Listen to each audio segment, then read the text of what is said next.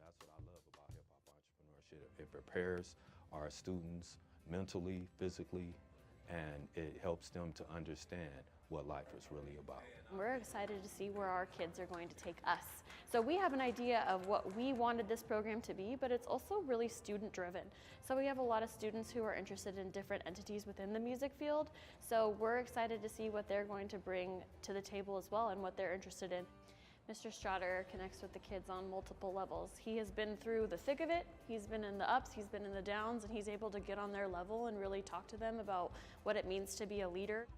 The kids at Sawyer, man, they're great. It's so awesome to see the growth. So the Grand Sawyer students are over-exceeding to me. They're getting better with public speaking, you know, and they're expressing themselves, and they know that they are our future. We really need you guys to raise the level and the bar so you can be prepared for this, what we call this life. So Mr. Strader actually started off here as a guest teacher. He's taught science, English, PE, everything under the sun, you name it. He coaches basketball, he does the hip hop dance team, a little bit of everything. Mr. Strader is just an advocate for all things good for children. He built this program on his own, and I was fortunate enough to bring it here. Our students love the class.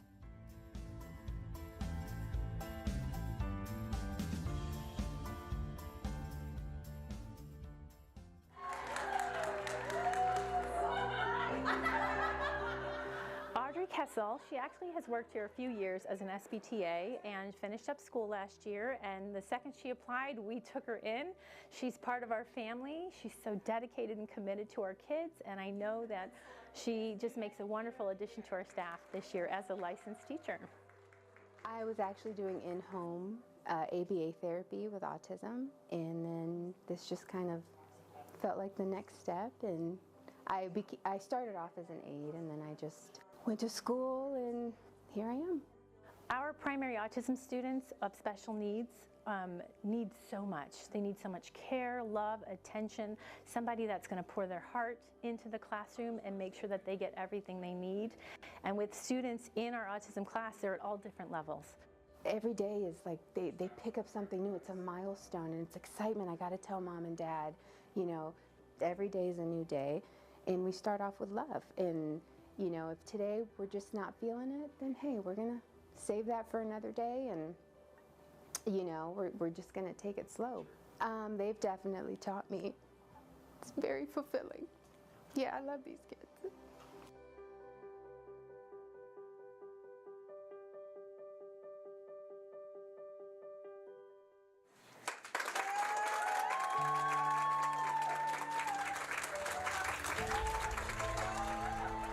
And I remember the very first interview when we sat down and met Mr. Salisbury. He was everything that the department had praised in him, and so much more. He was a manager at Starbucks previously, and he just had such a great wit and intelligence and authenticity that I knew our students would just absolutely relate in a way to Mr. Salisbury. On behalf of Clark County School District, I am honored to let you know you have been selected New Educator of the Year. I was working for Starbucks, and I was working on a ARL program that I enrolled in through Alta so I could start teaching. Even if you can't reach every kid, you're going to reach and change lives somewhere along the way. Their buy-in, so just want to say thank you. Continue doing the amazing work you're doing on behalf of the students here at Desert Oasis. So congratulations. We're so excited to have him aboard with us as one of our newer members. He is the future of our school in many ways, especially in our English department.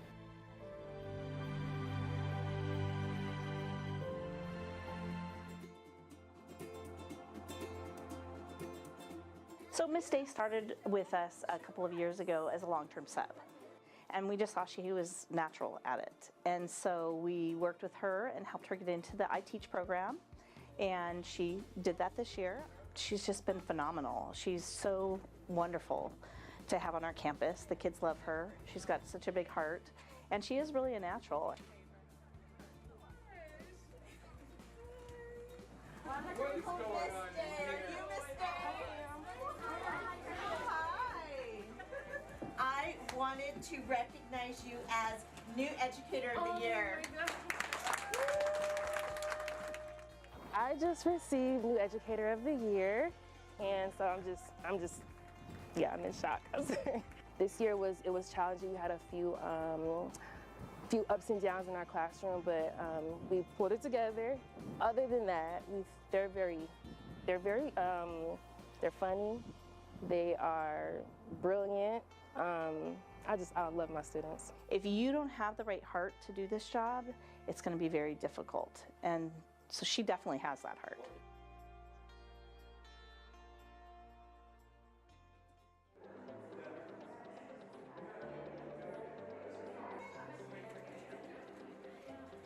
Not only does she help support our social emotional learning blocks in all of our grade levels by pushing in and providing whole group lessons, but she supports our students in our MTSS frameworks and students who've had unique challenges throughout the school year as well, working with them in smaller groups to help support their learning. You know, starting out as a brand new counselor, I didn't know how easy it would be. And I think it takes time, but once they see that you're a safe person who wants the best for them and who is there to listen when they're going through things, they begin to trust very easily. It's very validating and very awesome to hear that people value my work and appreciate it, and yeah, I'm kind of speechless.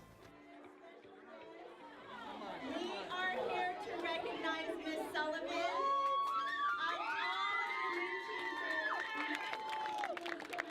New Educator of the Year.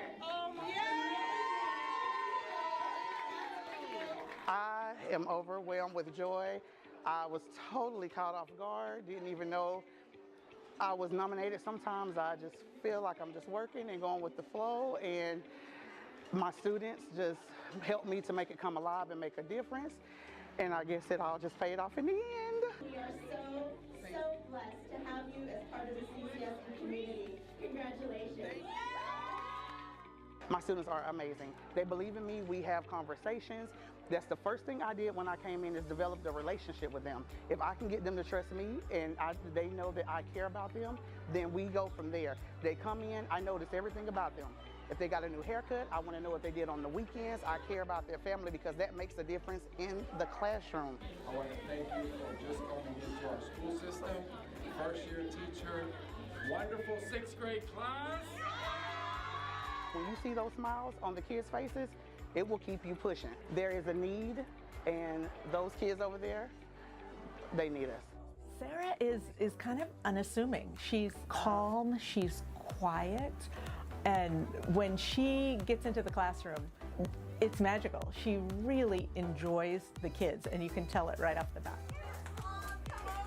I won the New Teacher of the Year, and I was so shocked. I was not expecting it.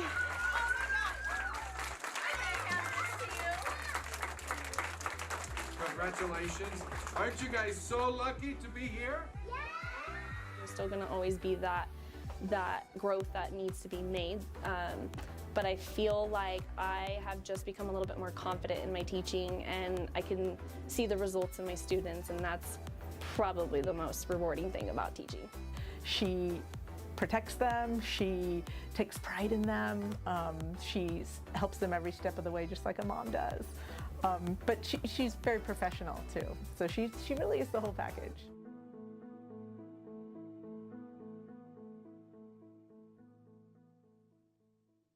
I think that students that enroll in dual enrollment or advanced placement, or even CTE, our CTE students are taking industry recognized credentials. Our advanced placement and dual enrollment students are earning college credit while they're in high school. If a student was very committed, they could probably finish their associate's degree prior to graduation and maybe get a good amount of their core classes out of the way prior to entering in college. So one of the great privileges of being a part of even our CTE courses or advanced placement or the Jumpstart programs, HVAC, is that there is no cost to our student population.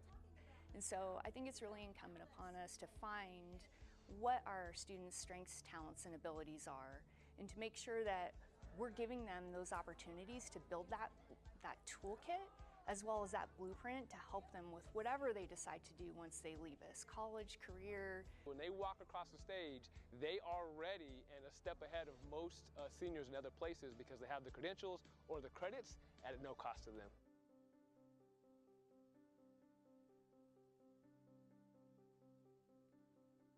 Pues es muy confortable porque en general It feels great to have a center like this. I don't feel lost, or the community doesn't feel lost because of the supports that we're receiving. His son, Simon, his school contacted our office because for registration, in order for him to be registered, he needed certain documents. And because he spoke Tigrinya, they referred him to our center. Family Support Center has been open since this last October, so less than a year. The Family Support Center was initially established with the idea that we were going to have a place here in CCSD where our families can come whenever they were in search of information, whether it's related to academics, resources that they might need, any questions that they might have. We've now noticed that as families are getting more familiar with the work that we do, we're now just supporting any CCSD family that comes through our door. So we really started to kind of expand the supports and services beyond just supporting newcomer students and families. La verdad me han hecho sentir muy bienvenida, muy especial. So we felt very special and welcome. We felt very good about being here. There's so many experiences, not just my own, but others, and we're very grateful. Muy bien aquí. It has helped him so much for his transition with his family, and I hope that you guys continue to support the community that way.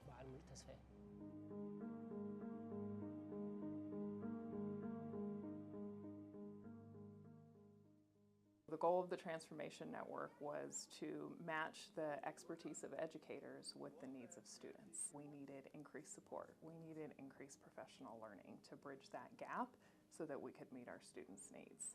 A lot of people ask, why just elementary school? Because elementary school is where kids learn literacy. If they don't leave elementary school literate, they're going on to middle and high school. They don't have access to education. What is key about the Transformation Network is they are not in our schools telling us what to do. They're in our schools to talk through the problems.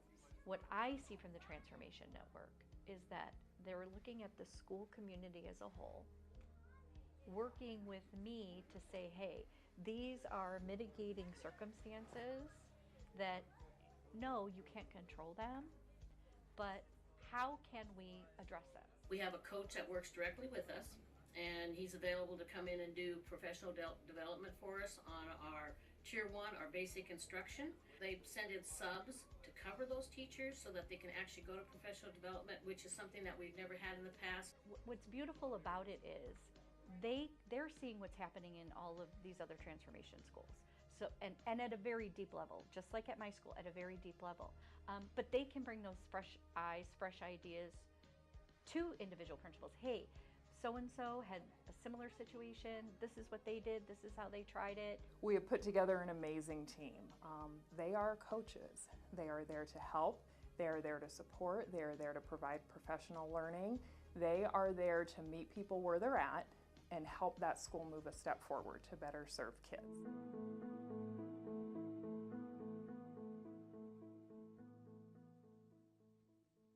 We know that Tier 1 instruction is for all students. We need to service all of our students with academic learning, social-emotional learning, and behavioral learning as well, meeting them where they are across the 3 tiers. So we're looking at the month of July to be able to start providing that professional learning, whether it's sets of materials, right, that we can use for the professional learning, digital account access, just to start getting the materials in teachers' and administrators' hands. So how we go about doing that is we incorporate their voice into what they want to see in the professional learning, along with those effective practices that I mentioned earlier. We also work alongside the vendor. The vendor is the expert of their materials, right? And so what we want to do is make sure that we have our consistent district focus and the vendor supporting us as we're learning these materials together. And of course, it's not a one standalone professional learning opportunity. It has to happen over multiple phases and depending on the readiness level of our teachers as well. So we also have to differentiate our opportunities that we provide to meet the needs of our teacher.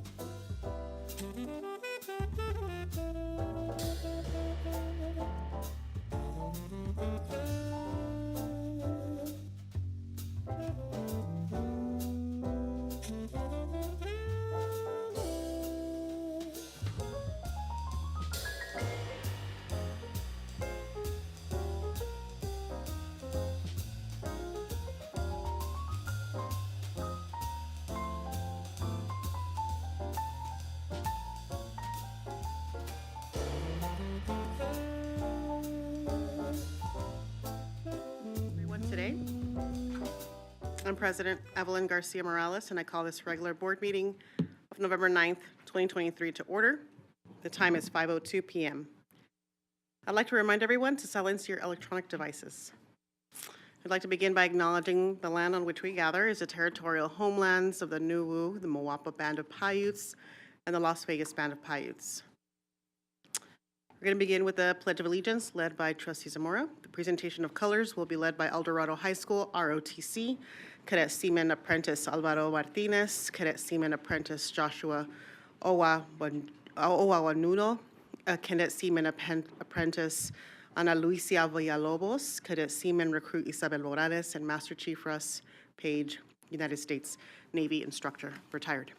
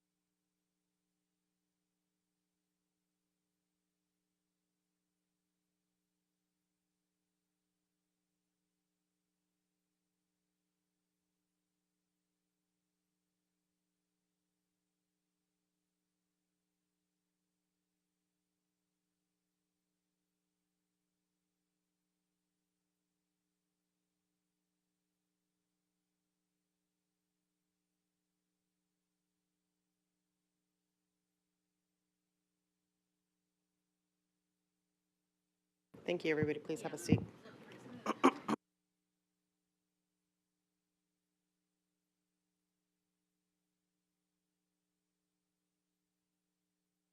All right, we're looking forward to Trustee Williams will approve the agenda.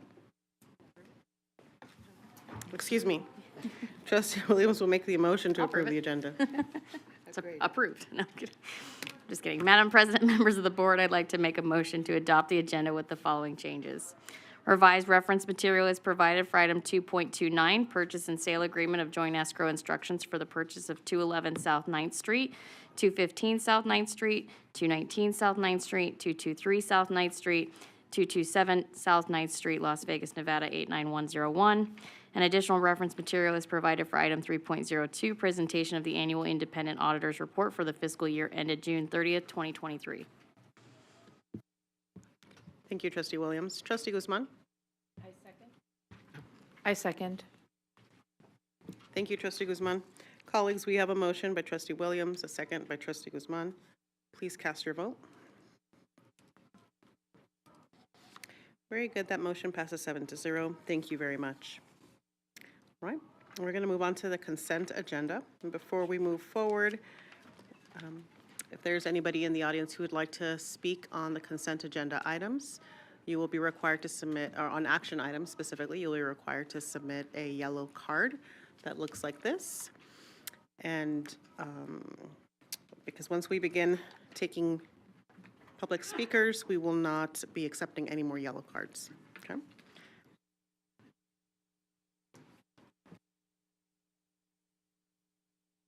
We'll begin with the individuals who signed up in advance. I have James Bayless and Ryan Fomoltz. I don't see Mr. Bayless. Mr. Fomoltz, come on up.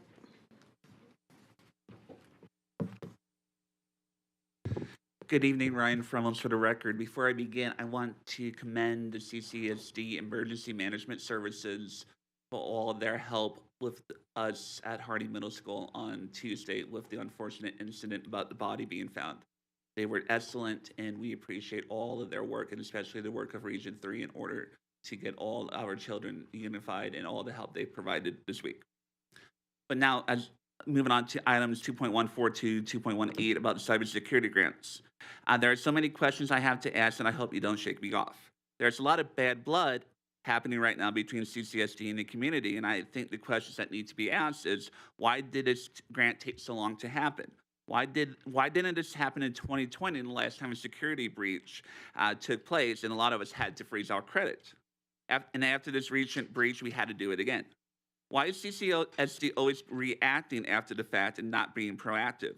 It took 11 days from when the breach first happened in 2023 to when the hackers' demands were made public that we got any reaction from CCSD. For your employees and the parents that you serve, we need CCSD to take more of a proactive approach. Stop being the anti-hero and be our hero. For families and the people that you serve, this grant is the first step in a long process.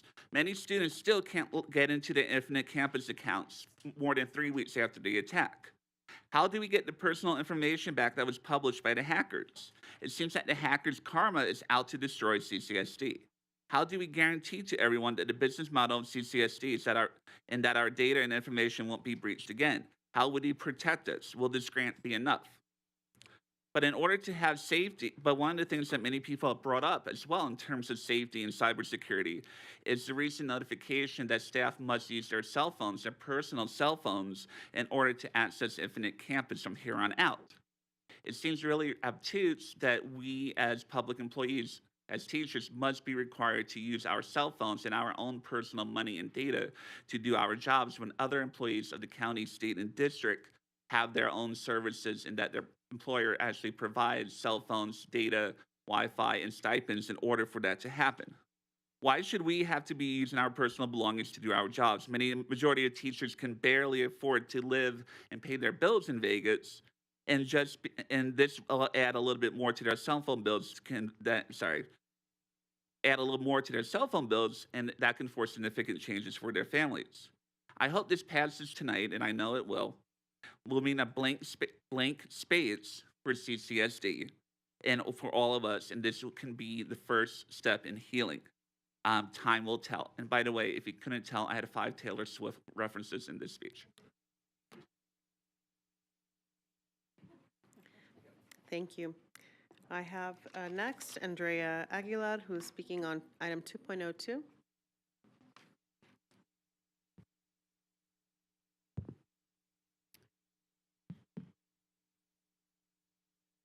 For the record, Andrea Aguilar. A very large percentage of our students graduate from high school not ready to be productive members in our society. Some can barely read and write. They don't know how to count back change. They don't even know how to have a proper conversation. The schools just push them through like a conveyor belt. Then those in charge of this district turn around and celebrate how well they did. Even after many years of research, the district is pretending it's a brilliant idea to make sure kids under 6 can read. We have known for years that children learn through play, not through sitting down at a desk with their faces in a workbook so they can take a test. It's no wonder more and more young children are put on drugs. Once again, you're going to receive another grant and the children will still suffer. Children need play. They need to feel loved, and the best thing we can do is to play with them.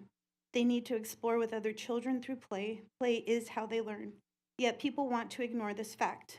In order for children to be successful, students must develop the ability to get along with others, to work cooperatively, and to express one's thoughts and feelings productively. Then they become mature enough to eventually be introduced to academics.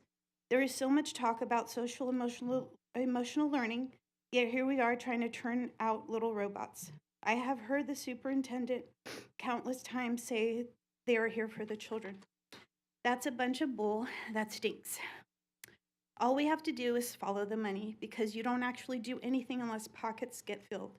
This grant is just another way for those in the system to fill these pockets. Studies have shown for years that young children learn best through play, yet you're institutionalizing them younger and younger. I've given myself one job: to shed light on what has happened, what is happening, and to expose how these people in front of us should be removed from their positions. The entire school system needs to be dismantled, in my opinion.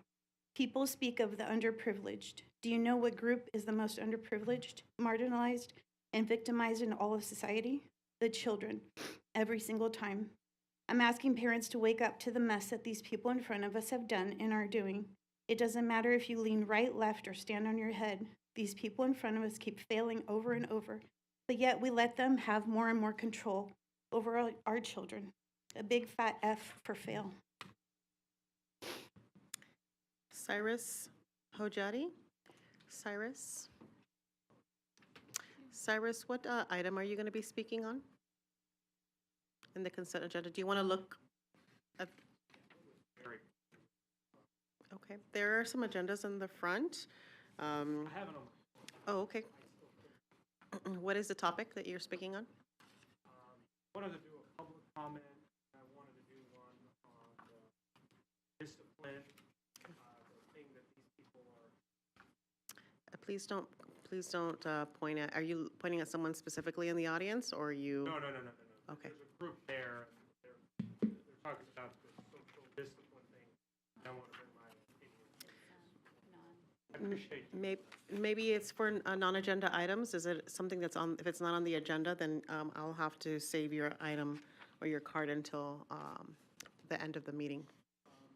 Just go on with the next person. Okay, sounds good. I'll check in back with you. If you have something on the consent agenda, I will call you back up. Ms. Binder, you have an item on 2.0? Yeah, 2.0. Thank you. Madam President, Superintendent Jara, members of the board. There's been quite a bit of chatter in the community about what possibly could have happened to warrant an almost $10 million settlement to a special education student. Others kind of overlooked the second settlement on there, but to be honest, I didn't look to see if it had to do with SPED. I just wanted to again highlight and point out tonight that when Superintendent Jara first started, there was a beautiful presentation via him, via great city schools, whatever, on what to do to improve special education in the Clark County School District. And I love that report. All these years later, I look at that report often because I try to align work that we do with the Special Education Advisory Committee, with the Nevada Department of Education, to see what we can do to help with that. But earlier this year, when I found out that the superintendent had a private meeting or whatnot about special education with members of the community and kept the invitee list very short, I just wanted to remind, not that, I'm not quiet, that anything to do with special education meetings should always be done where the people that are most affected by it can hear it. And it's very difficult for someone like me to go back to like the Nevada Governor's Council for Developmental Disabilities or even my SEAC to discuss anything going on local when those meetings don't happen. We don't hear them. I asked for records, I asked for things from that meeting, I got a list of attendees. But again, 4 or 5 years later, we haven't improved anything. And when you look at settlements like this, I mean, obviously, nobody up here is going into classrooms and abusing our children, right? These are one of our 40,000 employees. And it happens so often that I don't like to send my children to school thinking that they're going to be a victim, especially when you have children who can't speak, when you rely on daily reports to know if your child even ate when they went to school. I don't do that, and I tell parents that I meet with, I don't send my children to school with that fear day to day that something happens. But I think like Mr. Fromhold said, every time something happens, we have knee-jerk reactions instead of, doing things ahead of the game. So I just would, in the future here, like to open it up because we need a meeting like that for affected people to be able to sit down with the superintendent and really hash out what is going on in special education. We can't afford to keep settling millions of dollars in cases when it's probably something we could just address. Thank you. All right, that's Mr. Cyrus. Did you determine what item you would like to speak on the consent agenda? I don't know. Okay. I'll add you to the 6.0 item. Okay. Thank you. All right. We're going to move on, colleagues. That concludes public comments, and at this time, I'm seeking a motion.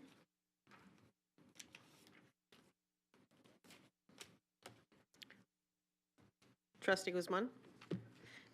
Thank you, President Garcia Morales. I move to accept the consent agenda. Thank you. Trustee Williams? A second. Thank you, Trustee Williams. Colleagues, we have a motion by Trustee Guzman, a second by Trustee Williams. Please cast your vote. Thank you, colleagues. That motion passes 7-0. At this time, we're going to move on to the warrants. Trustee Bustamante Adams.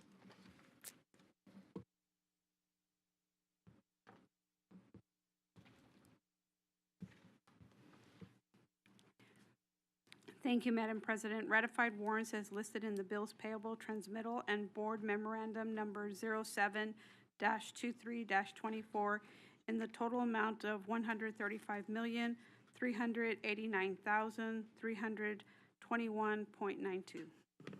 Thank you, Trustee Bustamante Adams. Okay, colleagues, at this moment, we are going to move on to the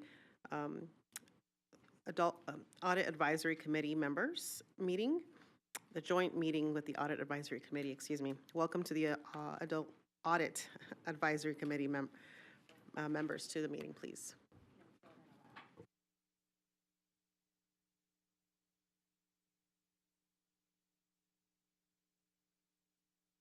Okay. Welcome, Audit Committee members. Good to see you. Colleagues, at this time, I'm looking for a motion to approve the agenda.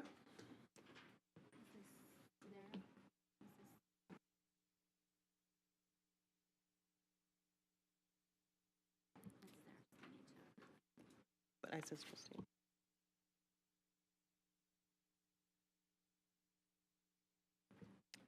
Okay. Trustee Cavazos? Thank you, Madam President. I'd like to make a motion to adopt the agenda of the joint meeting with the Audit Advisory Committee. Started to say adult.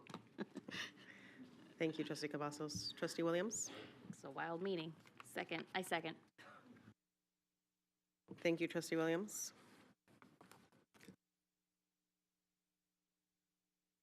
Okay. We're going to move on to... Okay. All right, colleagues, I'm sorry. Forgive me. We have a motion by Trustee Cavazos, a second by Trustee Williams. Can we cast our vote, please?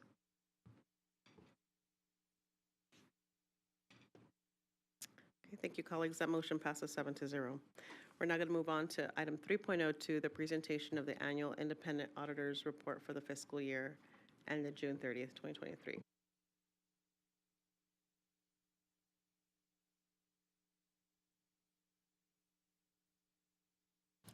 Okay, colleagues, forgive me one moment while we work through the logistics of our joint audit advisory meeting.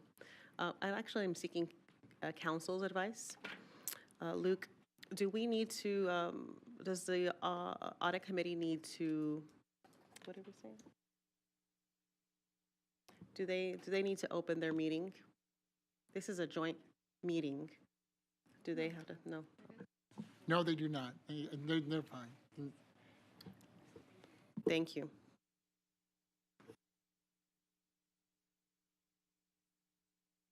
We're going to move on. Thank you very much. I appreciate the clarity.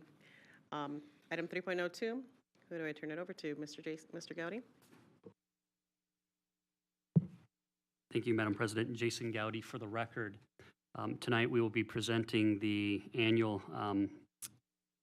it changed the name of it, the Annual Comprehensive Financial Report, as well as the required independent auditors reports. I do have Kurt Schlicker here from Eide Bailly, which is our audit firm. I'm going to turn it over to him. He will go through his required reports. I will then give an update on the ACFR and the internal control components. And then we would open it up to questions from both the board and the Audit Advisory Committee as well. Thank you. Thank you, Kurt Schlicker with Eide Bailly for the record. You have in front of you reference 3.02A. I'm going to briefly go through our required reports, explain them. I'll try and keep it relatively brief.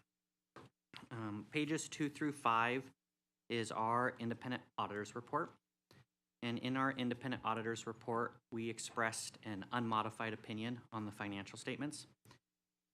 And what that means kind of in layman's terms is that's the highest level of assurance we give as auditors, and that's specifically over the numbers in the financial statement. So is accounts payable correct? Is expenses correct? Is revenues correct? Within a reasonable assurance, within materiality, those type of concepts. Again, it is the highest level of assurance that we provide as auditors.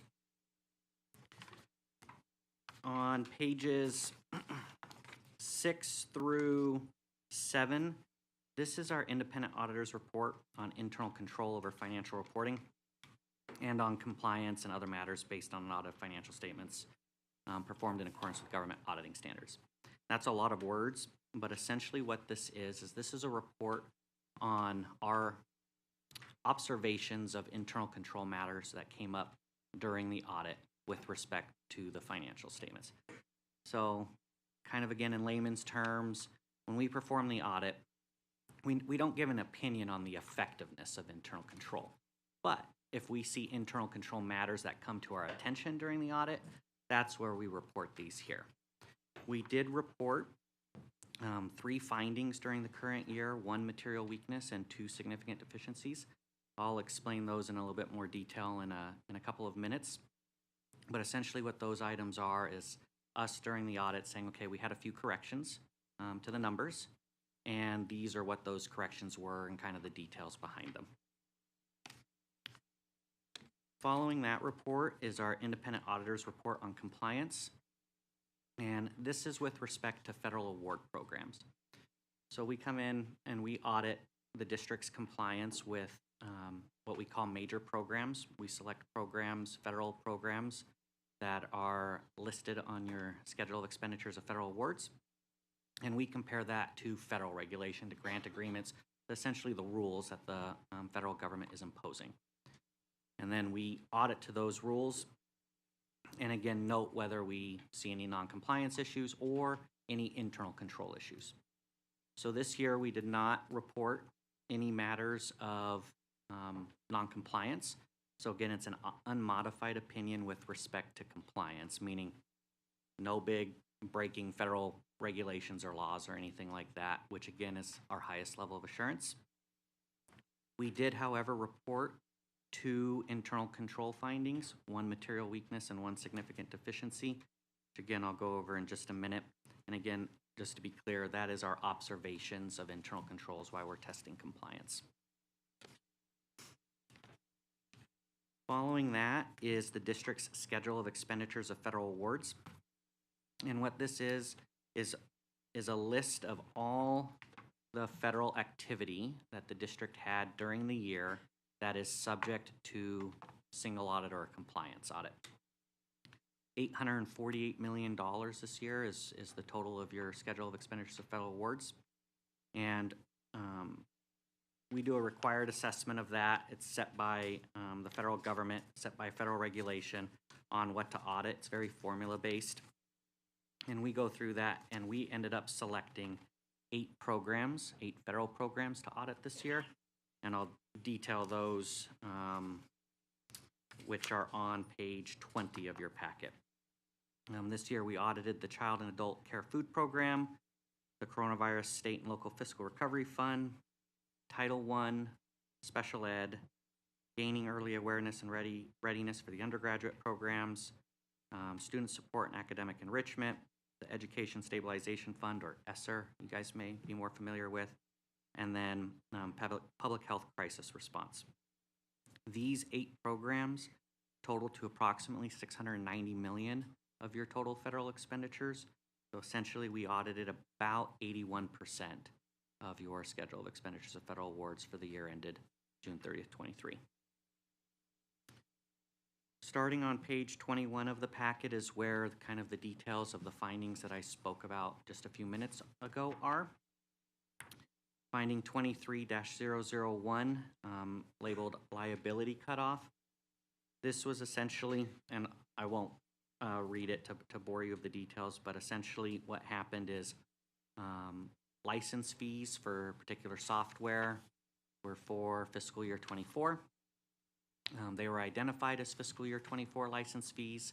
but there was a mix-up in the recording and the reporting of that, and they got reported as fiscal year 23 fees. And so we found that during the audit, and we corrected that. Approximately $4 million in the Federal Projects Fund. 2023-002, which is over inventory, and in particular the food inventory and the food services fund. There's a requirement in accounting that you take a look at your inventory value and it's recorded at the net realizable value. So meaning if you have, in the case of food, expired food that's going to be disposed of, you write down that value so that you're not overstating what your inventory value is. Food was identified to be disposed of, so it's not like it was expired, food was going anywhere. It was identified to be disposed of, but there was a disconnect in writing down that value in the financial statements. Approximately $487,000 in expired food inventory. Finding 2023-003 has to do with some revenue recognition. There's rules in governmental accounting when you receive grants or federal programs that you recognize the revenue as you incur eligible expenses, because you incur expense and then you can bill the government for those expenses, and so you kind of match the timing of that up. In this particular case, the grant revenue was recorded when the grant application was submitted rather than when those qualifying expenditures occurred. So the revenue recognition was just too advanced. It needed to wait until qualifying expenditures were incurred. And that, again, approximately $5.8 million for the revenue recognition. 2023-004, this is where the findings with respect to compliance or the federal awards start. Finding number 4 has to do with actually recognition of expenditures on the schedule of expenditures of federal awards. The state provided the district a additional food subsidy for meals served through the American Rescue Plan Act. And in that communication, it wasn't quite clear what federal program it was under. They had identified it as the American Rescue Plan Act, but it wasn't very specific to the individual federal award. And the district recorded that under the Education Stabilization Fund. And then after looking at the documentation, it was actually under the Coronavirus State and Local Fiscal Recovery Fund. So we had to make that correction to move those expenditures to the correct federal program. They're still recorded on the CFA, just in the wrong federal program. And that was approximately, the expenditure part was approximately $19 million.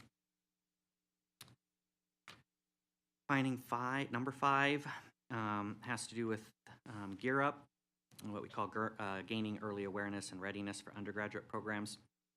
And essentially this requirement, the Nevada Department of Education requires some performance reports from the district. It's mainly to do with level of participation in the program. And when we took a look at the performance reports that were submitted, we noticed that some of the amounts for students were just misreported. There was transposition error or typo, looked at the wrong line, any of the above, but the student counts were in the performance report were just reported a little bit inaccurately, and it's detailed in that finding to see the differences of what was reported versus actual. Finally, the last 2 pages, 28 and 29 of your packet, is what's called auditor's comments. This is a report that's required by NRS 354, where essentially we take a look at significant statute requirements with respect to financial reporting. So we don't take the whole statute and look at it, all the statutes and look at everything. We focus on financial reporting, financial statement related matters. And the report is all good news. We did not have anything significant to report with respect to statute compliance with respect to financial reporting. So that is pages 1 through 29. And I think now I will turn it over to Mr. Gowdy for his presentation. Thank you, Madam President. Would you prefer to stop and allow board and advisory to ask questions on that before we move on to mine? Thank you, Mr. Gowdy. Yes, at this time, colleagues, I'd like to open up the floor for questions regarding the presentation on Exhibit A, item 3.02. Any questions at this time? No? That's very good. Mr. Forgive me, yes.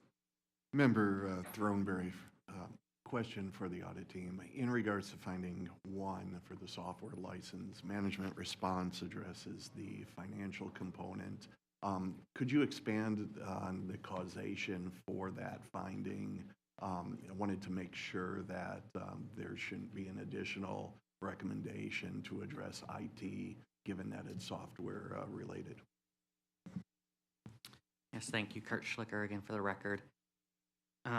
Finding one, the software license had come in. Everybody appropriately identified it as a fiscal year 24 cost. And this was just strictly, there was a breakdown somewhere when paying the charge, it got accrued back to 2023. And it was originally identified by the district as 2024. So the recommendation was really to identify what that breakdown was of how it was originally identified as a 24 cost, and it still got accrued back, and to correct that particular breakdown. But from a financial reporting standpoint, we didn't find any other matters, at least significant matters, that caused us to believe that that was widespread. Thank you. I have a question regarding the significant deficiencies, or the deficiencies specifically, maybe less of an audit, but more along the lines of the recommendations that are being provided by the audit to address the deficiencies. Have there been any actions that have been taken to help begin address some of these deficiencies? Jason Getty for the record. I will, in my presentation, go through the specific components as to how we are addressing these. And that'll be towards the end of the presentation on the ACFR. Thank you, Mr. Gowdy. Trustee Brooks? Thank you, Madam President. Question on the Gear Up. Is Gear Up in more schools than just Clark, and is this finding specific to Clark? Thank you, Kurt Schlicker, again for the record. Gear Up is in 3 schools, and this error was, we tested a sample of reports, obviously, and the error was only in this one school in this one report. Okay, and then the others did not have the same error? Correct. Okay, thank you. I think that's it for questions at this time. Mr. Gowdy? Thank you, Madam President. Jason Gowdy for the record. Dr. Jara, members of the board, I'm going to walk through the 2023 Annual Comprehensive Financial Report. I will not go through each page. We will provide a summary of the areas for which we've deemed key items of interest over time based off board input as well as community input through questions. So the first thing I'd like to start with is page 12 to 21 as a board reference page number, and this is the transmittal letter. So I bring this up because this is a summarized version of providing information about the district, finances, operations, things of that nature. So it's a quick, easy read for anyone in the community that is looking to get an overview. The next area that I would like to go to is, and this is going to be, I believe, page 24 and 25 of the board reference. Yes. So I just wanted to highlight and thank the accounting team specifically. These are just 2 awards that the accounting team receives for financial reporting. We receive rewards each year. I've neglected to fully call those out in the past, but I wanted to make sure that the accounting team was recognized for the excellent work they do in financial reporting. So we have that. The next area that I wanted to talk about starts on page 32 as board reference. And this is what we call management's discussion and analysis. Again, this is another good place to provide summary information for the public to understand the financial overview of the district. It provides detailed information, summarized tables of financial information, as well as explanations for certain variances and the operations. So again, just calling that out to let people kind of find something out in a summarized version. As part of that area, we list out, where is that, page 97, next tab. Included, actually it's a little later, but this is page 95 of board reference. And again, given the level of debt that the district has, it's well managed and well within our financial piece, but it is a large amount of money. So I like to call that out. So if you'll notice on this page, there's approximately $2.7 billion outstanding in bonds as of this financial statement date, which is June 30th. Going to the next page, you'll notice that there's general obligation revenue bonds totaling right around $254 million. So we have just around $2.9 billion overall outstanding in bonds. The next page that I'd like to go to is board reference 140.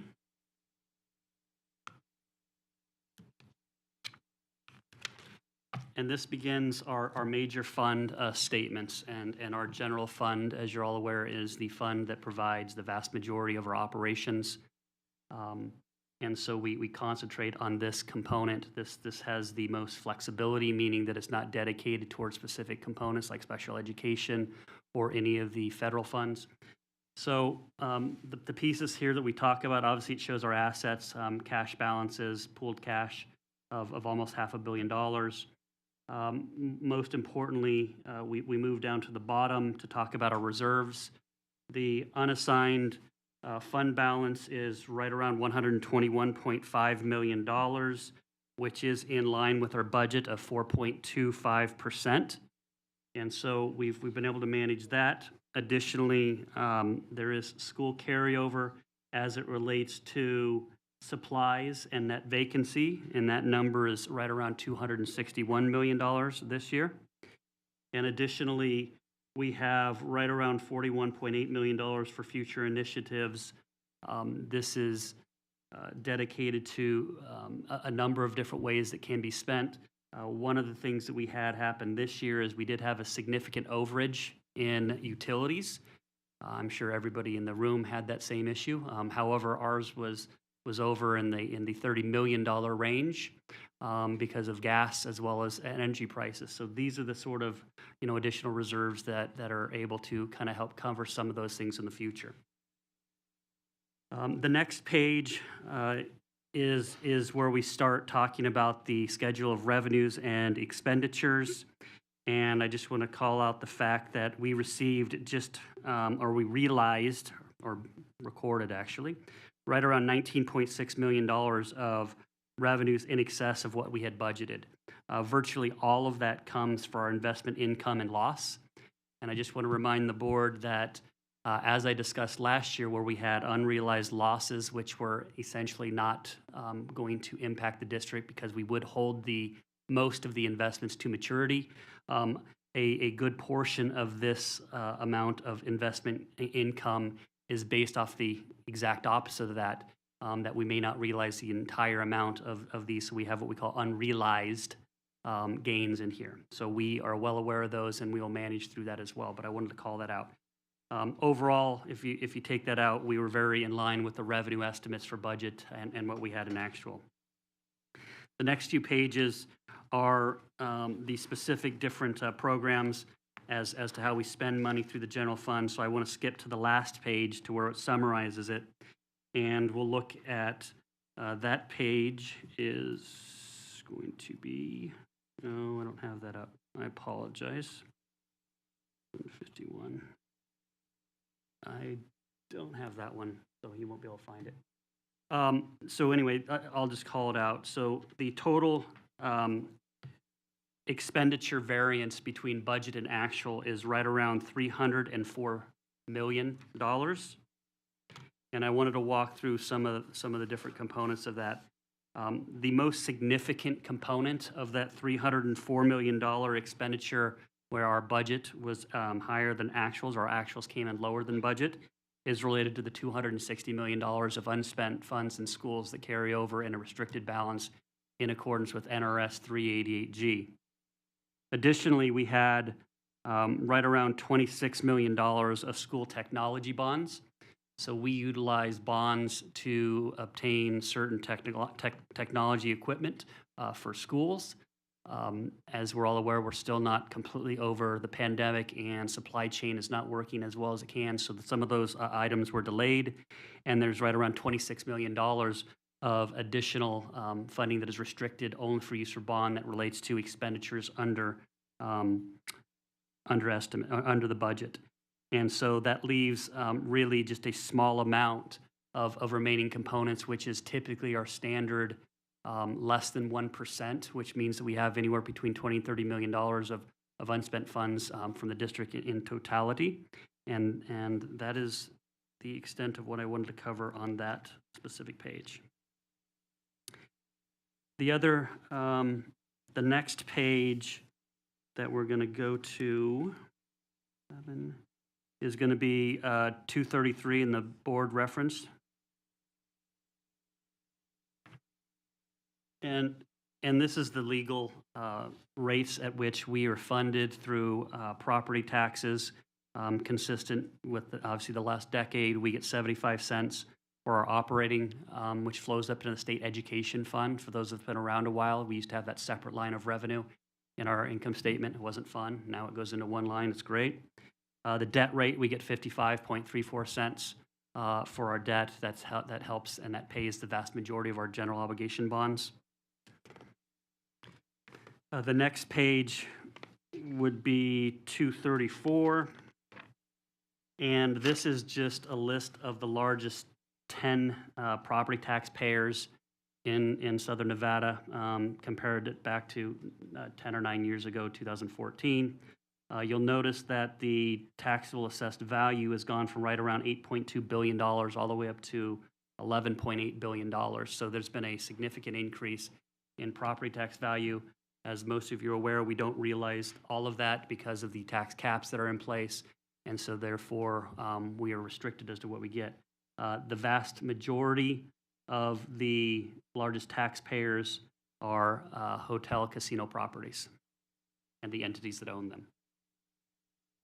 The next page that I'd like to go to is page 240 in the board reference. And this is just simply looking at our legal debt margin. We are legally allowed to borrow about $18.1 billion. We would not be able to afford that. As I mentioned before, our debt is right around at $2.9 billion.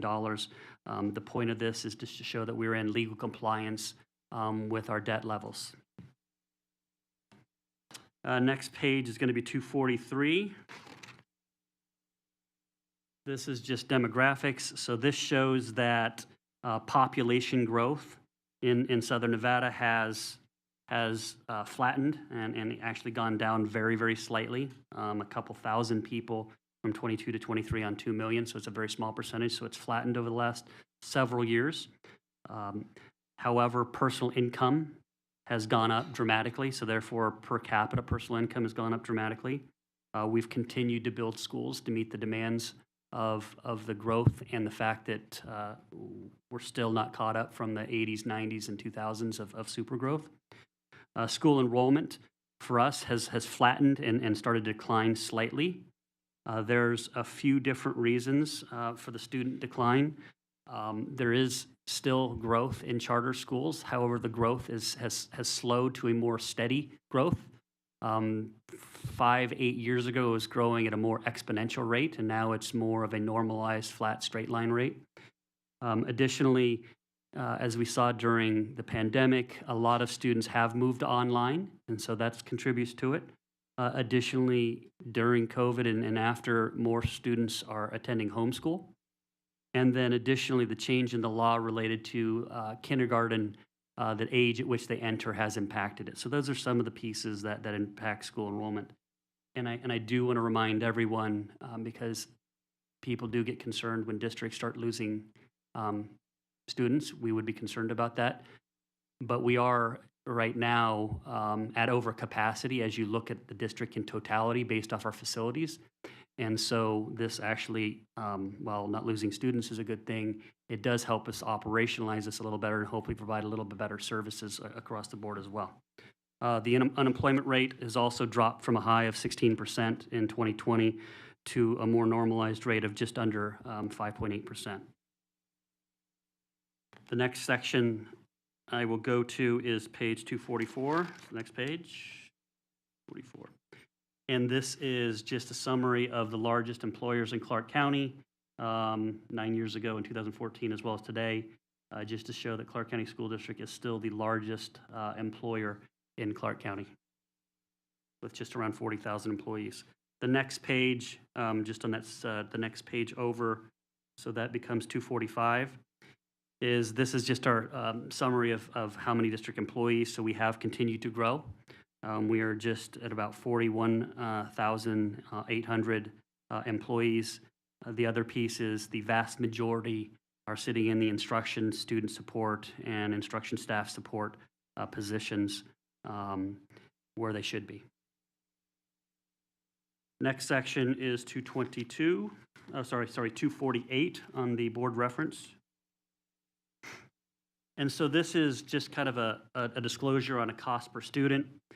The expenses, this is our government activities only. So this is, all of our activities except for food service, essentially. So we spent right around $4.3 billion in those expenditures. With the enrollment dropping slightly, that meant that our cost that we've spent on per pupils went from just under $12,000 to right around $14,550. It's a pretty significant percentage change. Teaching staff, so this is budgeted figures. So we did have a slight increase in staff with a slight decrease in enrollment, which means that the student-teacher ratio improved slightly to about 16.74. And then we served just under 35 million free and reduced meal lunches, and the percentage of students receiving free and reduced lunches increased to 82.5%. And the total national school lunch program and school breakfast program meals means that we served just around 41.5 million meals during this year. So that is the last component of the ACFR, except for I will now discuss the internal control findings and management's plans. So the first issue, as Mr. Schlicker pointed out, was related to the software invoice. This was, again, an error through a couple different departments where there could have been some additional stops. There were some assumptions that different groups were going to put the stop on it at a later basis. So essentially, what we've done is ensured that everyone stops it rather than relying on the next step. So from now on, grants will make sure that they train and enhance procedures to ensure that anything they see that's noted will stop at that spot instead of going on to purchasing. Again, purchasing has then been reminded that they need to ensure that they treat all grant programs the same as general fund, and they stop it as well. And so that's the overall kind of controls that we're going to put in place to ensure that does not happen again. The next one relates to the food issue and not properly writing them off. This was just an error of a final step. The good news is, they go through, they do not have spoiled food. They've identified that, they've pulled it off. But somehow they missed the last step of actually recording it properly in the financial statements. So they've, again, issued additional guidance. They're working with the team, and they will ensure that that is done properly year after year. The next item relates to the E-rate program, and this relates to the fact that we estimated how much we're going to get back in the E-rate reimbursement program. If you don't get that full amount back, obviously there's some challenges, and one of the issues was primarily related to the use of estimates for equipment purchases, and that was really what caused the overall discrepancies. And so we've changed our process to ensure that there are no estimates used. We will use actuals, which means that in essence we will be able to be reimbursed, and we will be recording what we were reimbursed, and will eliminate this issue moving forward. The next one, as Mr. Slicker had pointed out, was really just a simple human error. This happened obviously later in the year. A lot of transactions with these different grant funds, and there was not proper verification, and then a secondary verification. So we've just reiterated procedures that after every single one, regardless of what was there, they're going to call, confirm the exact number, and then there'll be a second review to ensure that they contact and they verify the number is accurate as well. The last one, this happened at a school, and so what we've done is there's going to be potential additional training that's provided depending on need. If this was just a one-time error. Additionally, we're going to have the grant project director at the school. They will be required to verify accuracy and double-check items. And then additionally, the grants team at the central level will essentially be working with the grant project director to ensure that the verification was done. They're not necessarily going to do a full re-verification, but they're going to ensure it was done, and they will do some spot checks as well to ensure those verifications are done. And with that, I will turn it back to the board and the Audit Advisory Committee for any questions that you might have. Thank you, Mr. Gowdy. This time, are there any questions? Ms. Bender, if you can please press the button. Thank you, Madam President. Just some clarification, if we can. Mr. Gowdy, you just mentioned in your summary about the district, like facilities being overcrowded, and as many know, I'm also a member of AZAC, and I think as the district, we've done a lot of work alleviating that. On our hotspot maps, we only have a few schools that are left as being over capacity. So could you just provide me a little more clarification the way that you stated that? So in totality, we are still building new buildings each year to meet capacity needs. So we're still at technically an over, from a district-wide perspective, correct. We've made a lot of corrections in certain areas, and we are certainly in a significantly better position. But keep in mind, we also have classes, our class sizes are challenging. We all know that's one of the more significant issues with lack of teachers nationwide. It's not any different anywhere else. So that adds to some of the issues going forward as well. So, yes. Trustee Bustamante Adams. Thank you, Madam President. Thank you for the committee for their work with our finance team.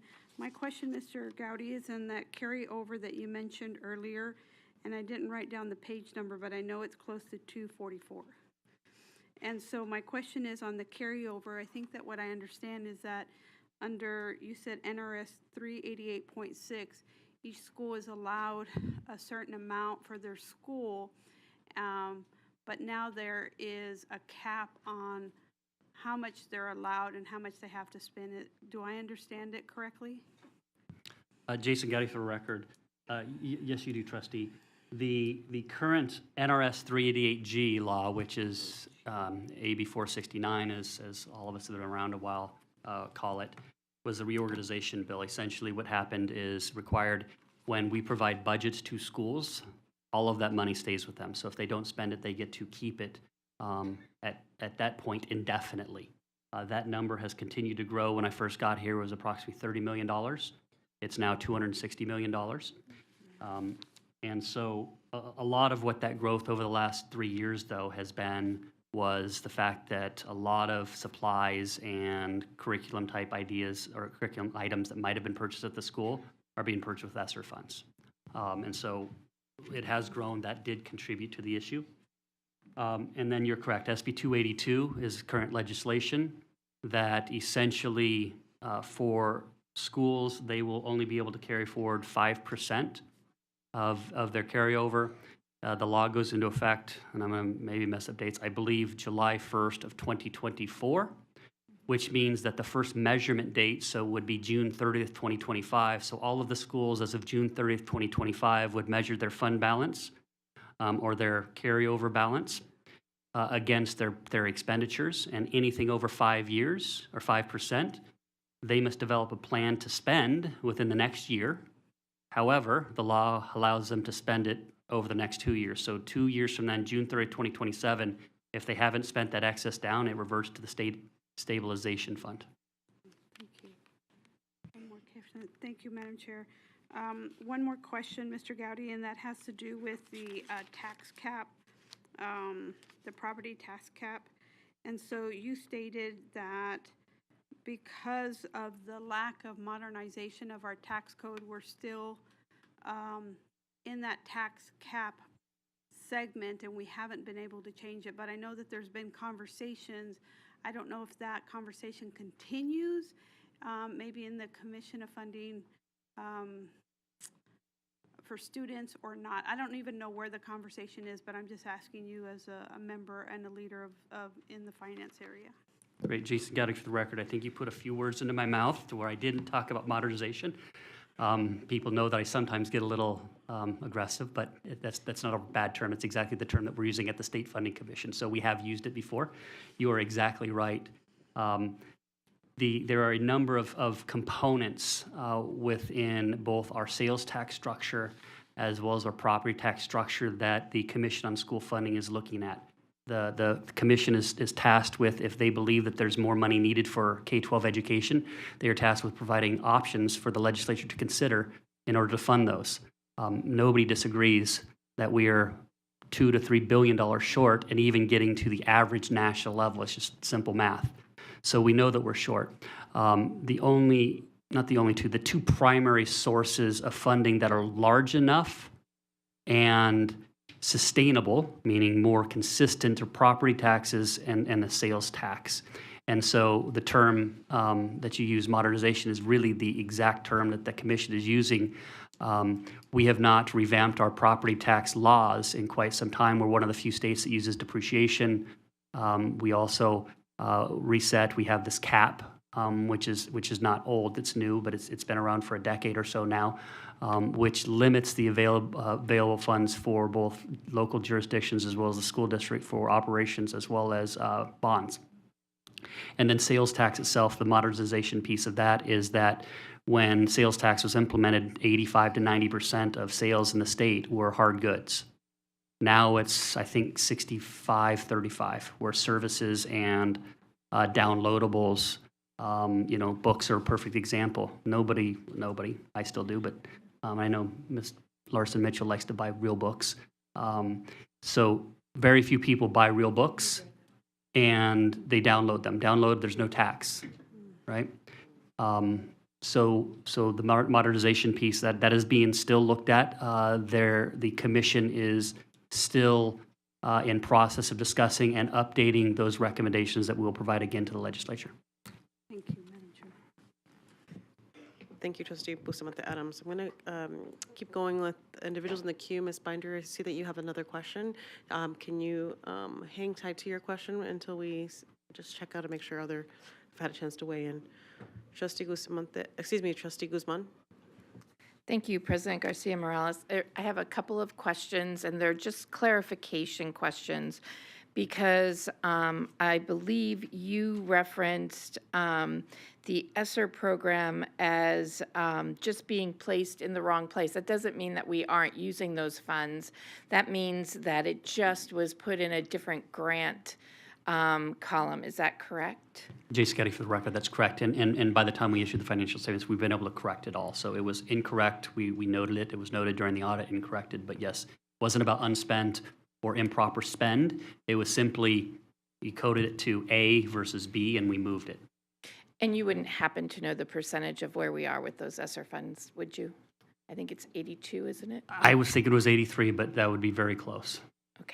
Okay, so we've spent about 82%. Okay, and then the next had to do with, and you referenced it when you were speaking with Ms. Binder, it had to do with the fact that our class sizes are large, but yet on the presentation it showed that we had one teacher to like 17 students, and I know everybody would love that, but that's not accurate.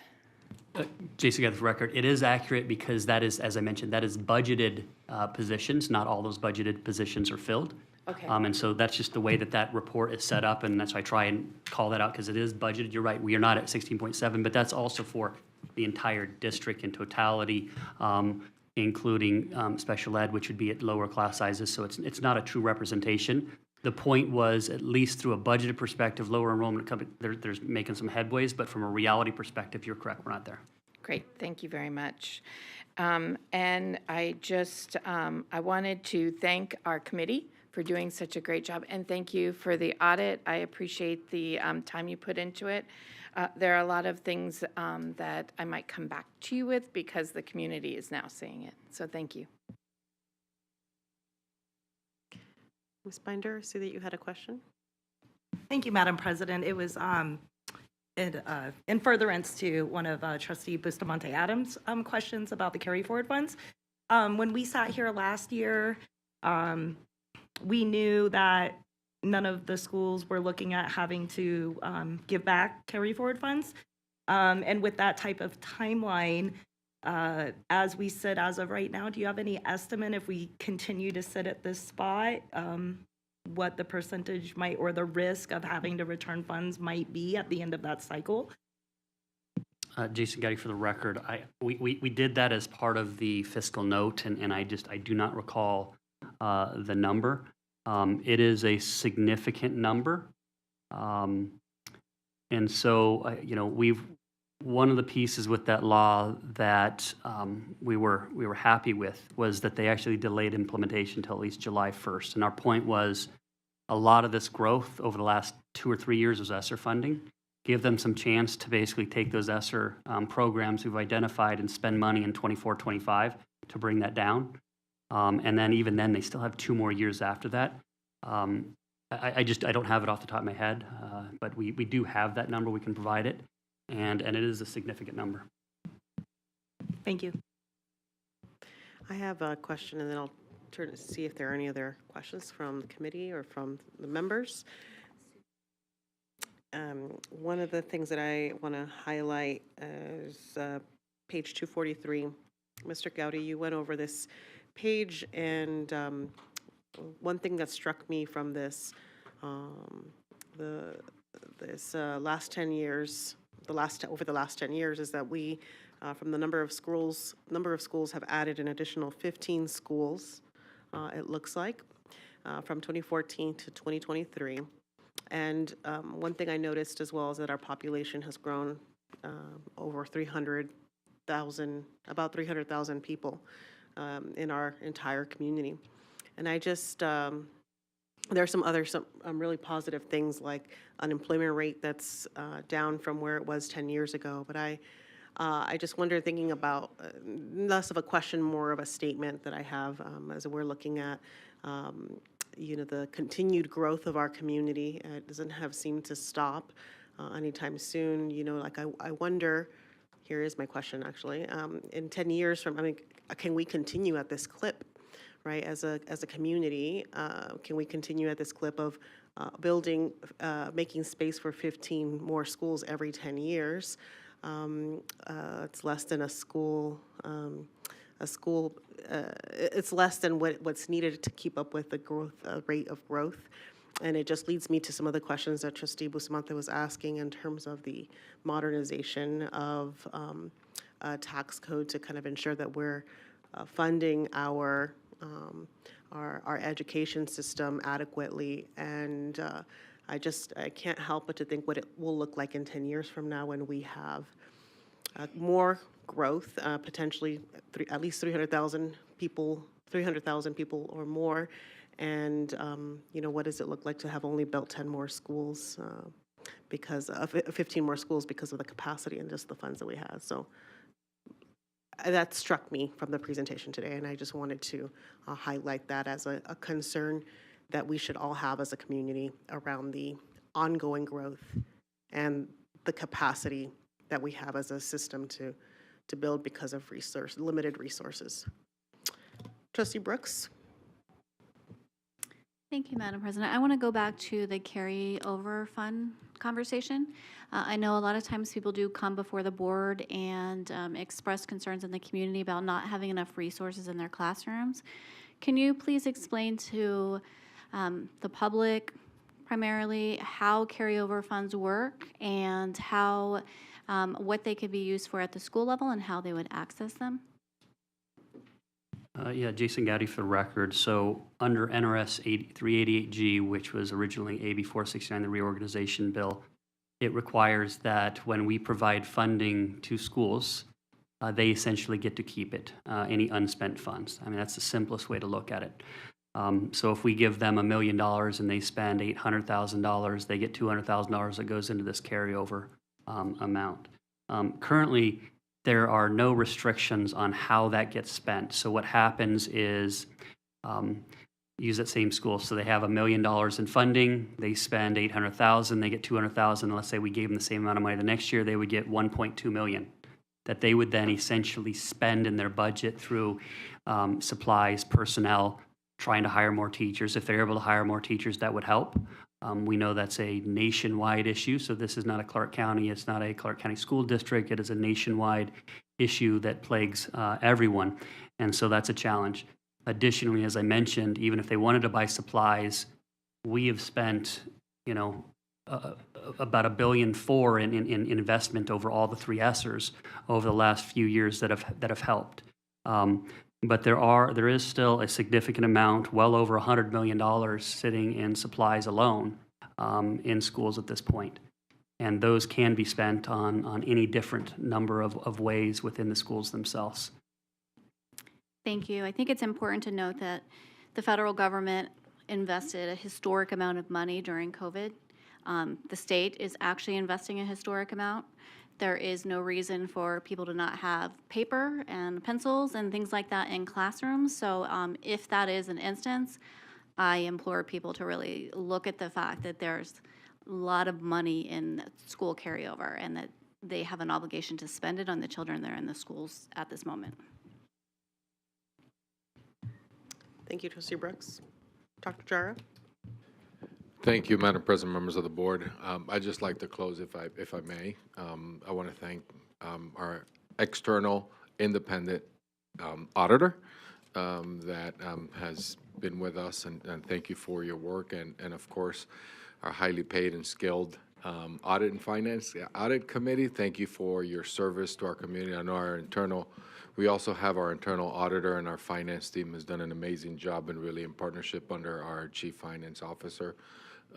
Members of the board, I have full confidence in our team to continue to deliver for you, and I know that I go back to almost 6 years ago when I got here. There was a lot of questions around the work on the audit and forensic audit and different things to look into. You have an external auditor that has looked at our books and really done an amazing job. I do want to, just kind of recap a couple things that I hear and I've heard around enrollment, and I know that this board will be we'll go through the Bond Oversight Committee on Revision 6 and really looking at facilities, some of the bond that was approved. So that will be coming eventually next in 2024 to the board, and how we are reallocating and looking at the growth. I wish, the kids are coming in specific places, but, obviously we have certain growth in certain parts of the community, and where we have, and this is where you heard from Ms. Binder on the AZAC committee and how you look at and shifting, which is always something that is challenging. But just wanted to say thank you for the work that's happening for our community. Okay, very good. Thank you, everyone. At this time, we're going to move on to item 3.03, the Independent Auditor's Narrative Report of Recommendations and District Responses to Recommendations for the fiscal year. Ended in June 30th, 2023. Now, as I open up this item, this is an action item, so individuals who would like to speak on this item, provide public comment, must provide a yellow card before we officially turn it over and to our presenter, Mr. Gowdy. I don't believe anybody has signed up in advance, and we don't have any yellow cards at this time, so we're going to turn it over to Mr. Gowdy, and we will stop accepting yellow cards at this time. Thank you, Mr. Gowdy. Thank you, Jason Gowdy, for the record, and that would be my error in the fact that I carried through that, the last piece of it, which was really the managed responses. I rolled that into the last item, so I did cover that, but what that was essentially related to was our managed responses, and we do need formal approval from the board on those so that we can submit those formally. Thank you.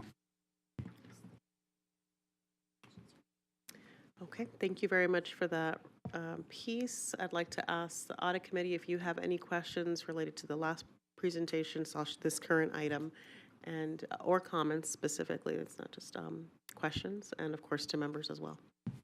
Josh. Good evening, Madam President, members of the board. Thank you so much.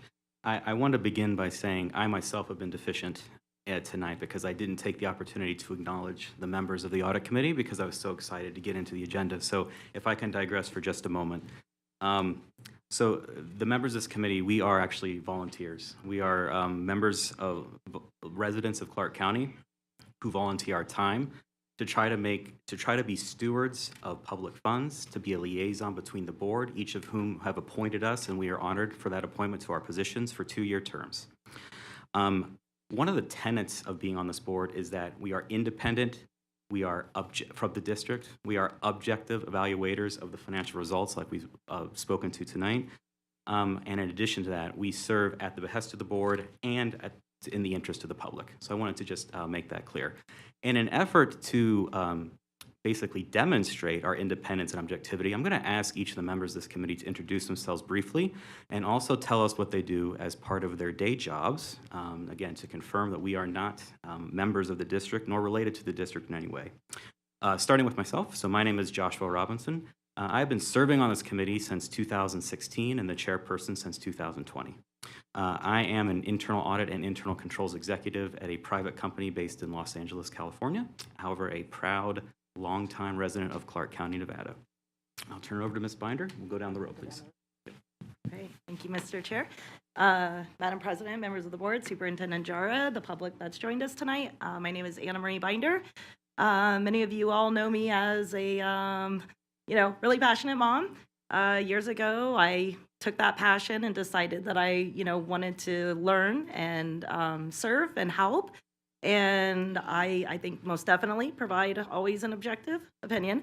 But as just a mom, I love nothing more than to get these reports, read all 250 something pages of them, come up with questions, push back, scratch my head, and here we are. So I was just reappointed. This now is my 2nd term and my 3rd year. And I look forward to continuing that. Thank you.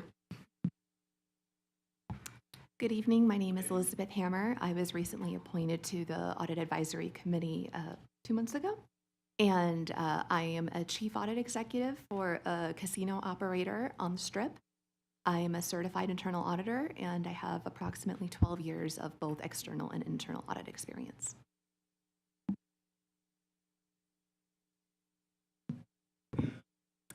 Good evening. My name is Megan Hilton. I am a 3-year Clark County, Las Vegas resident. I am the proud mom of a CCSD student, and I'm also an administrative assistant at a small private practice medical office in Centennial Hills. Good evening. My name's Joe Thornberry. I'm a senior forensic auditor with the city of Las Vegas. My background includes cybercrime, financial crime, fraud investigations, president of the ACFE Las Vegas chapter, the Association of Certified Fraud Examiners. So a wealth of experience in fraud, waste, and abuse investigations spanning 20 years in the public and private sector. Thank you. So thank you so much. I'll echo the sentiments of many of the members we heard from tonight. I appreciate everyone's service to the committee and service to our community. To the issue at hand, thank you for letting me digress a little bit, Madam President. As it relates to management's responses to the issues that we've heard tonight, we have worked with the CFO, Mr. Gowdy, and understand that the actions the management is taking.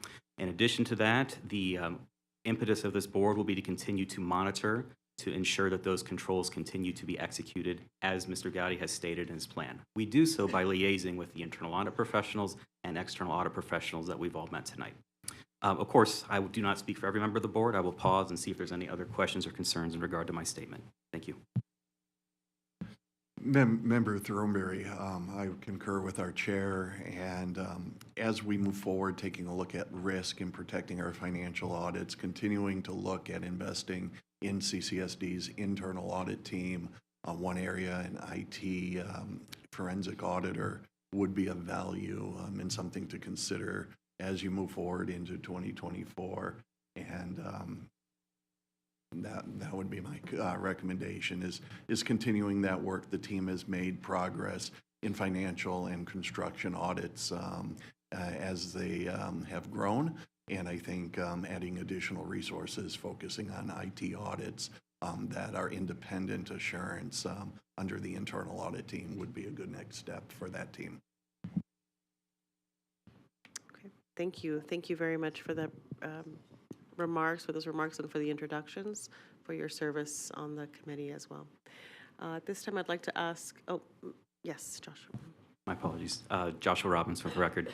Again, deficient number 2 for the evening. I would also like to acknowledge that Ide Bailey has recently appointed a new lead engagement partner to this engagement, of whom you've already met, but I would be remiss if I didn't ask him to introduce himself and take credit for all the great work his team has done as well. Thank you very much. Kurt Schlicker, partner with Ide Bailey for the record. A little bit of background about myself. I spend 100% of my time in government audit. I don't audit casinos. I don't audit nonprofits. I don't audit dealerships, contractors. It's 100% government. I am the state audit partner, so I do audit the state of Nevada, so I actually see the other side frequently with Nevada Department of Education and all the agencies there. But again, my expertise is all government, and that's what I spend my time on. I was remiss too in thanking management. Management was respectful throughout, responsive throughout, and always responding to our requests. So I do want to thank them for that. It's hard to sometimes appreciate how hard this audit is. We start the second week of September and then try to finish by the third week of October. And so if you can think about how large the district is, we incur approximately 2,000 man-hours in 5 weeks.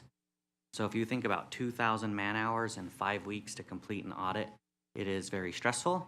It is very high pressure, but everybody works together and keeps it professional to try to carry out an efficient and effective audit. So again, I want to thank members of my team, members of management of the district for their professionalism throughout. Thank you.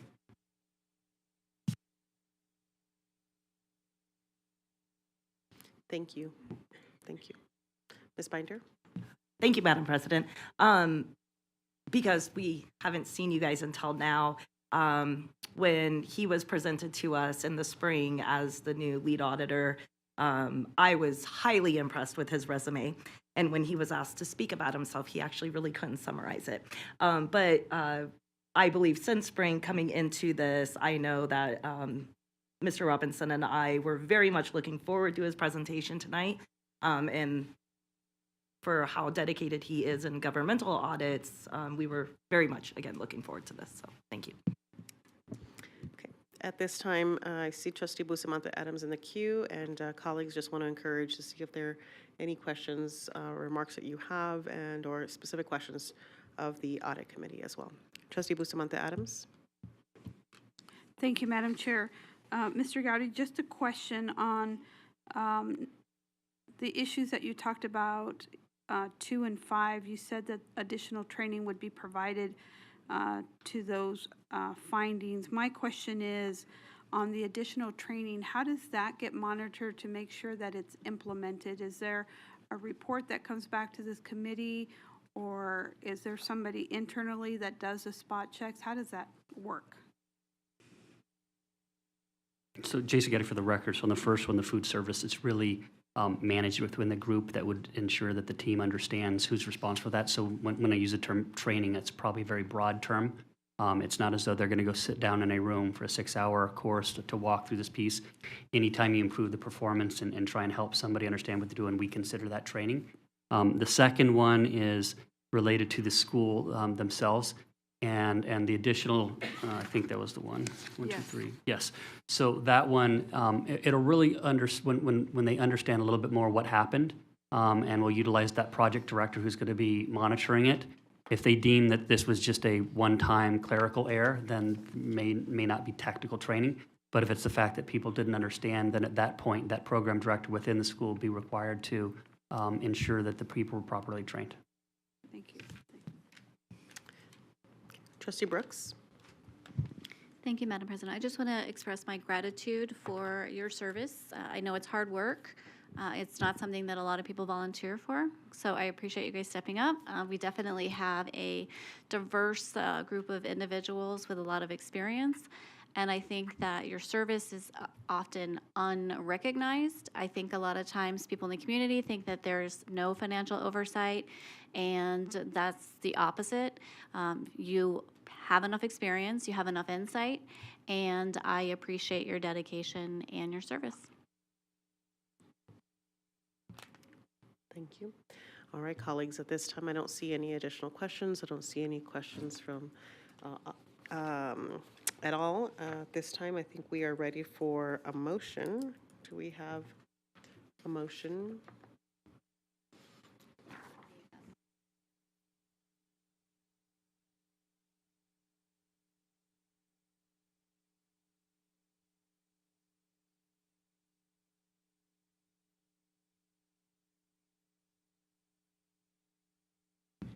Thank you. Take your recommendation. Yes. Thank you, Luke. Thank you, Mr. Pushing. So I will seek a motion from the Audit Advisory Committee. I'll second.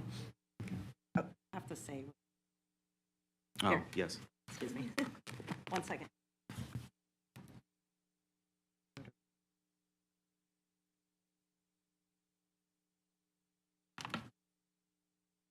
Yeah, okay. Go ahead, Anna. Okay. Anna Binder, for the record, I'd like to make a motion to accept the independent auditor's report as presented herewith and the narrative report and recommendations. Member Thornberry, I will second. Thank you. All members of the committee, say aye if you agree. Aye. Aye. Aye. Any opposed? Okay, thank you. We're at the Audit Advisory Committee, 5-0. Thank you, Mr. Robinson. Okay, at this time, colleagues, I am seeking a motion. I see Trustee Bustamante Adams. You have the floor and the script. Thank you, Madam President. I move to approve the Clark County School District's responses to the independent auditor's recommendation for the fiscal year ending June 30th, 2023, with the written narrative and responses being incorporated by reference into the minutes of this meeting, and with the entire report being transmitted and filed as required by NRS 354.624, and approval to accept the independent auditor statement on NRS compliance for the fiscal year ended June 30th, 2023, including the necessary corrective actions, if any, with the statements being transmitted and filed as required in NRS 354.6245. Thank you, Trustee Bustamante Adams. Trustee Williams?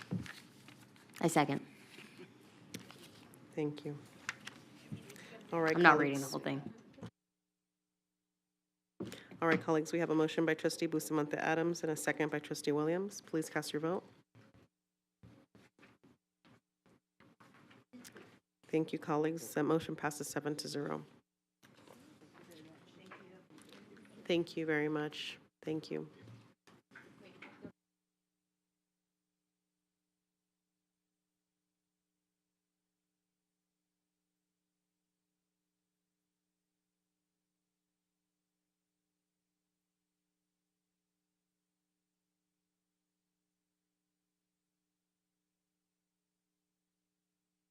I did. I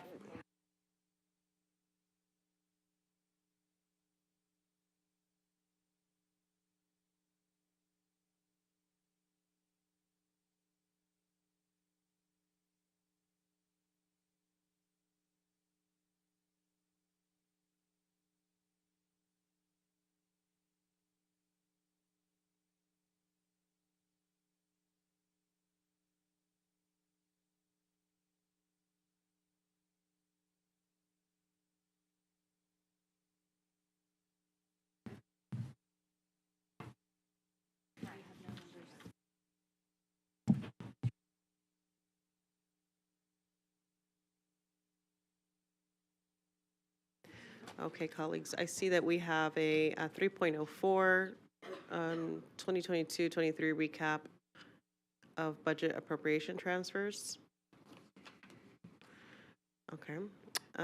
Before I continue on with item 3.04, is there anyone who has not had a chance to complete a public speaker card on this item and would like to speak? Please complete that now before Mr. Gowdy begins. I do not have anybody who signed up in advance for this particular item. So there's no public comment at this time. Mr. Gowdy? Thank you, Jason Gowdy, for the record. Madam President, members of the board, Dr. Jara.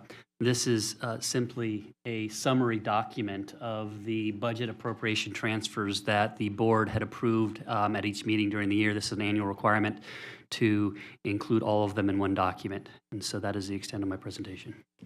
Thank you, Mr. Gowdy. Okay. Colleagues, at this time, would you like? Thank you, Ms. Pushing. Forgive me, before we do the vote, Mr. Robinson, I want to see if there any members have any questions. Okay, no on the side, okay. Mr. Robinson, please go ahead. Thank you, Madam President. Joshua Robinson. So I will seek a motion from the Audit Advisory Committee in regards to Agenda Item 3.04, which was the budget appropriation transfer presentation that Mr. Gowdy just provided. Anna Binder, for the record, I'd like to make a motion to approve the 2022-2023 recap of budget appropriation transfers. Member Hammer, motion to second the approval. All in favor, please say aye. Aye. Anyone opposed? 5-0. Thank you. Thank you, Mr. Robinson. Okay, colleagues, at this time, I'm seeking a motion for item 3.04. Trustee Williams? Thank you, Madam President. At this time, I'd like to approve an authorization to include the recap budget, item 3.04. Thank you, Trustee Williams. Trustee Guzman? I second. Thank you, Trustee Guzman. Colleagues, at this time, I have a motion by Trustee Williams, a second by Trustee Guzman. Please cast your vote. Thank you, colleagues. That motion passes 7-0. Okay, this is now, we're going to move on to item 3.05, public comment on items not listed as action items on the agenda.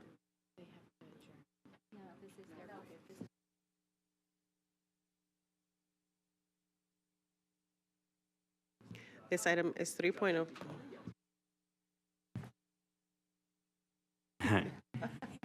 We should have. Madam President? Yes. So I will present Agenda Item 3.05, which is public comment on items not listed as action items on this agenda. Have there been any members of the public who wish to speak? Yes, we have one individual. That's Ms. Tiffany Bermall.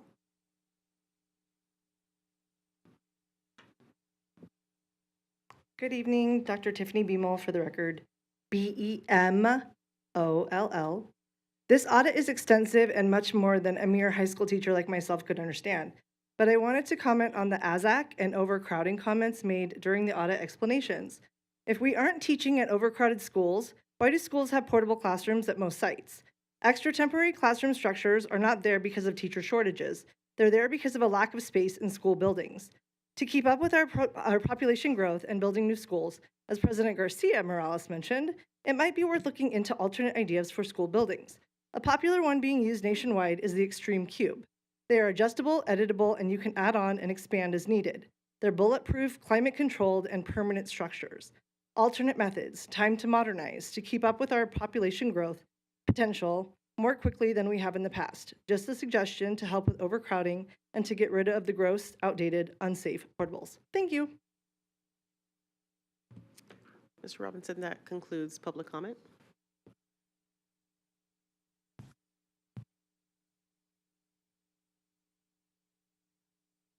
I believe. Great. Thank you. Okay, thank you so much, Madam President and members of the board. With that, I will move on to Agenda Item 3.06, which is seeking a motion to adjourn this joint meeting of the Audit Advisory Committee. Anna Binder, for the record, I'd like to make a motion to adjourn. Member Thornberry, I'll second. Thank you. All in favor, please say aye. Aye. Aye. Anyone opposed? Thank you. The ayes have it 5-0. Thank you very much. Thank you. All right. Well, the Audit Committee has already motioned to approve, motion to adjourn. The Board of Trustees also has to adjourn the joint meeting with the Audit Advisory Committee. At this time, colleagues, I'm seeking a motion to adjourn. Trustee Williams? At this time, I'd like to adjourn the joint meeting for the Audit Advisory Committee and the Clark County Board of Education, Board of Trustees? There we go. Thank you, Trustee Williams. Trustee Zamora? I'll second that motion. Thank you, Trustee Zamora. Okay, colleagues, at this time, we have a motion by Trustee Williams and a second by Trustee Zamora. Please cast your vote. Thank you, colleagues. That motion passes 7-0. The time is 6:33 p.m. Thank you very much for your time tonight.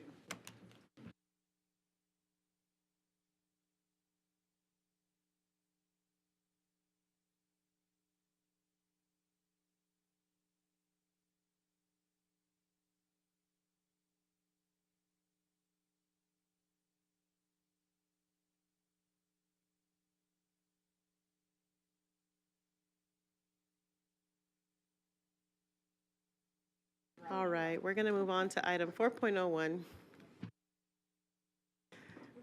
4.01, FOB map growth.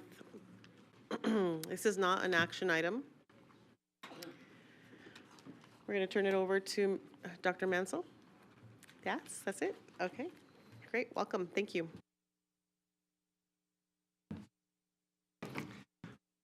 Madam President, members of the board, Superintendent Jara. For the record, Dustin Mansell, Chief Academic Officer. I am joined by Greg Manzi, our Assistant Superintendent of the Assessment, Accountability, Research, and School Improvement Division. We are here to provide an update on Clark County School District's fall map growth.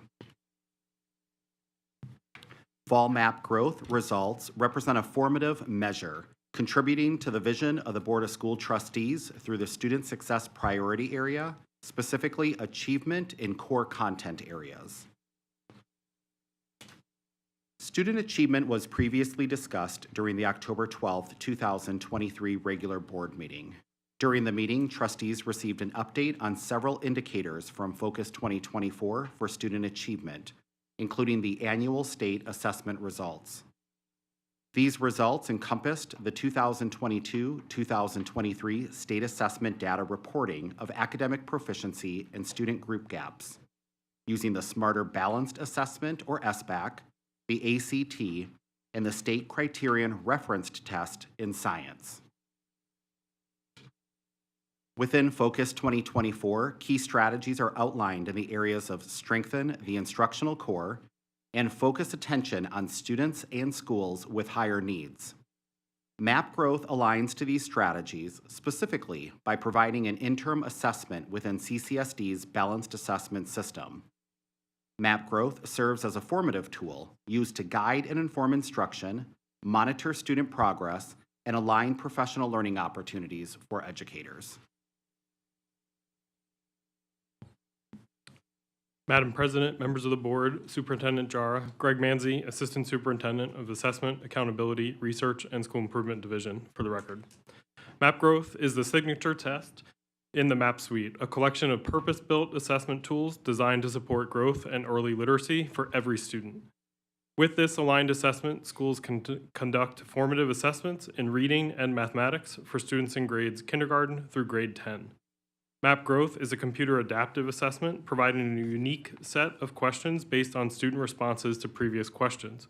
The results of MAP growth are designed to measure individual student achievement and growth over time during 3 assessment windows, including fall, winter, and spring.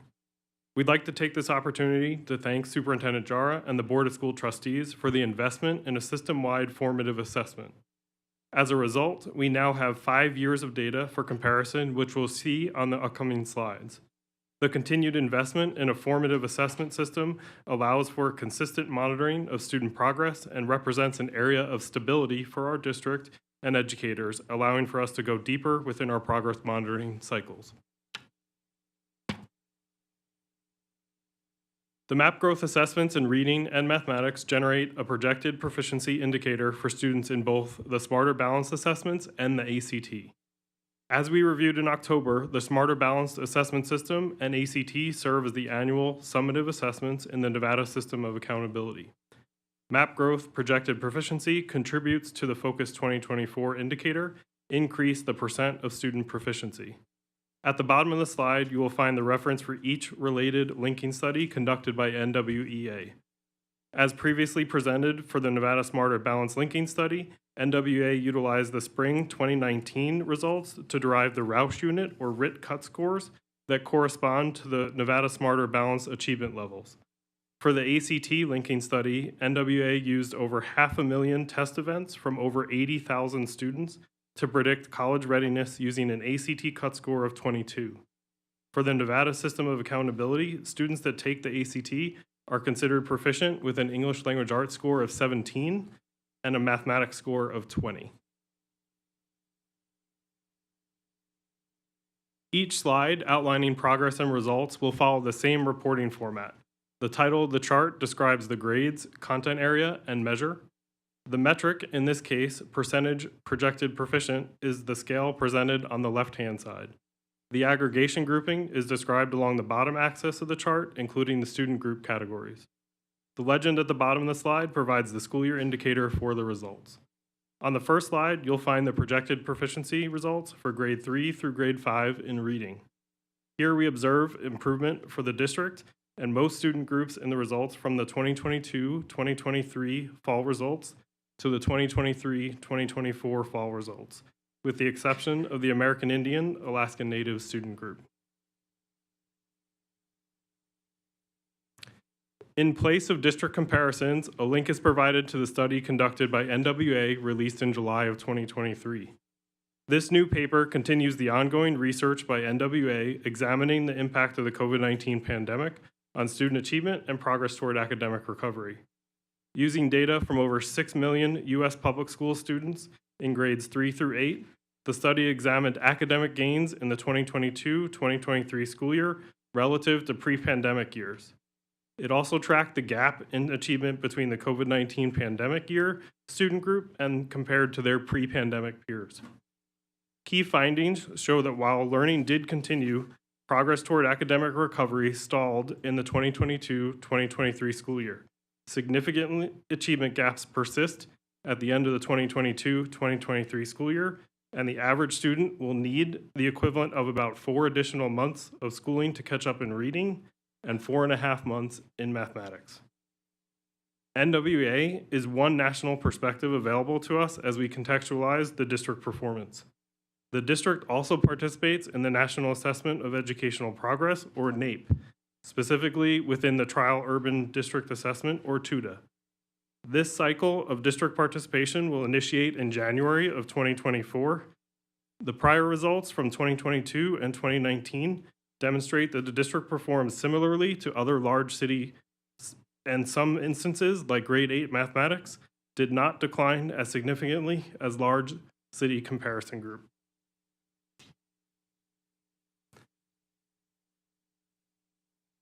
The next data slide shares the grade 3 fall MAP growth results aligned to Read by Grade 3 initiatives.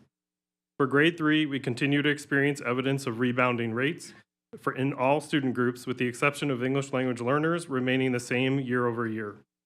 The observable peak in the graphs for the 2020-2021 school year may be inflated due to assessment interference, as the assessment was administered remotely during distance learning while students were away from the school site. This same condition should be applied to the previous and subsequent charts of the fall data results.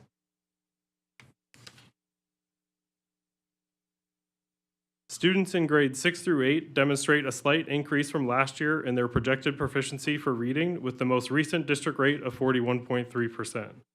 For all student groups, we observe a year-over-year increase to the projected proficiency rates. You'll note that the rate now surpasses the pre-pandemic rate of the 2019-2020 for the district and nearly all student groups. The results are encouraging at the middle school level and a testament to the recovery work of our students, educators, and leaders. Our final data set for reading shows the projected proficiency on the ACT for high school students in grade 9 through grade 12. Over the 5-year time frame, participation has increased with 43,583 students participating most recently. Students in Nevada are considered proficient on the ACT with a score of 17, representing a lower score than the one used to project proficiency, which is set at 22. In addition, the annual high school proficiency is based on the performance of grade 11 students on the ACT, while the data shown in the slide is representative of students in grade 9 and grade 10 that participated in the MAP growth assessment. The next set of results focuses on the projected proficiency in mathematics for students in grade 3 through 5. We should proceed cautiously with all mathematics comparisons to prior school years. For the 2023-2024 school year, we transitioned to utilizing an enhanced item selection process offered by NWEA. This enhancement remains computer adaptive for each student while increasing the percentage of grade level aligned items the student may experience in the assessment. Our final data set displays the projected proficiency in mathematics for students in grades 6 through 8. It is important to provide context around the results for middle school mathematics. You will note at the bottom of the slide an explanation is provided for the changes in participation over time. For the 2023-2024 school year, all students in middle school are participating in the same assessment, removing the course-specific assessments that were previously utilized. Prior school year results do not include a projected proficiency for students that participated in course-specific MAP growth assessments, such as Algebra 1 and Geometry, often representing our highest performing students. The results for the 2023-2024 school year should provide more accurate monitoring towards state summative proficiency with the adjustments made to the assessment implementation. Madam President, members of the board, Superintendent Jara. For the record, Dustin Mansell. As part of our progress monitoring cycle surrounding the availability of results from MAP growth, we regularly provide ongoing professional learning opportunities and progress monitoring tools to guide and inform instruction. We will administer MAP growth for the winter season in November and December, allowing us to monitor student attainment of growth from the fall assessment. The results are utilized by educators during professional learning communities to develop Tier 1 and Tier 2 instructional plans, including scaffolding and differentiation as student supports to access the full and implied intent of the grade level standard. Student outcomes are monitored and included in the mid-cycle goals review conference between principal and principal supervisor. Around this time, master scheduling for the next school year begins, including the review of assessment results to enroll students in advanced coursework, including Algebra 1 and Geometry in middle schools, aligned to the outcomes in Focus 2024. From April to May, educators will administer the Smarter Balanced assessment for students in grades 3 through 8. And in June, additional student outcome data is utilized to guide and inform school performance planning. Thank you for this opportunity to share the fall MAP growth update. At this time, we'll pause and take questions from the board. Thank you, Mr. Mansell. Thank you, Mr. Mancy. At this time, I'm going to turn it over to my colleagues for questions. Trustee Bustamante Adams. Thank you, Madam President. Thank you for your presentation, and also thank you to the staff, the teachers, support staff, administrators, volunteers that helped us to make progress. So my gratitude. My question is, in the last year, from what I understand, it was intensive, intentional, going after students to get them to progress, right, in the right direction. So my question is, will that also be applied this next school year in the summer? Will it be that intentional interaction with students? Is that maybe the direction? Because it's going to take us several years. This isn't going to happen in 60, 90 days. I mean, we've got to continue to press forward in an aggressive manner. Madam President, Yes, Madam please. President, members of the board, it's a great question, and I can't thank our educators in our school building. So if you recall, our ESSER dollars, and we'll get a presentation next month on where we are in our spend. And this, I believe, is a good opportunity to spend down some of our carryover because the ESSER dollars we're not going to have available for summer acceleration this year. So it will be up to the schools if they do any summer acceleration, and supporting will be at the school level. So it is a great opportunity for our building principals to use some of those resources that they have. And we'll work with them on the monitoring and the expectations. So I thank you for the comment because I believe that we are headed in the right directions. I see it in schools, I see it in the classrooms, in PLC, the discussions, and it's going to take time. So we are got to stay the course. Thank you, Dr. Dart. Trustee Bustamante Adams? Just one more, it's a comment. I know that in the past years, we have concentrated heavy on creating equity and access in our policy, especially in the master scheduling, making sure that we have intentional, consistent opportunities for all kids across the board. And so just my comment, thank you, Superintendent Hara and your team for making sure that all kids have that same accessibility. So thank you. Thank you, Trustee Bustamante Adams. Trustee Zamora? Thank you, Madam President. Thank you for the presentation. I just have a quick question. Our ELL high school students are in the 1 percentile in the math and reading, and I was wondering if you knew what the barrier was, if you know if there's a barrier. Madam President, members of the board, Superintendent Jara, Dustin Mansell for the record. Trustee Zamora, the barrier is really language and access to the Tier 1 material that is being tested. We know that we need to continue to support our students with acquiring language and vocabulary to increase proficiency. The assessment in English would be very difficult for someone who is not proficient in English. So language, vocabulary, accessing the standards. Do they have any type of support during testing with this?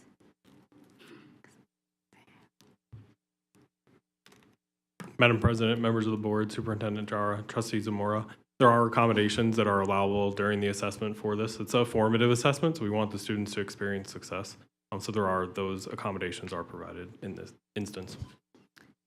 I have another question, sorry. Out of curiosity, have you all kind of been in the room during those map testings for the ELL students? I'm just curious to see what it looks like. Do we have one teacher possibly walking around with multiple students trying to translate and support, or how does that look like? Madam President, members of the board, Superintendent Jara, Dustin Mansell for the record. Trustee Zamora, yes, when I was a principal of an elementary school, we had a large number of English language learners who attend the campus. And if you are a teacher that, let's say, has 50% of your students that are ELs in your classroom, you are walking around and supporting students as they administer the assessment. There are times, because it is a formative assessment, they can stop the assessment. They can support the student maybe with clarifying a question. But we really want to see and assess the student's knowledge to the skills in order to help drive our instruction. The nice point of MAP growth, it is a formative measure. So the data, we want to look at how students are performing aligned to the standards, and where students are struggling, that becomes an instructional plan for the student. The teacher uses that data to provide small group, or they can even look at what kind of scaffolding or differentiation may be needed as they're providing Tier 1 instruction. But yes, they do monitor the classroom.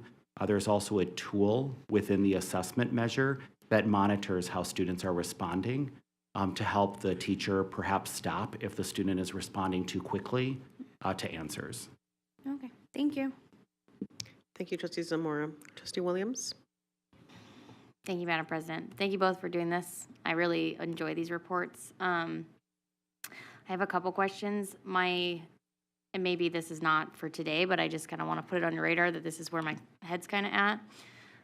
I'm with Trustee Bustamante Adams on this, that like the numbers look really good, and I don't want us to lose momentum because, like even a little bit of progress is progress.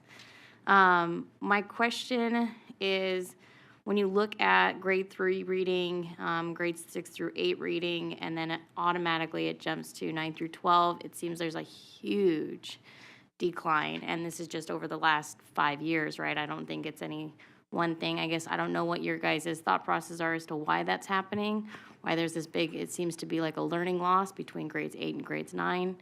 I don't know, maybe you can expand on it for me.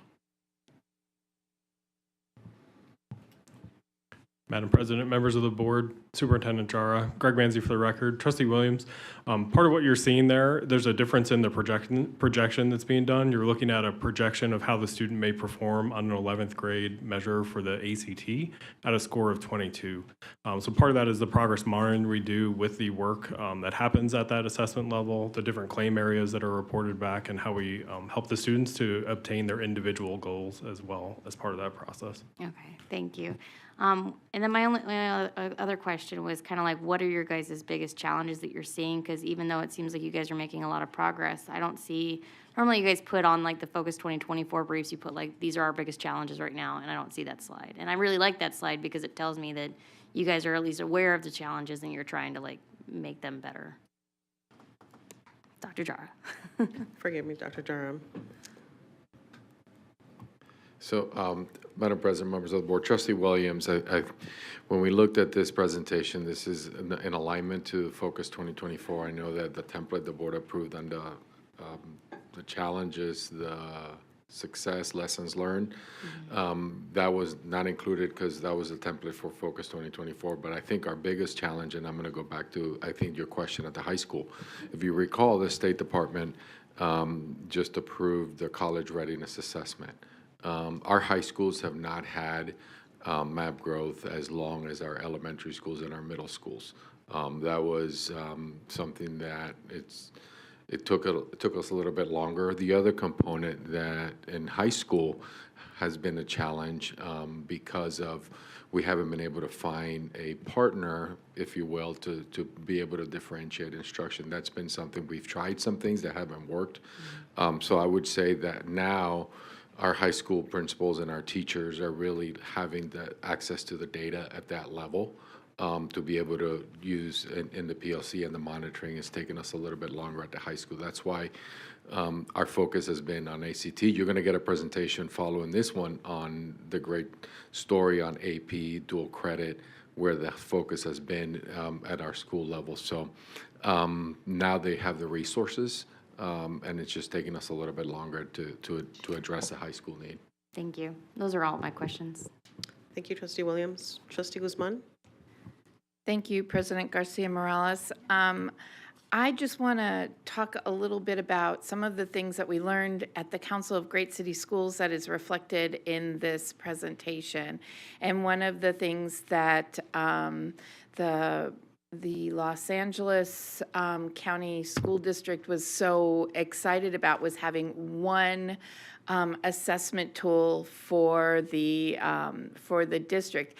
And if you remember, Mr. Manzi, I asked you specifically about MAPS and if this was our assessment tool that educators could use across the district, and they all had the same language.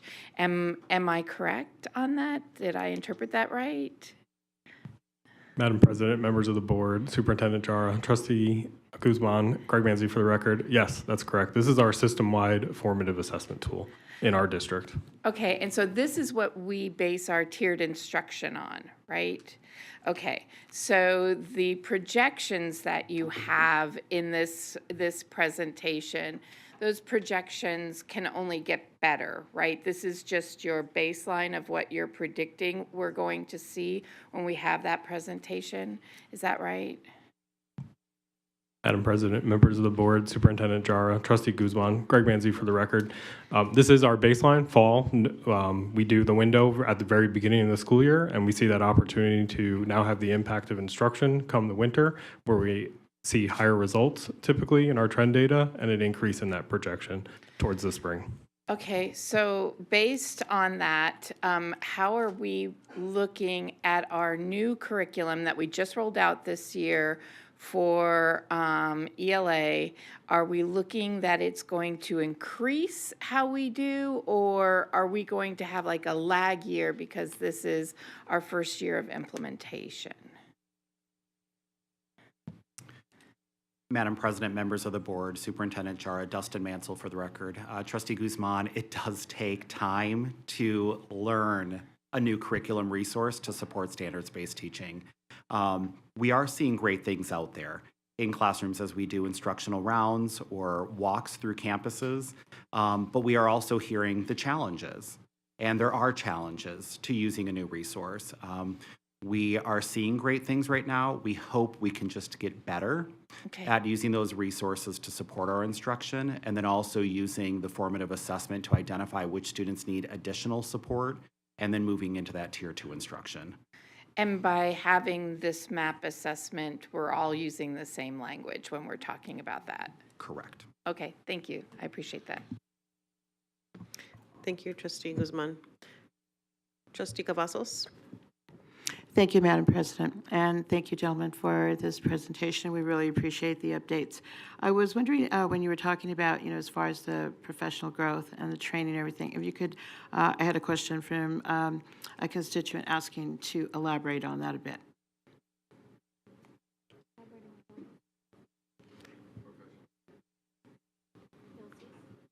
Madam President, members of the board, Superintendent Jara, Trustee Cavazos, Greg Manzi for the record. When we talk about professional learning around MAP growth, we're very aligned with the cycle of the assessment. So we prepare our test coordinators, our test administrators, our teachers with how to administer the assessment. We provide a variety of opportunities, whether that's online or a synchronous session for them to also attend. And then we differentiate how we go about the results and reading the information to do goal setting with students aligned to the cycles and the progress monitoring that occurs systemically throughout the teaching and learning unit in collaboration with our principals and our principal supervisors as well. Thank you, Mr. Manzi. And I think that the questioner was more looking at, is this consistent, the consistency, and that this is the same across the board. In other words, what you just described, correct? I have one other follow-up, just real quick. Something that has come out quite often, when we have our updates, and that is from both parents and teachers, especially during COVID, which you guys have addressed for us several times. And that's simply that, this is one test on one day, and, people being concerned, parents and educators, that we are labeling somebody as an at-risk reader, and it's one test on one day. How can you help us answer that? It is something that's come up, I know several times. Madam President, members of the board, Superintendent Jara, Dustin Mansell for the record. Trustee Cavazos, the letter regarding a student being identified as at risk is a state law under Read by Grade 3. So what happens is the state of Nevada has identified MAP growth as that formative measure. As a student is, if they test at 40% or below percentile, this student would be identified as a child at risk, and we are required by law then to notify the parents of perhaps reading deficiencies within the student's performance of reading. At that moment, though, the school does develop a student literacy performance plan to identify the gaps in learning or the struggles based on the formative assessment, and then they provide tiered instruction, Tier 2 intervention, for those students that were identified as at risk. So providing additional teaching, reading instruction, small group instruction to support the student. All right. Thank you so much for your answer. I know that it is state required, but I think that a lot of times our public does not understand exactly where we're coming from on this, and that it is a formative assessment and that we have follow-up on that.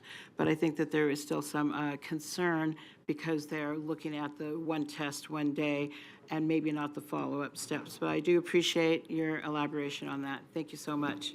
Thank you, Trustee Cavazos. Trustee Brooks. Thank you, Madam President. Individuals downplay how hard it is going to be for education systems to rebound from COVID. I hear it all the time, like you should just bounce back, but that's just not the reality.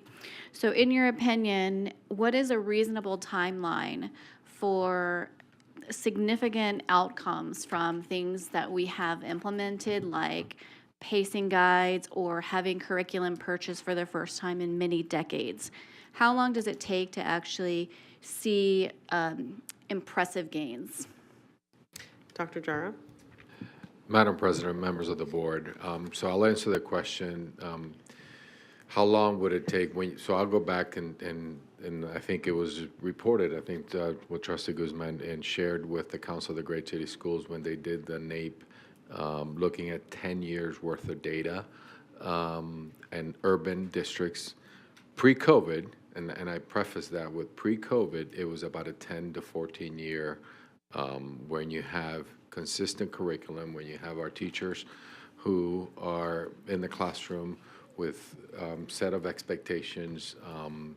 It's a 10 to 14 year pre-COVID. That's the best data. I don't have a crystal ball. Not fast enough, but we have to be cognizant and be real that the impacts of COVID, we still don't know how deep we've fallen academically and also socially, emotionally for children and educators. So at best case scenario, I'm hoping that we can accelerate. If you look at some of these numbers with certain student groups that we've already gotten close to the 2018, but the pre-COVID. So I believe that we can hopefully get to the 10 to 14 year. So it sounds like it takes a really long time, and you have to be very focused, and you have to be consistent, which is really hard in today's educational environment. A question about the MAP assessment, the MAP assessment. Can you clarify what you mean by switching to a single version of the assessment? Madam President, members of the board, Superintendent Jara, Trustee Brooks, Greg Manzi for the record. So the revised algorithm will try to keep students within items that are in their same grade level. Previously, it just selected an item that was of the next level of difficulty based on the student's success. So we still are computer adaptive, but it is trying much harder and with a greater probability of the students staying within their grade level. So we'll have an accurate assessment towards their grade level performance as well now. Okay, so were you administering the math version across the board, or were you doing like algebra and then geometry? Like, was it still math, it's just a different algorithm? Madam President, members of the board, Superintendent Jara, Trustee Brooks, Greg Manzi for the record. So we have switched to the Math 6+ exclusively for our sixth grade students and higher, no longer taking the content-specific assessments. So algebra and geometry, those students that are in those courses are taking 6+ now instead, and they're included in the results that you see today for the 2023-2024 school year. Okay, so that is a shift away from last year's. So it sounds like when we revisit these goals that this would be a new baseline year. Yes, that would be accurate. Thank you. Thank you, colleagues, for the questions. I'll take a moment to mention just make some comments. It's no surprise to members on this board and to superintendent and staff. I often talk about how wonderful it is to be a parent of a child who understands their MAP test scores. He comes home after the MAP testing season is up, and he tells me what it is, where he's at in terms of his scores and what his projected growth is. This is an 8th grader in our school district that, just like many other students in our school district who are understanding what the test scores mean. I'm seeing chatter on parent groups online where parents are coming in and asking, how do I help my son or daughter improve their MAP test scores? There's a culture change that's happening in our school district, and it is so encouraging. I'm so encouraged. While the numbers may not be where we are right now, I know and I see the acorn and the oak tree and the acorn, knowing that there is really progress that's happening right now, and there's only more to come. So incredibly grateful for the work that's being done on behalf of our students, and looking forward to more of it in the near future. Thank you very much for this presentation. This is not an action item. Thank you for your time, Mr. Mansell, Mr. Manzi. Okay. At this time, colleagues, we're going to move on to item 4.02. This is an action item. Focus Group, Focus 2024 Strategic Plan Update, Dual Enrollment and Advanced Placement. Because this is an action item, I am going to make one request for public comments. If you'd like to speak on this item, please submit a yellow card before our speaker begins their presentation. I do have 2 yellow cards. I have a couple of yellow cards that we'll make sure to call on after the presentation is over. Okay. Dr. Barton, forgive me. Welcome, Dr. Barton. Welcome, Dr. Barton and your team. I'm going to turn it over to Dr. Jara first. Dr. Jara. Madam President, members of the boards, I kind of was hoping that Dr. Barton just introduced it as he was walking down here, but I'll take an opportunity just kind of to really, this is exciting news that you can see our tired faces because they've been doing a lot of the work that with our schools, with our teachers, around advanced placement. I know one of our partners is here with UNR. Nevada State University has been a critical partner. There's a lot of great news to share. Which kind of goes into the equity work that we've been doing, the other questions around the focus in our high schools, accelerating success and getting our kids ready for college and career readiness. So Dr. Barton has been on this for 5 years. We've seen some growth, and I want to go back and say that these targets were set pre-COVID. Pre-COVID, 5 years ago, we didn't expect COVID to happen. We didn't expect to do that. So our high schools have really accelerated the work around equity. So really proud of what's going on in our high school. So I'll turn it over to the team. Thank you, Madam President, members of the board, Superintendent Jara. Mike Barton for the record. Tonight, we're pleased to present dual enrollment and advanced placement progress and alignment to Focus 2024. With me this evening is Ms. Chia Moore, Director, and Ms. Jennifer Lyle, Director. With Focus 2024, how does dual enrollment and AP, advanced placement, contribute to the vision of your vision as the board? It's aligned to access and equity. So how many times have we been to the board to present this? We started, again, this work several years ago, but we have several presentations that were provided all the way back to 19 in November, December, several times. And what's the theory of action regarding all this work? The superintendent, I think, said it very well, that there's been an intentionality across the system, that if schools are better equipped to assist and support students to make informed decisions about their academic goals and use tightly monitored, deliberate systems for course enrollment, participation in advanced coursework will increase. So several strategies that are in front of you this evening that are in Focus 2024. I'll highlight 2 of them and then also go into further recognition that just is hot off the press today through a district announcement. First, the training of AP teachers, that being done annually through our summer institutes. And I know Ms. Moore and Ms. Lyle are instrumental with that work, but that's ensuring that our AP teachers have cutting edge PL, professional learning, to do this work with children. And then also expanding dual credit opportunities aligned to career and technical education while we're partnering with our NSHE institutions. So we have partnerships and agreements with all of our Southern Nevada partners, and then we have a partnership, obviously, with UNR as well. So before advancing and turning it over to Ms. Moore, you know, the announcement that was, again, put out district-wide today, AP College Board provides a AP school honor roll annually. So the 2023, nationally, we had 4,570 schools. Out of that recognition, there are 9 CCSD high schools that were awarded this prestigious honor. So if it's okay, Superintendent, I'll name them this evening. ATEC is one of them. And again, these are schools that are increasing that access for students who are underrepresented or historically underrepresented in College Board AP classes.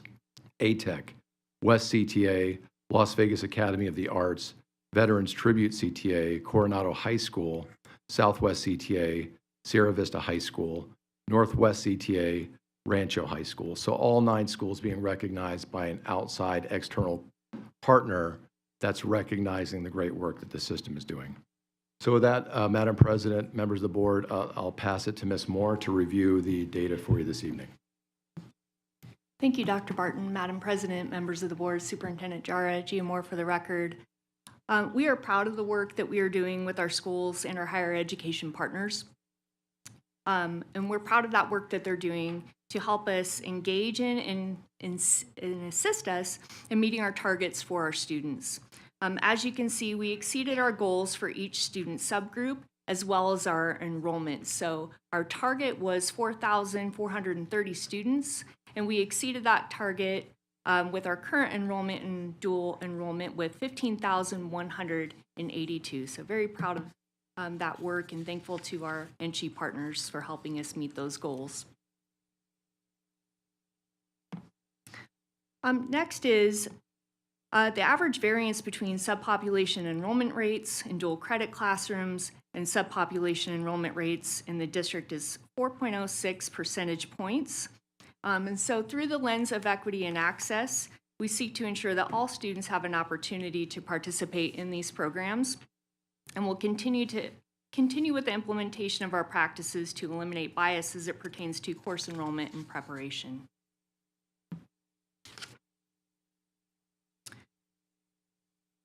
Districts across the country implement dual enrollment programs differently. And so what we have found in this work that we've been engaged in the last few years or so is that we are actually one of the very few districts that engage with dual enrollment partnerships with our four-year institutions. So typically you see dual enrollment partnerships implemented with our two-year institutions. Over the past couple of years, we have engaged with the National Alliance of Concurrent Enrollment Partnerships. So that's an organization over dual enrollment. And so we've participated in their professional learning and have accessed their resources. And so we are doing that so that will assist us to continue to deliver high quality programs rooted in strong standards for our dual enrollment programs.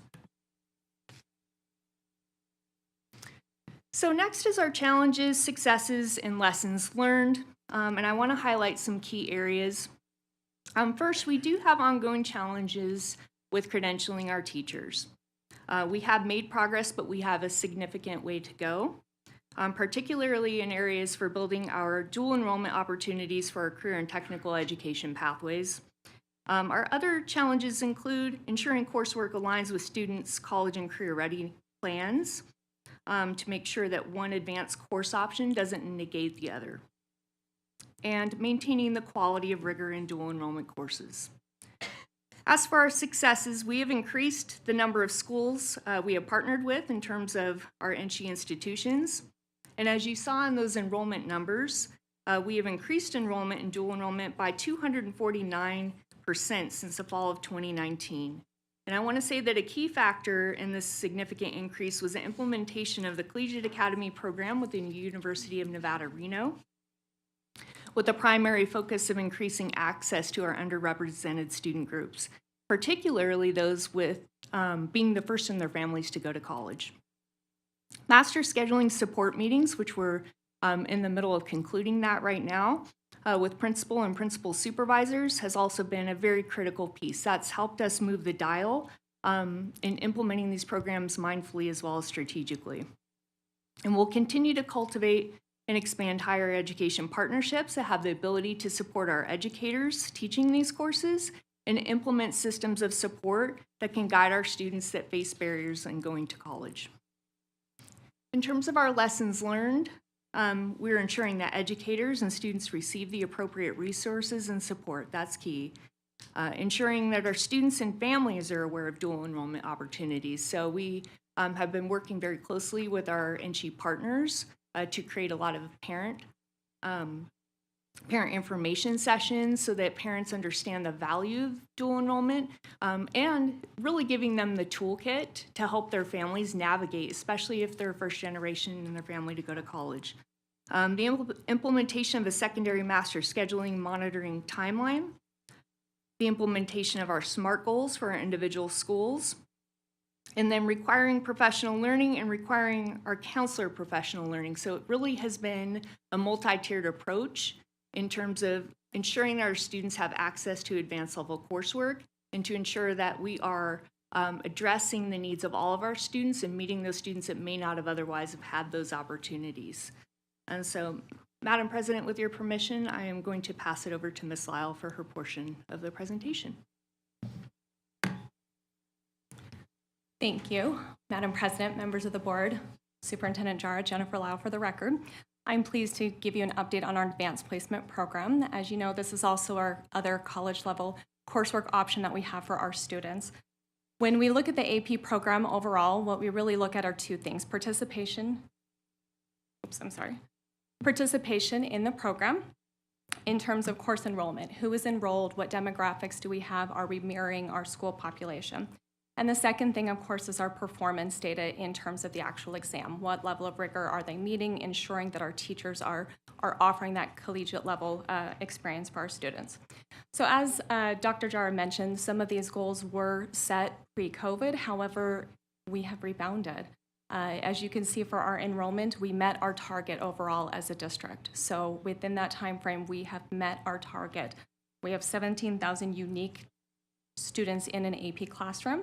And while we did meet the target for our Asian, our white, as well as our multiracial students, I do want to point out that even though we did not meet it for some of the other subgroups, we still increased enrollment in all of our subgroups. So although we did not meet the target, we did increase enrollment for all of our subgroups across the board for AP enrollment. As we look at our subvariants, of course, we want a 0% difference between our various demographics. Our goal is always 0%, very similar to dual enrollment. We are sitting around a 4.4% average variance in our subgroups.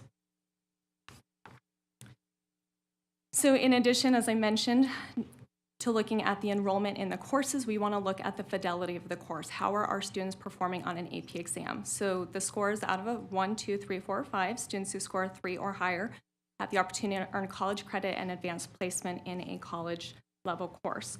So looking at that particular data, this is looking at students who scored a 3 or higher. So again, we're looking at unique students.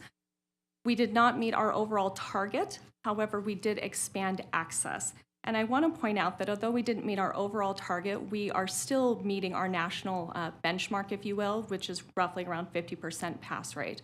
So with that in mind, I do want to point out that our subgroups of Black, African American, our Native Hawaiian, Pacific Islanders, as well as our American Indian students did meet their target for performance on an AP exam. So the students that we are trying to get into the course to close those gaps are performing. We're opening the doors and they're meeting the expectation. The next thing that we've really started looking at is what % of our students are taking the class and taking the exam. So not just sitting in the course, but actually completing it as exam takers. So previously, the district has always hovered around 70 to 75% participation. We believe it's due to your grace last year for funding the AP exam for all students, but we actually raised that up to 90% this past year. So that is a significant increase from around 70, I want to say it's 76 in prior years. So we met that target. As we look at AP comparisons, most districts do not publish their actual data, so we go to state level comparisons. As you know, we drive a lot of the data within the state of Nevada. So when we're looking at scores of 3 or higher, so students who are actually achieving on an AP exam, we look at states who have similar AP policies in terms of driving it and really pushing it for college level readiness. As it's been mentioned a few other times tonight, we have had a little bit of a growth and decline over the past 5 years. But if you notice the trends of our district compared to these states, they're very similar in terms of a growth, a decline during the pandemic years, and now it is again showing the increase. So we are in line with other comparable states. As we look at the challenges, successes, and lessons learned, one of the most significant challenges that we've had is with the rapid expansion of dual enrollment has come the cost of an AP program, and that is not something that we wanted to happen, and so we have had some very deliberate work. Ms. Moore mentioned one of the successes is our master scheduling meeting that we've been having with all high school principals, where we have had very deliberate college-level course guidance with them, where we are going through how they can equitably offer both AP and dual enrollment such that it is not overburdening their master schedule, but it is also offering access to students in whatever their next steps might be after they leave us. So we've been working very, very deliberately and very close with them. So it was a challenge, but through that lesson and through that guidance, we have started to be able to see growth across both programs. Another one of our significant challenges is a lack of communication in early years to promote advanced coursework. We know that AP and dual enrollment is typically something students do in their junior or senior level of high school. However, that is not something that is decided in junior or senior year. Oftentimes it's decided as early as 5th or 6th grade. So with that, we have had very deliberate practices, both with PSAT, MAP data, trying to use that to eliminate any potential implicit bias with our teachers. So, and I shouldn't say that because I don't think anybody intends to do that, but I think that's what often happens. So trying to use assessment data to really push our students to the next level, whether that's in 5th grade, 6th grade, 7th grade, wherever we can find an opportunity where we are seeing them meet it, we are trying to get them into an advanced track so that we can get them there earlier and we can get more students often and early. And that is part of the discussion as well is with our principals is how are we making sure that more students, not just the same students, not the students that have been tracked for honors at a very early level, but how do we get more and more students in these programs so that they can graduate with at least some college level experience and have the confidence to be able to go on to the next level. So with that, I think one of the biggest successes is that with the combination of this very deliberate work with our schools and the removal of financial barriers for the AP exam, we did increase 3,000 more students took an AP exam last year than the prior year. 3,000 unique high school students participated. And I say that because that is not a small number when you look at how difficult of a program it is. And so I know it's something where kids were not necessarily excited to come back and take a really difficult class coming out of COVID. But as I said, we are on the upward trend. And so we are looking at that as a very positive benefit. And with that, Madam President, I will pass that back to Dr. Barton with your permission. Thank you, Madam President. So regarding next steps, continuing this work, continuing the momentum, continuing the results, we have next steps that are highlighted, and all of this is about systems and the systems that have been built to create equity for all and access. And so when we think about the first master scheduling benchmark guidance or master scheduling timeline, we've done that as a system. We're in year 2 now, where master scheduling and having consistency is so key.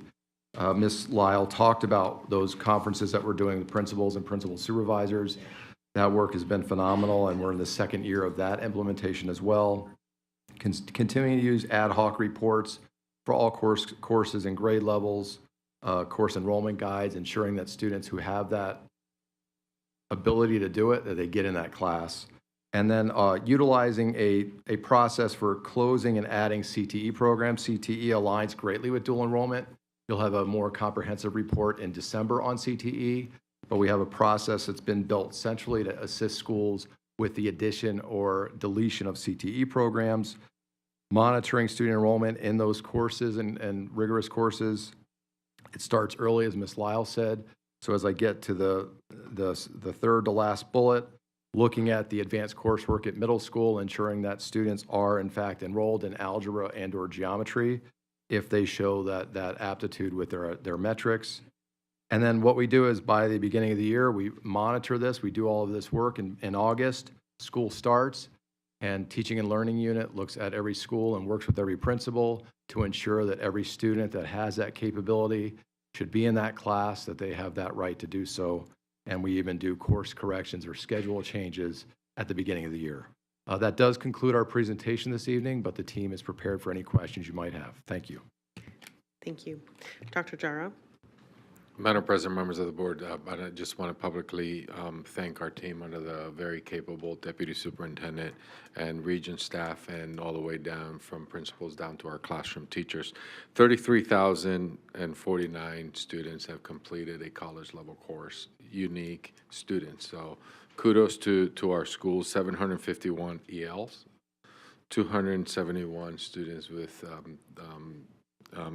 in our special education courses that are taking college level courses. So kudos to everybody in our schools. I do want to go back to looking at our middle schools. If you recall, when we pulled out that Equity Commission report, we had middle schools that didn't offer college level courses. I think that's the conversation that we're having. So now we've increased that. So these numbers, but I'm just so excited because these numbers are just going to get better, because now we're going to have our middle school children in all student groups, because now, as Ms. Lau mentioned, so you complete the PSAT in the 8th grade, you take the MAP growth, you're automatically, you're saying to our students and our families, you have the ability, and we challenge you into those courses. So the numbers are going to, I think, explode, accelerate in the coming years because of the work that's happening throughout our community. So I just wanted to let the board and the public know that the sky's the limit for our children. Thank you, Dr. Jara. I'm going to turn it over to my colleagues for questions. Trustee Bustamante Adams. Thank you, Madam President. I'm equally as proud. Thank you, Ms. Moore. Thank you, Ms. Jennifer. I appreciate your leadership in this area, and Dr. Barton as well. My questions have to do with paying for the exam. I know that we have increased our partnership. I publicly just want to say thank you to Dr. Zaragoza from CSN, Dr. Whitfield from UNLV, Dr. Pollard from Nevada State University, and especially Mr. Flores, if you can express my gratitude to President Sandoval for sparking the interest to get, for being the leader and sparking NSHE to get involved and build that partnership. But it goes back to paying for the exam. I think it was page 13. You said that we intentionally put funds to pay for that exam. Is that something that we're going to be able to continue so we, go down this road of success? Or does that funding go away and we will have to figure it out as a district? Dr. Jara? Madam President, members of the board, it is, we just want to make sure that we're very clear. We use ESSER dollars, it's an investment, but you've seen the result, and it'll be a priority that we'll include in our budget. I think that when you look at other states, when you see the other states' success, is because kids have that opportunity. And there's research, and I know Jennifer can share, there's research, by taking the test, you do better off in college. So this is an investment that we will be putting in our budget to pay for the test. It eliminates the inequities for our families. Awesome, thank you. Thank you, Trustee Bustamante Adams. Trustee Zamora? Thank you, Madam President. Thank you, team. This actually warms my heart. I am an avid alumni. I was an AP student all of high school.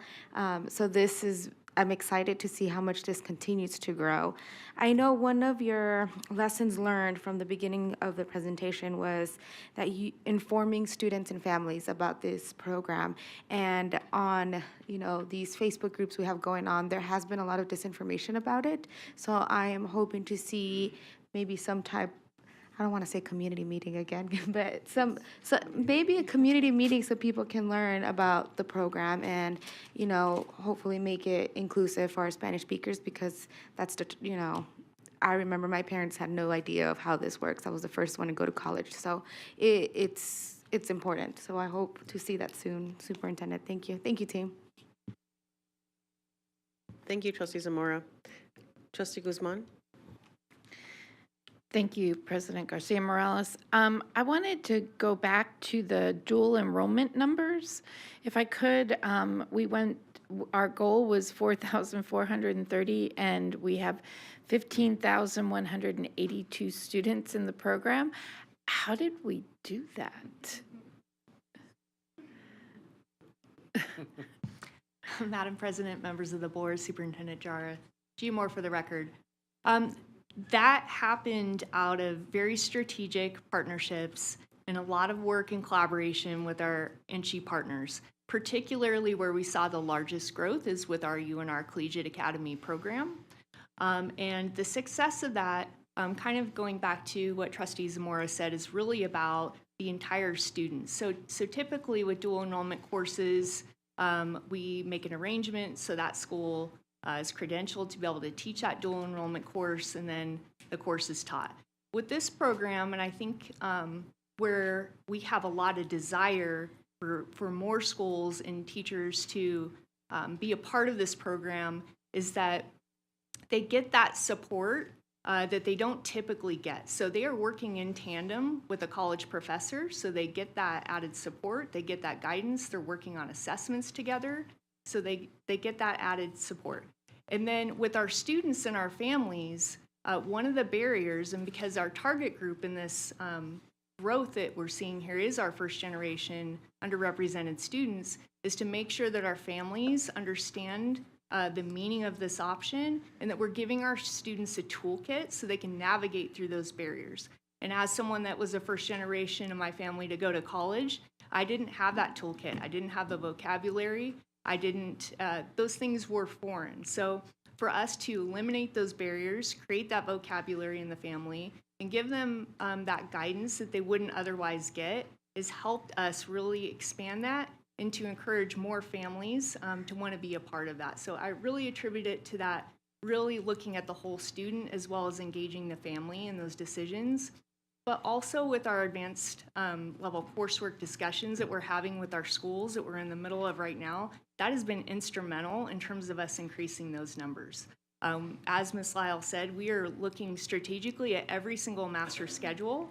We're looking at their data and working with schools to fill those gaps that exist there. So I think it's a lot of things, but those partnerships and really looking at that whole student and how we can remove those barriers is key. And then giving the tools for our schools to help expand those options in a mindful way and giving them the support to do so. I have just one other question because I was just curious. When my children went through dual enrollment, I had to pay for it. Is the district paying for students to be dually enrolled? Yes, so that is Madam President, members of the board, Superintendent Jara, G. Moore for the record, that is a priority of ours. We leverage our grant funds, so Title IV funds we leverage for that, as well as our NCHE partners have contributed to that as well. So in working together, we're combining our resources to remove any barriers for paying for those courses. That's awesome. Thank you. Thank you, Trustee Guzman. Trustee Cavazos? Thank you, Madam President, and kudos, Dr. Barton, Ms. Lyle, Ms. Moore. This is amazing. Trustee Guzman got ahead of me where, how did we get to those numbers? And they're just absolutely awesome. I wanted to ask a little bit more, and I think Ms. Moore, she answered part of it right now, with the awareness with our families, the ones that would not normally be aware of this. They're not, they may have a language barrier, or there may be other challenges that they have. What does that toolkit look like? You went into it partially, but can you elaborate on that a little bit? Madam President, members of the board, Superintendent Jara, Trustee Cavazos, so that toolkit is really, it starts with the planning with our schools and working with our students so they know what the options are. I think that starts there. So career awareness. One of the things that we're encouraging in our master scheduling meetings is that the first time your freshmen are on your campus shouldn't be in August. It should be well before that. We should be engaging in them on what our offerings are. What are those things that you need to do in order to be able to take those courses or complete those courses? And then what coursework should you be taking that complements that? So we're really trying to align that coursework with the AP and dual enrollment with their career pathways. So getting a real understanding with our students of what that is. So that's the first piece.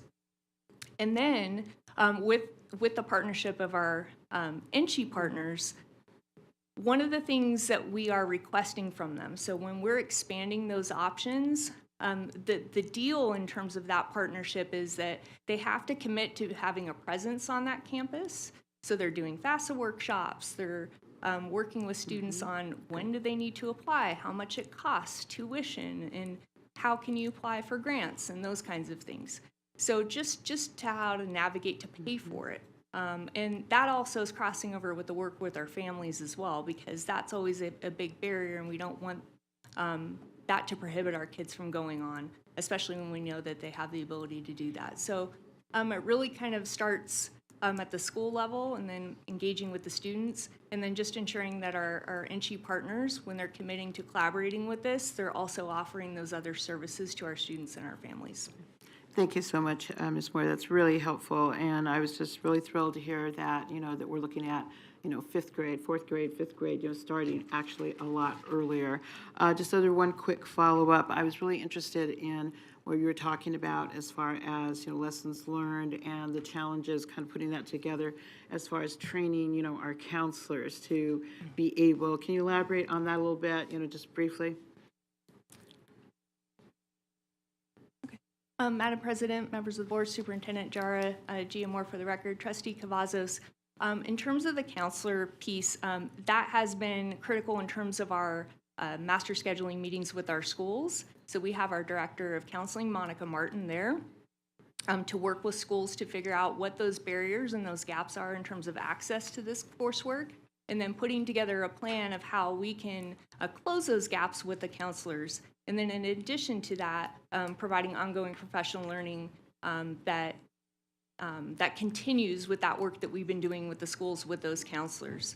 So we're providing them that training, that guidance, getting kind of a baseline of where those gaps are with each school, and then trying to customize that training and support for each school with their counselors. So really, when we're meeting with those schools, it's kind of all the players that need to be there to make sure that these systems and structures that are in place are there, and then we put together an action plan for each school. Thank you so much. I really appreciate that. And I had one other question that was from a constituent, but I'm going to hold off on that. I'll just kind of throw it out there that it has to do with a cultural component, and I do not have the actual question put together, so I'll just kind of leave it for right now. But thank you so much for that, Ms. Moore. Trustee Brooks? Thank you, Madam President. Your intentional focus on equity and opportunity is inspirational, and I appreciate your work in this endeavor. The only question that I have that maybe people who are watching this don't know is, can you please define what you mean by variance between subpopulation and the relevance it has on equity and access?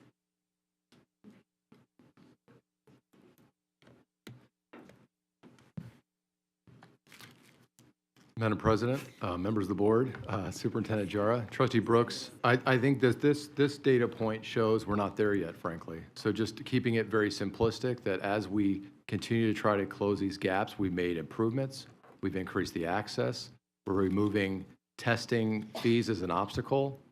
But even with all of that, we still have so much more work to do to provide every student in this district access to the highest level coursework that they deserve. So this is not, trust me, we're pleased but not satisfied, and we have so much more work to do, and we're just scratching the surface where we need to go with equity and ensuring that every child has access to these great programs. Okay, thank you. Perfect. Thank you, everyone, for the presentation. We're going to move on to public comment at this time.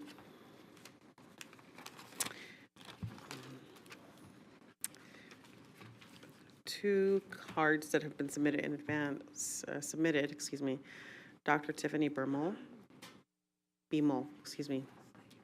and Michael Flores.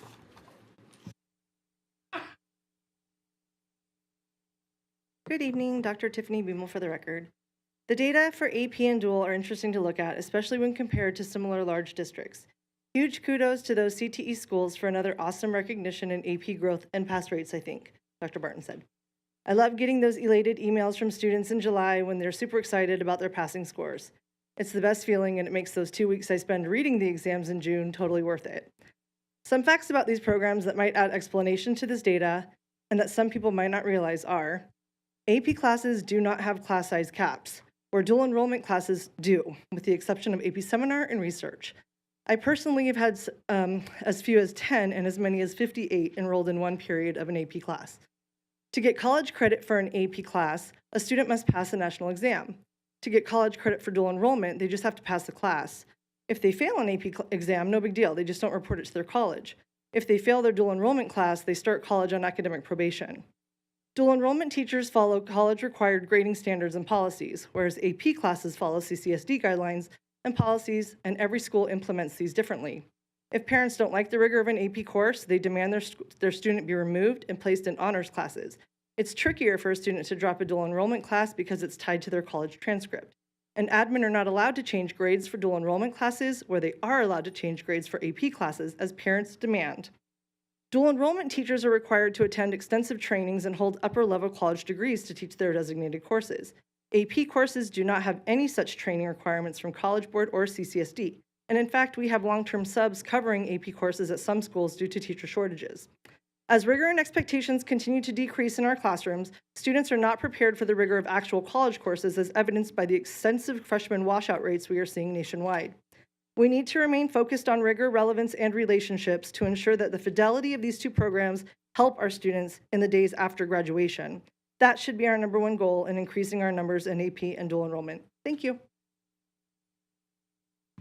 Mr. Flores? Good evening, Madam President, members of the board. Michael Flores here on behalf of the University of Nevada, Reno. And our presenter stole a lot of my thunder. So first, I just want to say thank you to the school district, the board, and this amazing team that we've been partnering with. And I want to give a little bit of background how we got here and why the University of Nevada, Reno is in Southern Nevada. 3 years ago, when President Sandoval took over as president, we had a meeting with Superintendent Jara. And it was right on the heels of this equity report that came out. And Superintendent Jara asked if the university would be interested in coming to Southern Nevada and offering more classes in Southern Nevada.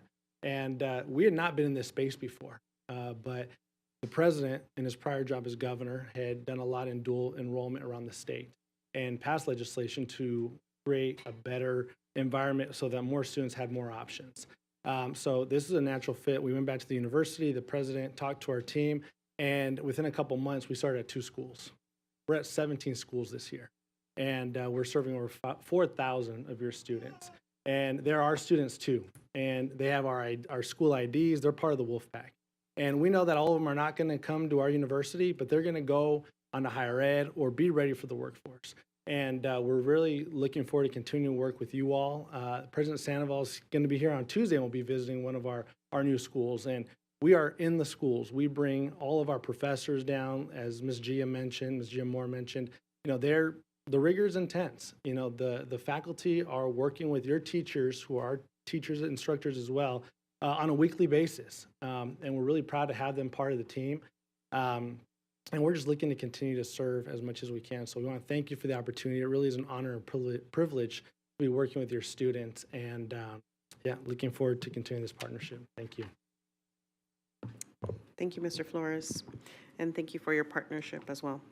I have, before we close out this item, I have a question and I want to ask with regards to the AP versus dual enrollment a comment that was shared earlier today regarding the transfer of credits. So if a student, for example, in a dual enrollment class is not, fails the course, can you share whether that information goes onto their transcript in college? I think that's an important thing that may need to be clarified. Madam President, members of the board, Superintendent Jara, G. Moore for the record, Trustee Garcia Morales. That is correct. It is an NCHE course. So if that student were to fail that course, it would go on their NCHE transcript. So that is why we do a lot of work on the front end. So we educate those students and families. Our families and students sign an agreement that they understand that this is a college level course and that this will go on their NCHE transcript. Now, having said that, we do everything that we possibly can before, if they were to be on the road to fail, to drop them by the time the drop date would happen, although that doesn't happen too often. But we try to mitigate that from happening well before that happens. So that's extra tutoring. And one of the things that I failed to mention earlier is that those structures and systems also are a requirement to have these programs at the school campus. So they have to have additional tutoring for these students. So it's not just taking the course and hoping for the best. It's working with the college professors, and then also aligning those tutors with that. And that's something, for example, with the UNR Collegiate Academy, they provide those tutors for our students. So we're trying to do everything we can to mitigate that from happening, but it is a college level course, and that will go on their transcript. So. It is it definitely, it reminds me of the importance of the rigor that's involved. I mean, we certainly don't want to pass students that are not, there has to be rigor involved, just like there is in college, and incredibly supportive of what needs to happen to make sure that students, it sounds like we have also mitigated on our end to make sure the students are aware that these are the realities of preparing for life in college and college life and post-secondary most specifically. It's a challenge, but it is a doable challenge, and we want to make sure that our students, young people, know that you're absolutely capable and able to, the support systems are there to make sure that you're successful ultimately. Thank you very much for this presentation and for these encouraging pieces. Forgive me, Trustee Brooks, do you want to close us out with a motion? Yes, so close us out with a motion, Trustee Brooks. Go ahead. Thank you, Madam President. I move to accept the report that was presented in item 4.02. Thank you, Trustee Brooks. Trustee Guzman? I second. Thank you, Trustee Guzman. Okay, colleagues, at this time we have a motion by Trustee Brooks, a second by Trustee Guzman. Please cast your vote.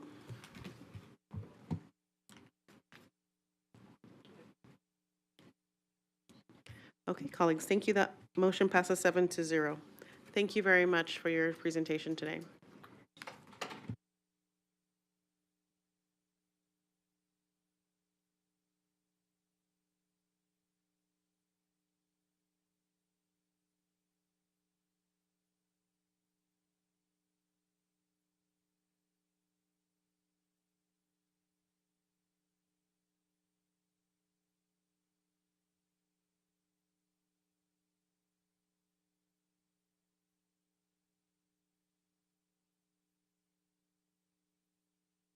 All right, we're going to move on to item 4.03. Forgive me.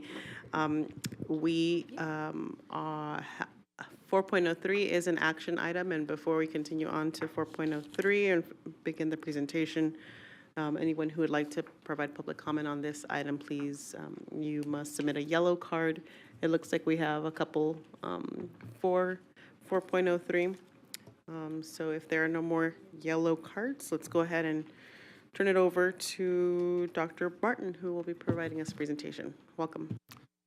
Thank you, Madam President, members of the board, Superintendent Jara. Mike Barton for the record. This evening, we're providing an update on chronic absenteeism aligned to Focus 2024. Chronic absenteeism is aligned to safety and engagement in the Focus 2024 plan, pardon me. I know, trustees, you've seen reports on chronic absenteeism throughout the last several years. The dates are within this presentation, and again, this data tonight is capturing Q1 data on chronic absenteeism. The theory of action is if we do this, then this will happen. Identifying root causes for missed school situations. We've been involved in extensive root cause activities with departments, school leaders, Mr. McPartland leading that work along with our strategy officer, working with multiple agencies to tackle this. MTSS, and improve consistency of our own regulations. Then if we do all of that, chronic absenteeism rates will decrease. A couple of high leverage strategies are in front of you that are in Focus 2024, and we are committed to exercising and executing on these strategies on a daily basis. And Madam President, with your permission, Mr. McPartland, Assistant Superintendent, will walk us through our data this evening. Welcome. Thank you, Madam President, members of the board, Superintendent Jara. For the record, Kevin McPartland, Assistant Superintendent, Education Services Division. I'd like to refer you to slide 7 of 14, which is a display of our overall chronic absenteeism rates. As you can see, with each student group cluster on the far right in the light blue, that is the first quarter of this year, chronic absenteeism rates. You can see substantial decrease from the previous years. Do want to point out that is end of the year data for the other years, and this is first quarter data. But to highlight that we, first quarter last year. Forgive me, I just need a moment. Please pause your presentation, we'll get back to you. I'd like to remind members of the audience that this is a business meeting and this is a presentation. I'm hearing a lot of chatter on the right-hand side of the boardroom. This is your first warning. Please, I'm going to ask you to stop speaking in the middle of a presentation. Thank you. Okay, Mr. McPartland, please continue. Thank you, Madam President. Again, was just referring to Q1 last year versus Q1 this year. Q1 last year, we were at 28.9% chronic absenteeism rate. Again, this year you can see we're at 23.7% chronic absenteeism. So there is a 5.2 percentage point decrease last year to this year. Going to slide 8 of 14. This is overall chronic absenteeism rates by student group compared to the targets that once again were set prior to COVID. As you can see, we are not trending to meet those targets at this time. However, we are substantially lower than we were at this time last year, and we presented this data to you in August for last year. Substantial decreases, as you've seen by then, over 12% overall, 15 percentage point decrease in African American students, and in Hispanic students, 13% percentage point decrease. Again, just doing comparison Q1 to Q2, African American students last year Q1 were at 35.7% chronic absenteeism. This year, 30.5%. So again, a 5.2 percentage point decrease for African American students. Hispanic students were at 30.6% first quarter last year, currently 25.1% for first quarter this year. That is a 5.5 percentage point decrease in chronic absenteeism. Slide 9 of 14. This represents the gaps between our student groups with the highest and lowest chronic absenteeism rates. We presented this to you in August for last year, and the rate was 28.8% between our highest and lowest. This is now decreased to 19.3%, so a 9.5 percentage point decrease between our highest and lowest, so making progress there. Again, I want to compare Q1 last year to Q1 this year. Q1 last year, we were at 21.4, and you can see we're at 19.3 now, so that is a 2.1 percentage point decrease Q1 to Q1. Slide 10. This represents the slide where we compare other school districts to the Clark County school districts. To once again reassure, we are talking about a midterm point. Here is the first quarter, which isn't represented in other state reports. We also do note that other states have dropped chronic absenteeism in their state report card. But this data is updated from what we shared with you in August of last year with all current data provided by the states. So that is, we wanted to share this data with you. Slide 11 of 14, referring to, again, challenges, successes, and lessons learned. Challenges that we've seen, as we discussed, the compliance with Regulation 5113 and 5123, the denial of credit. Again, working with schools to implement this. There's challenges there. Lack of consistent support from our various partners in the community. And then the role of attendance officers, attendance enforcement officers, really to define and refine the role so they're truly targeting chronic absenteeism.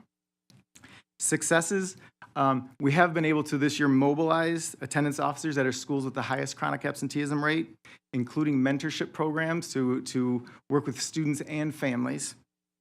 We were able to engage local businesses, even in doing some of our community visits with Dr. Jara and Dr. Larson Mitchell, getting into communities where there are businesses. As an example, the Jack in the Box by Western High School that limits service to school-age students during the school day. We encountered a student at Clark High School whose employer actually is providing with financial stipends and even college tuition based on grades and chronic absenteeism rates as well. So we're making some roads at the very local level with parents and with the community. And then overall, just the success obviously is substantial decreases for the first time. For years we presented where it was only going up and we had just minimal decreases, and we're seeing a substantial decrease in the first quarter this year. Lessons learned, the root causes of chronic absenteeism are as varied as the students that are chronically absent. And so it requires a multi faceted approach to address it. And so we are working with, again, not just a variety of school district offices such as wraparound services, family engagement, attendance enforcement, but then also our various partners in the community with truancy prevention outreach program, TPOP, with Department of Family Services, with Ed Neglect, and working with the City of Las Vegas, who is adopting schools at this time to focus on chronic absenteeism, communities in schools, which are dealing with 80 schools and really targeting and focusing on chronic absenteeism. So we're seeing some gains there. And so again, the lesson learned is there's no silver bullet for chronic absenteeism. And so we're trying to hit it from a variety of angles to make an impact. Slide 12, again, just next steps. Student town halls, which we work cooperatively with the Equity and Diversity Education Department. So we do student town halls. We have expanded this to middle schools. So this month we will be doing our first middle school of this year, which does focus on discipline and chronic absenteeism with students. The Everyday Matters campaign, which is really what Dr. Jara has launched, which has really mobilized a variety of school district departments and community resources to really come together to work towards this goal. We are collaborating and providing professional learning with school site leaders, again, with 5113, 5123 to the denial of credit and ensuring the enforcement of this and putting in procedures to do this and work with families collaboratively to lessen the impact to students as we implement these. Individualized school supports, that's our next step. To really, as we focus on data of schools that are doing better than expected based on similar schools in chronic absenteeism and schools that are performing worse with chronic absenteeism, lessons learned, and then targeting the schools that we need to focus on with the higher levels. And then overall, in December, we're moving toward exploring the root causes and just to analyze what we've learned from our home visits, from our targeted schools, to develop an even more intensive strategic plan. That concludes our presentation. We're available for comments or questions. Thank you, Mr. McPartland. Thank you, Dr. Barton. Dr. Jara? Madam President, members of the board, I'll be brief. Really, again, data moving in the right direction. I really want to make sure that we're the community. This is a community opportunity for everybody. Really proud of Jack in the Box at that local high school that came out. And as we do, the team does our monthly home visits in specific areas. Our schools are doing home visits on a weekly, daily basis, but it's for us to be able to understand the root cause to then work the details with our partners and resources, because a lot of the children that for whatever reason are not coming to school, there's I would say wraparound services that are needed for our family. So it gives me an opportunity to see, for example, as Mr. McPartland said, the student at Clark High School that, has perfect attendance this year, last year was missing because his employer said, look, you need to get out of high school and I'll pay for your college tuition and your books. And now he's taking dual credit classes. So this is a community partner that has an investment in our kids. So we need more of that, and that's the outreach that we need to continue to do with our community. I was at an elementary school yesterday, and our teachers are, in a PLC and said, Superintendent, it's more than just a campaign. If my kids are absent in second grade 16 days, I can't follow the pacing guide. I can't do this, and our teachers are struggling. And I said, will you be a spokesperson and help us? So then we can get parents and what are the resources to help them. So I'm glad where we are, but not where we need to be. So we need more of our community partners to help us. So, but thank you for the opportunity and good job, Mr. McPartland. Thank you, Dr. Durham. Trustee Bustamante Adams. Thank you, Madam President. I'm also equally excited about this, that we're moving in the right direction. It's going down. And I know it's intentional, and I'm very grateful about the weekly home visits. When the students realize and the parent realize that there is still hope, even if you haven't showed up, that it's not a lost cause. And so just want to thank you guys for the efforts, the entire CCSD staff. Here's my question. You said on page 11, the challenges lack of consistent support from multiple agencies. If you could elaborate a little more, I know that they want to do good work, CIS, JAG, Boys Town, but what exactly would consistency look like? Because, and also for TPOP, right? I don't know if the county, if we report to the county the progress that has been made in a good direction, because I've heard county commissioners say we're not sure about the collaboration and investment. Thank you. Dr. Barton? Thank you, Madam President, members of the board, Dr. Jara, Trustee Bustamante Adams. It's getting better. You know, Mr. McPartland mentioned the city of Las Vegas as an example where they're now providing support to schools. An example that I'll illustrate where we need support is around education neglect. We've had ongoing meetings with the Department of Family Service. It's a hardworking agency, trust me. But at the end of the day, parental accountability with chronic absenteeism is a key piece. And the frustration in our system is that our principals are holding parents' feet to the fire as far as expectations for attendance, and they're following through with education neglect paperwork that then goes on to the county.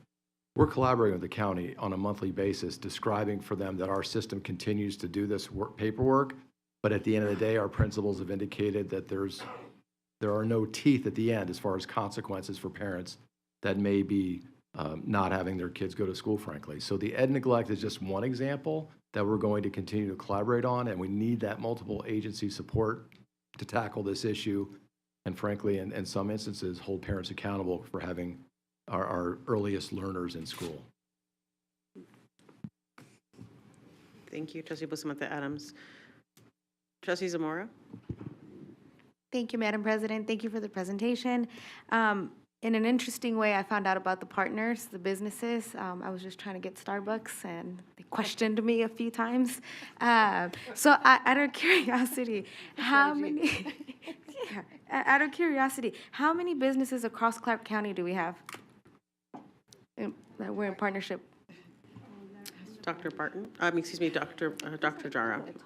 Give me one moment. Madam President, members of the board, Trustees Zamora, it's a great question. We don't have that number. I mean, we've come across the ones that we mentioned. I mean, and this is kind of the outcry. We need to do a better job because others need to. So that's part of the campaign, that we need to get other partners to really, in some cases, you know, not serve children between the hours of 7 and 3. Yeah. So they're in school. Okay. And then I have another question.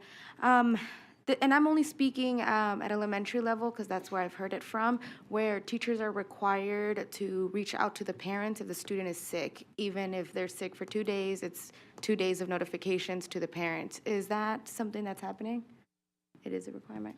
Dr. Martin? Madam President, members of the board, Superintendent Jara, Trustee Zamora, we provide guidance to schools that's very explicit on what we want to do with intervention from an MTSS approach. So we definitely work with teachers to be that first line to make those phone contacts with parents and kids to make sure that they're coming to school. And it's just to check on them to make sure they're doing okay. That's an example of calling. But as the tiers of MTSS progress and in our guidance to schools and the interventions progress, that's where if there's a student that's missing more than the 2-day example, then that's when Mr. McPartland and his team come into play with potential visits from our attendance officers, et cetera. And I only ask because I have a child who gets sick a lot, and I think it's extra sometimes work for the teacher to reach out, and we know the situation, and it was communicated back that sometimes it's just what needs to happen. But do we have any teacher feedback about the processes that you all have in place?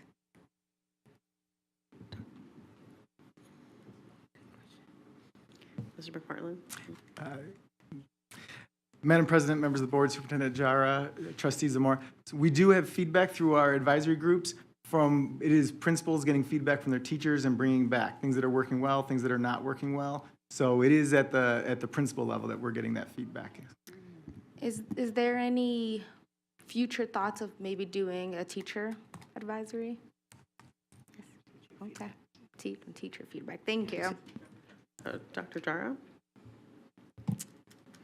Yes, Madam President, members of the board, Trustees Zamora, yes, because I got great feedback yesterday and in the second grade PLC from our teachers on some of the procedures. So we can look into that and add it. Perfect, thank you. Thank you, Trustee Zamora. Trustee Cavazos? Oh, yes, Trustee Cavazos. Thank you, Madam President.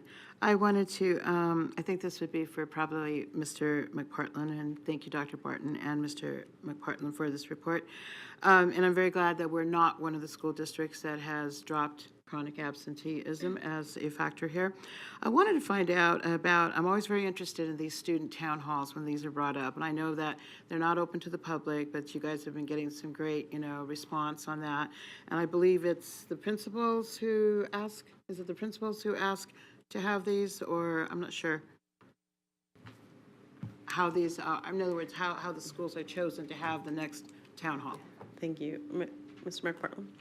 Thank you for the question, Trustee Cavazos. So it is both. We have principals that have reached out looking for this support, and we identify them based on student and data, and then we reach out to the schools, both. Okay, thank you. So follow-up question, also still on the same topic, is as far as like on, you mentioned as far as you're talking about different topics on these student town halls, and how often or does the topic of bullying come up that, because in my private practice, I have students come in or the parents are bringing them in because the kids are not wanting to go to school and they're, refusing to go to school. They've tried all kinds of interventions, but then the child tells me, I don't want to go to school because I'm being bullied. And if I fight back, I'm going to get in trouble. I don't know what to do. And so the parents are kind of at a loss. And so at this point, is this where the social workers or, how does this work out? Mr. McPartland? Madam President, members of the board, Superintendent Jara, Trustee Cavazos, thank you for the question. So these town halls, which are expertly run by Dr. Scavella in Equity and Diversity, we incorporate, it is students, and it is a cross-section of students. It involves not just administration and the principal, but it also does involve the wraparound services and the counselors. So everyone is in a group, in a circle, everyone is an equal, and Dr. Scavella has a series of questions, as you can imagine, to draw out this information related to student actions, adult responses to those actions, which may also lead to chronic absenteeism. And then, but in all of that, bullying does come up, and it does lead to school responses and wraparound services reaching the students and creating new policies at the school. So that is absolutely what comes up in every single meeting that we do, town hall. Okay. Thank you so much for the additional information. I appreciate it. That's all I had, Madam President. Thank you, Trustee Cavazos. Trustee Guzman? Thank you, President Garcia Morales, sorry, and thanks for this report. I have just a couple of questions, and I just, I'm wondering, there are a lot of students that are no-shows. Do we count those as part of our chronic absenteeism? Mr. McPartland? Madam President, members of the board, Superintendent Jara, Trustee Guzman, thank you for the question. So no, they do not count. So chronic absenteeism are when students are more than 50%. They are absent 50% of the time, and so chronic no-shows are students that do not show up for the beginning of the school year, so they do not count in that category. And so those, so those students, even though they've registered, we just, they're just not counted. They're just a no-show. That's it. Okay. All right. And then I agree with Trustee Zamora on talking to the teachers about chronic absenteeism, but what about our front office people who interact with the students during the academic day, like the registrar, the clerk? They come in and they say that their stomach hurts. I'm just curious because sometimes they're the ones that have the connections with the students more so than others. What are your thoughts on that? Ms. McPartland? Madam President, members of the board, Superintendent Jara, Trustee Guzman, thank you for the question. I'd like to go back just to the other one about the no-shows if I could first. Sure. So the students actually haven't done the online registration in most cases. They were enrolled at the school before, so they roll to the next year's, but they may have moved and be enrolled in a school somewhere else. So they just automatically rolled until we no-show them the next year when they don't show up. Okay. So they're not. Regarding your question here, I apologize. Can you repeat the question? Sure. So, like, sometimes the front office people know why students are not showing up. I apologize. Thank you, Yeah, Trustee no Zamora. problem. So we have an office, call me Mom. attendance enforcement office that works out of the Channel 10 offices for Equity ESD, and they do extensive trainings with front office. They offer support to front office. Our attendance enforcement officers are at the schools communicating updated procedures. So that is an ongoing communication system that we have between the offices that create and enforce the policies to the people that are actually enforcing, which, you're correct, is not usually an administrator. It's that front line of defense kind of support staff person. Okay, thank you so much. Thank you, Trustee Guzman. Trustee Williams? Thank you. I like this report because I think it gives a good insight to our district because it's pretty dynamic. I want to go over your challenges, if that's okay. More so, I'm just curious. I pulled up policy 5113 and 5123 and was kind of reading through them. I mean, it's all about kind of the NRS. Parents have to take them to school, like they're required by law. Kids are required to come.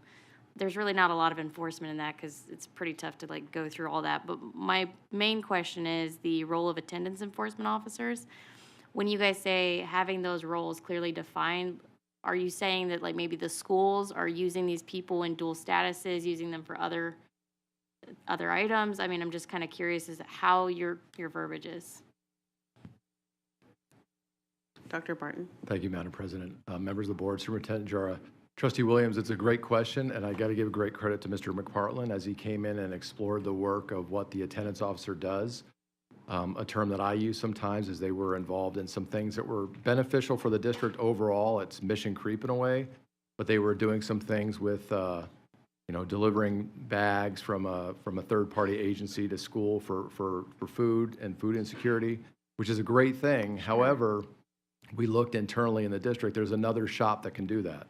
So Mr. McPartland is getting the attendance officers truly focused on the work of improving attendance in schools. So he's cleared the plate on many of the things that were extraneous from their role.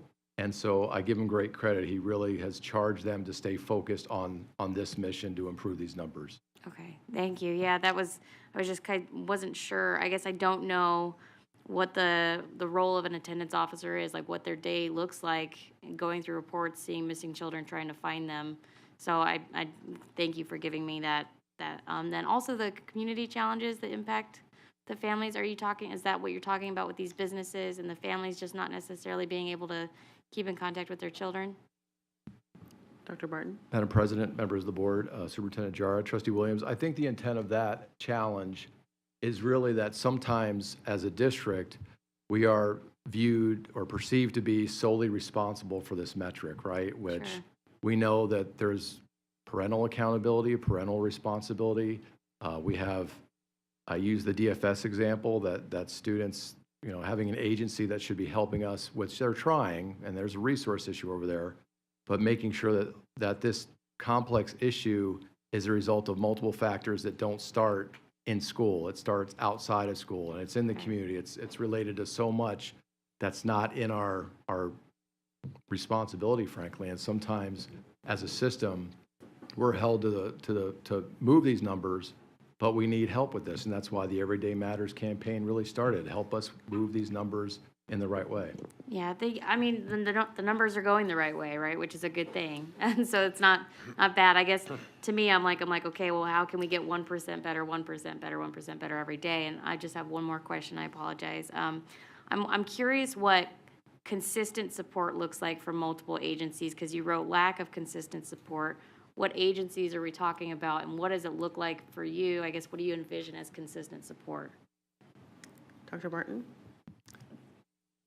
Madam President, members of the board, Superintendent Jara, Trustee Williams, I think it's been, we've got the county, which has been the premier example, that they've had a lot of money, real money, that's gone towards T-POP, and that's a vehicle that is helping Mr. McPartland's department, along with every single school in the district. So when you think about T-POP and the money that was put there through, I forget the assembly bill, but there was millions of dollars that's supporting truancy prevention from not just our officers, but attendance navigators that are coming from the county.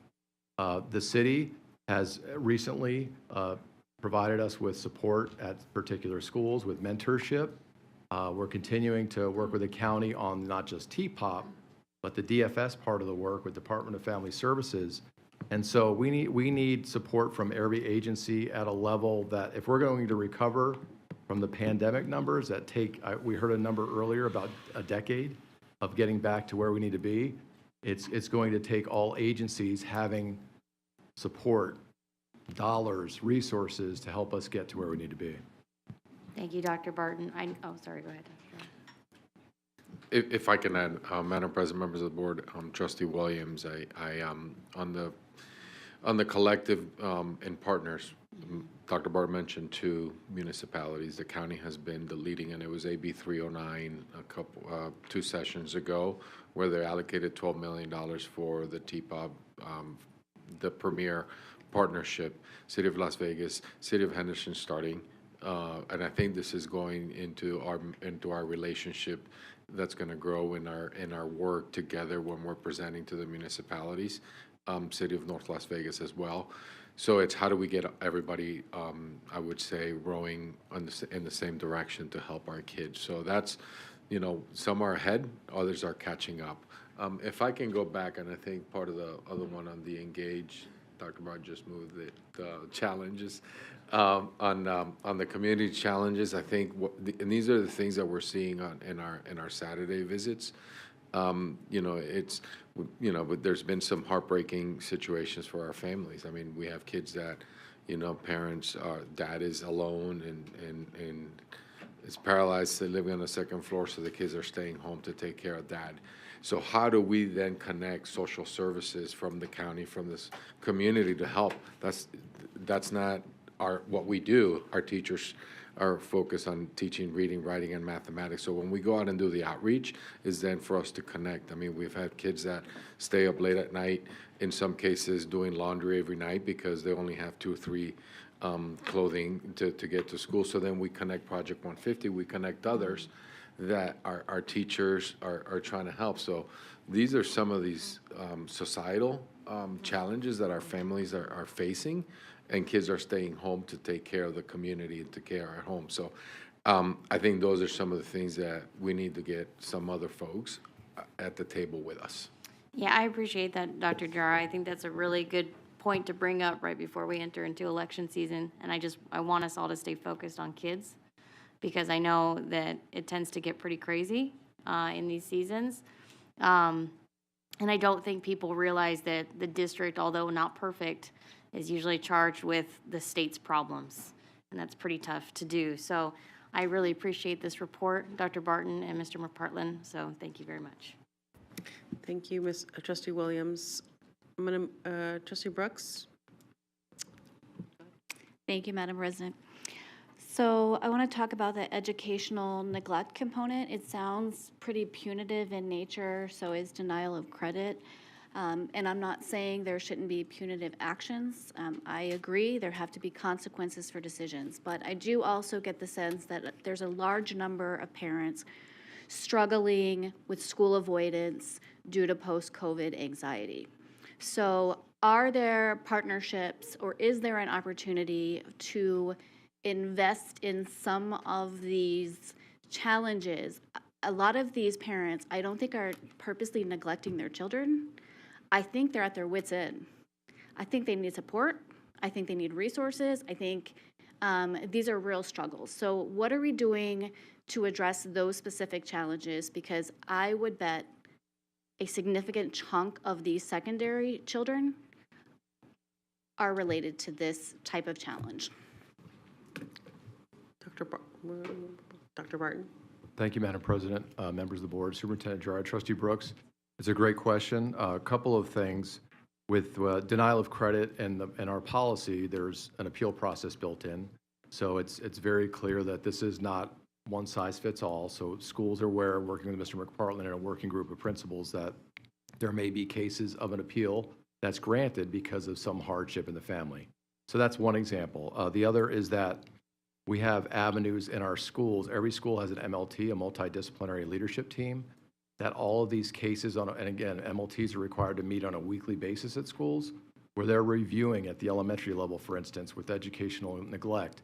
Before it even gets there, that MLT is looking at every student that may be at that tier 3 concern of attendance or getting to that point of educational neglect and doing everything in their power to prevent that from happening. When we work with DFS on educational neglect, we do have a principal that's involved in that work that has a high level of parents that are on the cusp of educational neglect. And so she's helping us provide insight to DFS on how we can build proactive structures in our system before it gets to that punitive level. But we're going to continue to explore that because we know parents are struggling in many instances, and we would definitely want to do everything that we can with partners to help them. So what advice, just to follow up, what advice would you give to a parent who is struggling to get their kid to school? I get the sense some of them might avoid speaking to you. They might avoid. There might be a sense of shame because it's very challenging. So what advice would you give? Who should they speak to at the school? I was monitoring the audience for disruption, forgive me, and was distracted. Dr. Barton. Thank you, Madam President. Members of the board, Superintendent Jara, Trustee Brooks, I would recommend, I know there's different people on a campus that can be the go-to on these cases, but I would start with the school counselor, go to the counselor first and talk to them as far as why there may be that obstacle for attendance. I know there may be that factor of embarrassment or just being judged by other people on the campus, but I would definitely start with a counselor or a trusted teacher or someone that they really know on that campus that can help them with that issue. Great, thank you, I appreciate it. Thank you, Trustee Brooks.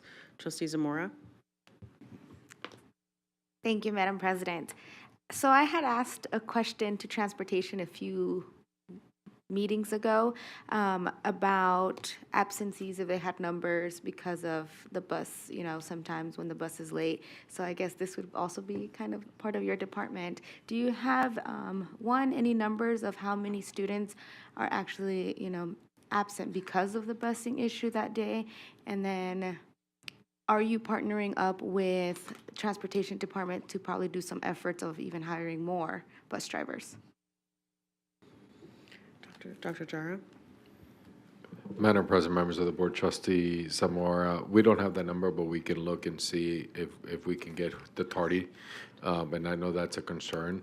The bus drivers is the challenge that we're looking at, and that's part of the collaboration and the conversation we do have. They are part of the overall chronic absenteeism. Again, I go back to those visits, and that is because I hear, kids, when they miss the bus, they stay home. Mm-hmm. And those are the collective efforts that we're doing to then start addressing. It's helped me tremendously, even to see, what the school we were at, Mojave, and then when we're driving to the house, I mean, it's miles and miles, and you're looking at zones. So it's helping me conceptualize, because now this, kids that are missed the bus, and how do they get there? So obviously more than just on that end, the partnership it's a collective effort. We have to do a better job, and the numbers will get better. Perfect, thank you. Thank you. Thank you, Trustee Zamora. I have a couple of comments and a question. I'm encouraged to hear about the businesses that are joining the efforts to help us reduce the chronic absenteeism rate in our community, and I'd love to be able to see what it looks like to celebrate those businesses in the future. They are very much part of the solution, and definitely look forward to seeing more of these partnerships come through. When it comes to the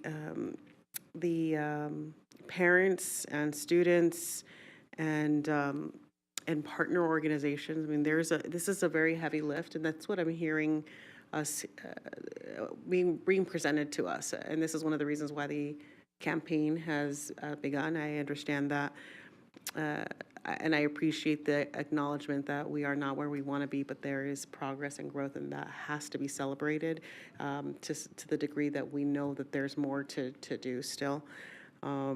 So I'm especially grateful to our partner organizations who continue to support our school district and our students who have the highest needs. We need you, and we're thankful for you, and hope that we can continue to count on you. I am curious about the absence process.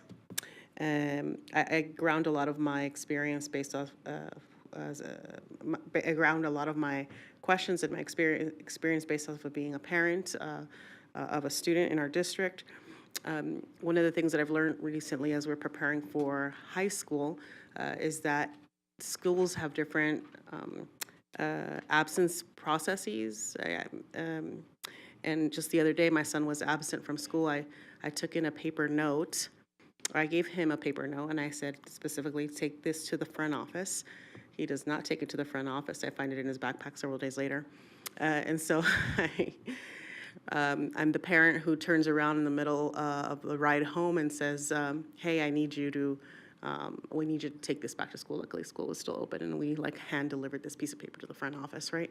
So what efforts are being done to ensure that there are streamlined, consistent processes internally to help parents like me make sure that I don't have to chase my son and a piece of paper, and eventually to chase a piece of paper around a school campus? Mr. McPartland? Okay. Madam President, members of the board, Superintendent Jara, President Garcia Morales, thank you for the question. And that is, when we looked at the last slide, which was kind of next steps, that's where we're at with principals. As we kind of worked on coding policies and consistencies with attendance codes, now it's how it affects parents and students. And with grade reform, we had some things that were put in place. And so, there are some minimums, but that's what we're talking to principals about, or what can we do to make this easier for parents? So there's consistency if you have students at multiple levels, so that if a student does forget to bring in a note, how does the parent still get that excused? And so that is exactly what we're working with. Because again, to go to your comment about being punitive, that's not the goal, right? When we're visiting homes on Saturdays, it's really about we're here to support. We're not here to yell at the parent or yell at the kids. We're here to support. We miss you in school. How do we get you back? So that's the way we're going. And so that's exactly the policies we're trying to put in place and what we are doing right now in our next steps. Thank you. That's very encouraging. I'm grateful for that. Trustee Zamora? Sorry, you just triggered these things, Madam President. Is it possible for this to be an opportunity to possibly partner with the SOTs for the schools and see what helps with those processes of, instead of a note, our school uses Google Forms and it makes it just so much easier to do it in the comfort of my home. But I think this is an opportunity for parents in the community to work together to find solutions for schools. Thank you. It sounds like there's a thumbs up all around. Thank you for that, Trustee Zamora. Okay, this is an action item. We do have public comment. And we have a yellow card for Dr. Tiffany Bimol.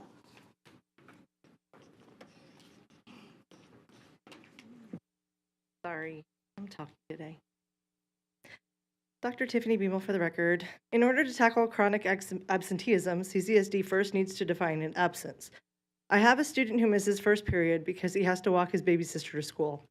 I have another who works full-time to supplement the family income and struggles to wake up in time for class. Both have over 10 absences and are denial of credit. They are considered chronically absent by definition. Both are, however, passing my class. I also have athletes who have missed 6 to 12 classes because they've been excused from my 5th and 7th period classes to leave for games. They are barely passing, just enough to stay eligible, and will earn credit. I have band students who have missed my class for paying gigs who are failing my class, but those absences are also excused. I have students who go on multiple field trips a week, excused.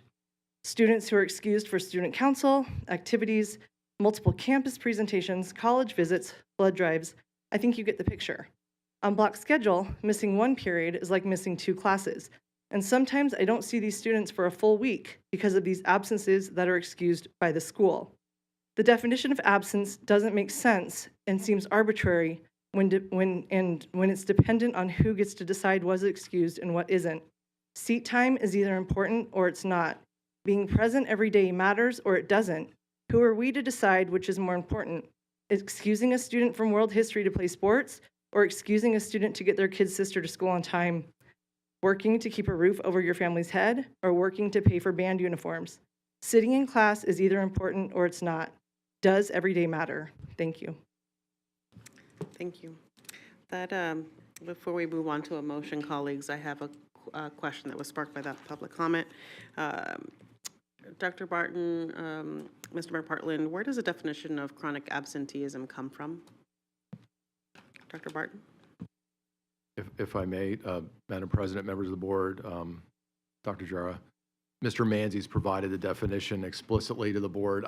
Can I call Mr. Manzi up to read the definition, because he does it so well? He was on his way up already. Yeah, thank you for that. Appreciate it. Mr. Manzi, welcome back.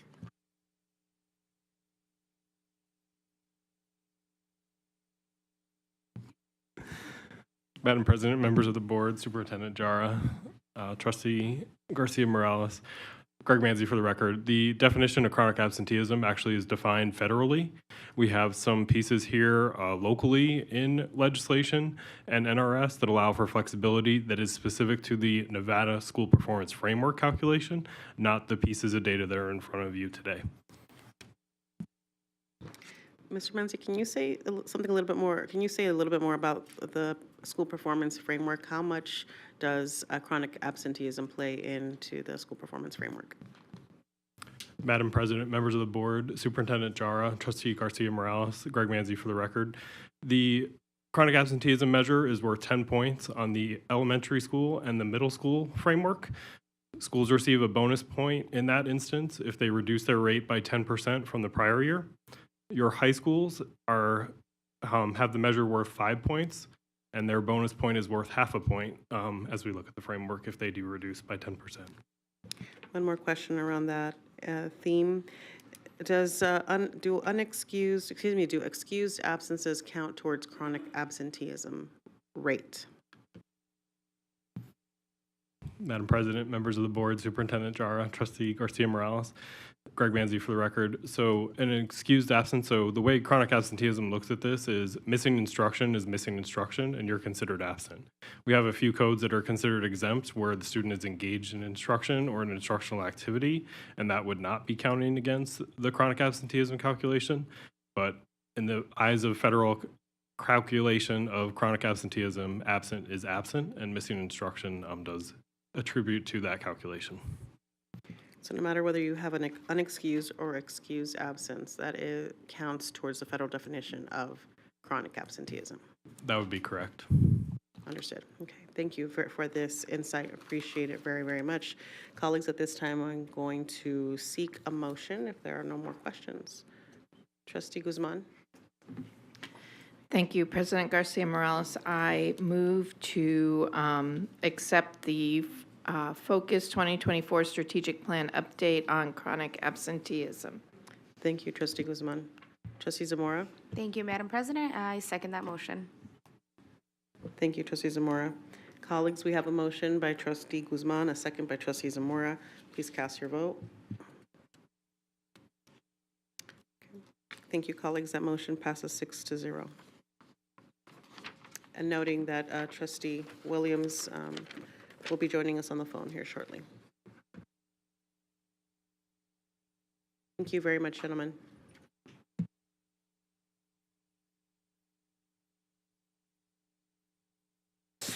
All right, we're going to move on to item 5.01, Notice of Intent, Clark County School District Regulation 7113.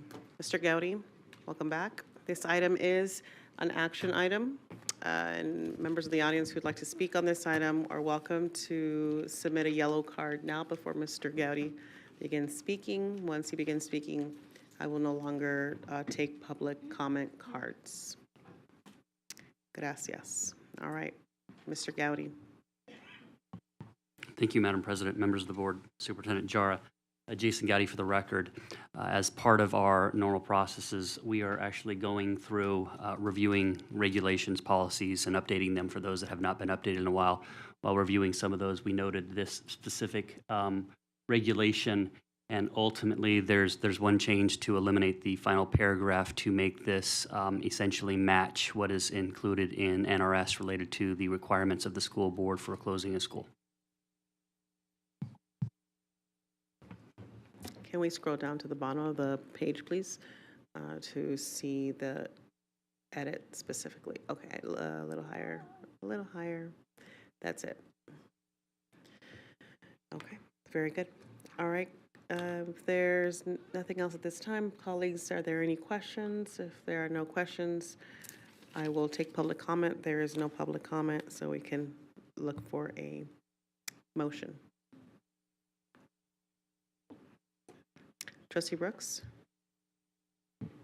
Thank you, Madam President. I don't have any questions, so I'm willing to make a motion to accept item 5.01, notice of intent to revise Clark County School District Regulation 7113. Thank you, Trustee Brooks.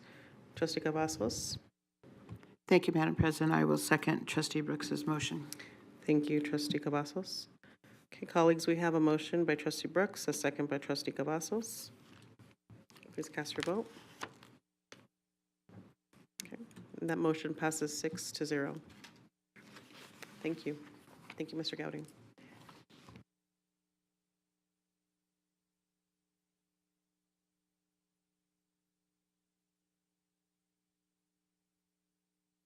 All right, ladies and gentlemen, we're going to move on to item 6.01. This is public comment on items not listed as action items on the agenda.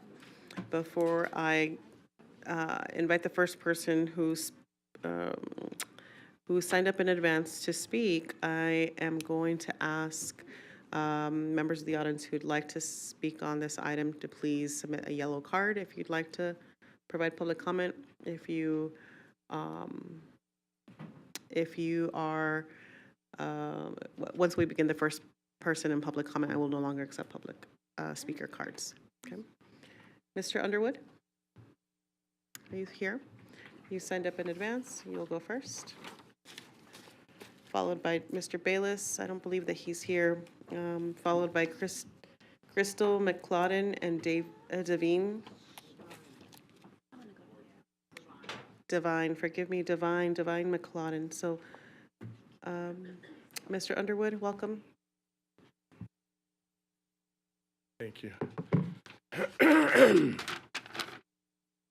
I've been going to CCSD school since 1965. I just want to say I love my trans friends and family. I know their pain is real, tangible, and often dominating. And I'm offended at those who use their power, their pain, these politicians, so they can cling to political power. School parents and concerned citizens wonder how the majority of the Board of Trustees believe outrageous ideas that completely lack scientific backing or common sense. These strange trustees have all have higher education degrees and act as if their credentials make their thoughts higher than our thoughts. Truly, it's as if they think that as the heavens are higher than the earth, so are their ways higher than ours. The trustees deem themselves to be so exalted they feel empowered to sacrifice Clark County school children upon the altar of diversity, equity, and inclusion. Whether through reverse racist indoctrination or gender ideology, the district has chosen to dictate strange values to our school children that cause them to segregate their fellow students by the color of their skin and to believe that they can change their physical sex at will. The trustees justify this outrage because they possess knowledge which we ignorant common folk are just not privileged enough to behold. What the school parents and responsible citizens of Clark County are witnessing here is the pride of knowledge on full public display. People with common sense know that pride goes before destruction. Conceit of knowledge blinds the proud into thinking their intelligence equates to virtue, and their knowledge makes such virtue even more virtuous. So these victims of their own egos never seek self-correction. For after all, their higher thoughts are so high, they bear no scrutiny, and the prideful continue on their path to sure destruction. Both that of Clark County students and family lives and of their own careers, lives, and soul. As a quote from Matthew Matthew Henry says, "There is no proof of ignorance more common than conceit of knowledge. Much may be known when nothing is known to good purpose, and those who think they know anything and grow vain thereon are the least likely to make good use of their knowledge. Satan hurts some as much by tempting them to be proud of mental powers as others by alluring to sensuality. Knowledge which puffs up the possessor and renders him confident is as dangerous as self-righteous pride, though what he knows may be right." The Clark County School District Board of Trustees demands the families of Clark County fall into obedience to their prideful directives and arrogant will, while abusing our school children's minds and bodies and erecting barrier after barrier against providing a high-quality education. Thank you, Mr. Simply Underwood. put, while the majority of Please the cut Clark off his County mic. School District Board of Please cut Trustees off and his their mic. chief administrators are professed Thank to you. be Mr. wise, Bayless is not here. they have Please cut off his become mic. fools. All right. Crystal and Divine?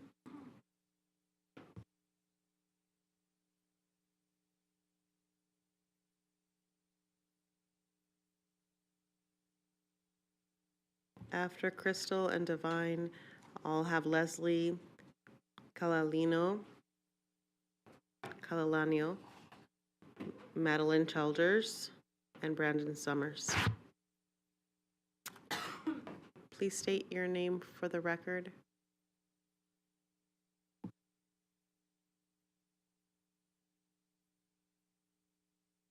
My name is Divine McLeod.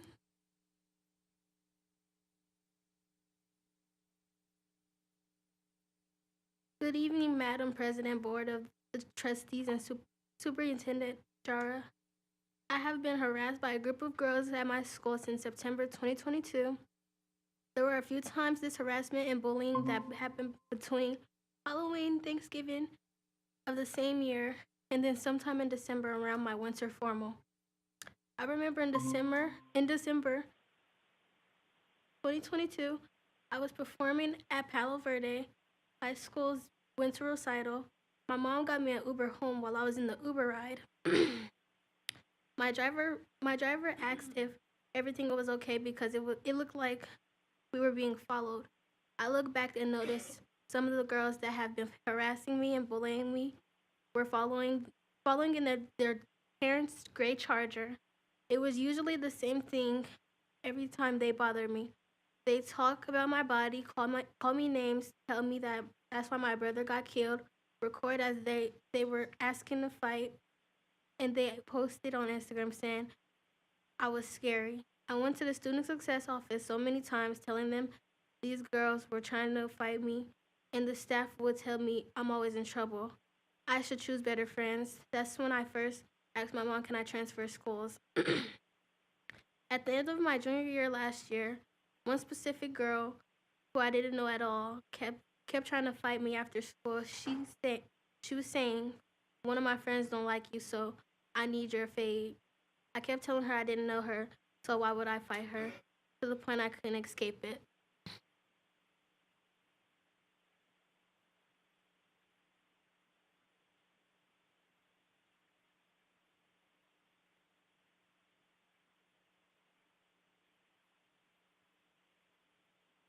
Fast forward to my birthday, August 17th, they were teasing me about my hair and what I wore. When I got home from school and I told my mom, she called the school to speak to the principal.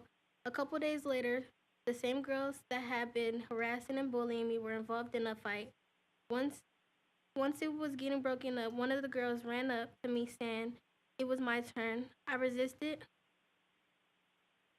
contact. This girl was calling me names, and someone got in between us before anything could happen. I called my mom and told her what had happened. Then that's when Mr. Johnson asked to speak to my mom, telling her I wasn't in any trouble, but he wanted to send me home to let things die down. I went back to school and one of the girls ran up to me trying to fight before first period had even started. My mom was upset and called the school, so I was placed in an in-house room so nothing would happen. Thank you, Divine. I appreciate I believe you're, Miss Crystal. Crystal, are you going to be providing public comment as well? Madam President, Board of Trustees, and Superintendent Jara, my name is Crystal McLeodin, and I'm speaking as an individual. I printed my statement as well as my daughter's to give to all of you. I've already sent the same letter to my trustee, Lola Brooks, as well as regional superintendent. The actions engaged by Palo Verde High School administrative team leading up to the decision recommending my daughter for expulsion after being attacked and jumped by a group of kids, which also came after my nearly 20 unanswered complaints of bullying and harassment by the same group, potentially represents racism. It has served to contribute to the disproportionate targeting of Black students for discipline infractions that are subject in nature and situated in racialized biases, and fail to follow CCSD anti-bullying and harassment policies. They also deny my child, Divine McLeodin, of her right to an equal education. Principal Schumacher's decision, as well as those on the board on the hearing panel, was made with complete disregard for policies governing students' rights to progressive and restorative discipline, as legislated by the state of Nevada. There's been proven negligence and failure to follow policy, yet my daughter is being disciplined, retaliated against, and targeted for simply reporting bullying and harassment, leading up to having to demand access to exercise her rights as a CCSD student. Policies need to change. Black girls are subject to criminalization in all spaces, including educational institutions, rather than preparing Black girls to succeed in the future on divorce.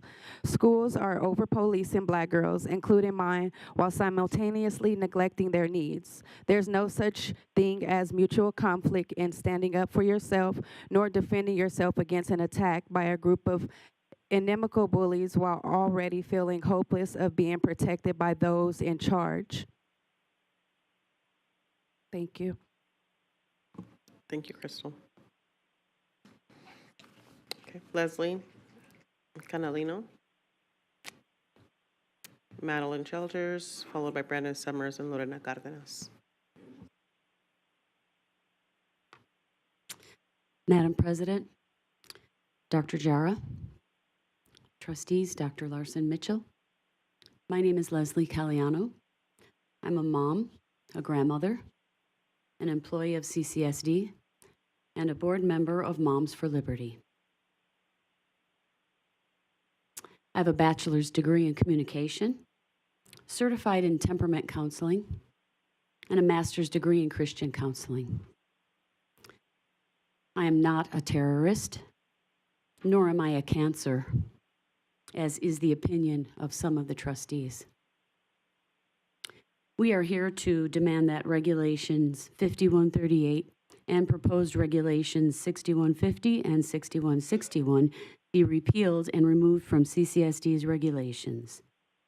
They elevate a specific class of students, those with diverse gender identities, above all others, and seek to eliminate parent involvement in decisions regarding what resources are available to students in school libraries. These regulations fail to represent all students. They violate their rights as well as the rights of CCSD employees and any volunteers who donate their time to help students. Just as an example, I'd like to mention the Individuals with Disabilities Education Act, or IDEA. This law states specifically that kids with disabilities must learn side by side with and be treated equally to the rest of the students, and schools must give parents a voice in their children's education. If this law exists to protect students, then anything contradictory should not exist. The Declaration of Independence says we are all created equal with our rights given to us by God. The 14th Amendment to the Constitution says, "No laws shall be written that shall abridge the privileges of citizens, nor deny its citizens equal protection of the law." Your regulations are repugnant to the Constitution and must be removed. As elected officials, you are in violation of your oath to uphold the Constitution and to serve the citizens of the United States. I'd also like to remind you that we, the people, voted you into your positions You work for us and not the contrary. Your job is to educate and train our children. You have failed. CCSD is ranked 51st nationally in education, putting Puerto Rico ahead of us. There are two things Moms for Liberty can guarantee. We will win this fight for our children, and you will be unseated from your positions and replaced by people who will educate and train our children, as well as protect and uphold the rights of all citizens of Clark County. Thank you. Thank you.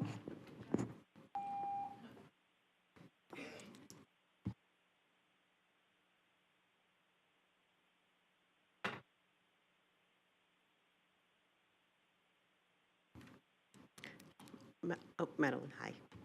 Hey. Come on in. Come, let's go ahead. Go ahead. Okay, thank you.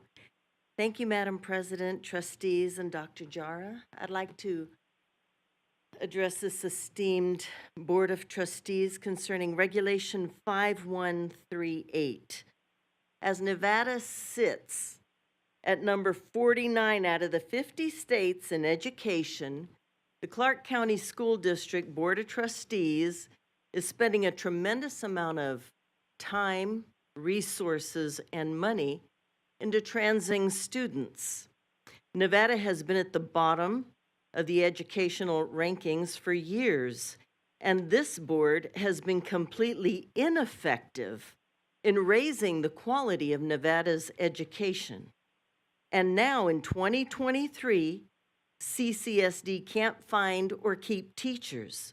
The school district is in a free fall, and CCSD is focused on transing students. You talked about $100 million in COVID money and pencils and papers that were available for the students. Did it ever occur to you to buy textbooks? Regulation 5138, Clark County School District has no business entering the world of medicine, especially dark medicine. Regulation 5138 allows the injecting of minors with puberty blockers, cross-sex hormones, and chemicals while their young bodies are still in their formative years. You see the little plant up there? When you grow, we all grow. Inject the plant with cross-plant hormones and chemicals and growth blockers, and check the health of that plant after you've done all your weird science to it in about 2 months. That's what you're doing to our children. Your course of action is reckless, careless, and it's cruel. Your facilitating of sex change treatments on minors makes you complicit in crimes against humanity. You condemn the uninformed minor to lifelong medical complications, sterility, sexual dysfunction, and mutilated bodies. How cruel of you to rob the minor of two beautiful privileges of adulthood, sex and parenthood. You rob them of these choices before they even reach the age of 18. Moms for Liberty is not saying a person can never transition. We're saying let the adult make that If decision. we are going to provide public comment, it is certainly, this is the moment in time for public comment, but we'll definitely correct the record. Puerto Rico is not a state, it is a territory. And yes, we have bought a lot of books with our resources. Brandon Summers, followed by Lorena Cardenas and Tiffany Bimo.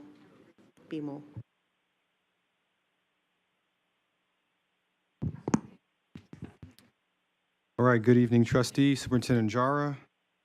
Since the last time I wrote a letter addressed to the board in late September, not much has changed, but now it's clear that there are actually 1,500 licensed teacher vacancies as opposed to the 1,200 the district and Superintendent Jara touted at the beginning of the 2023-2024 school year.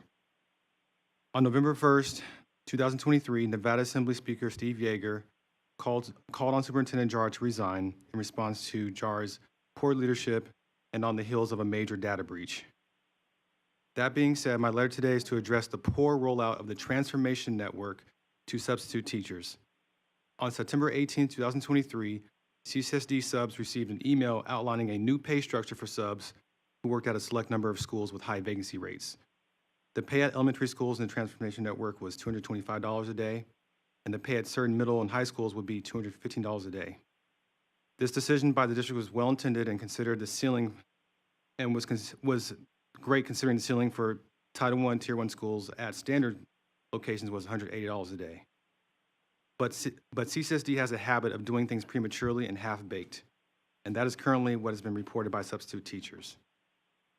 As early as November 2023, subs who work at Transformation Network schools are not receiving the higher pay in excess of $200 a day because payroll hasn't created a time code for these assignments. This is reminiscent of the HCM rollout in early 2020 that overpaid bus drivers and stiff support staff. Disappointing is an adjective I would use to describe this debacle, but I'm not surprised. As we enter the holiday season, subs who are banking on the extra compensation will have to scale back, and many may struggle.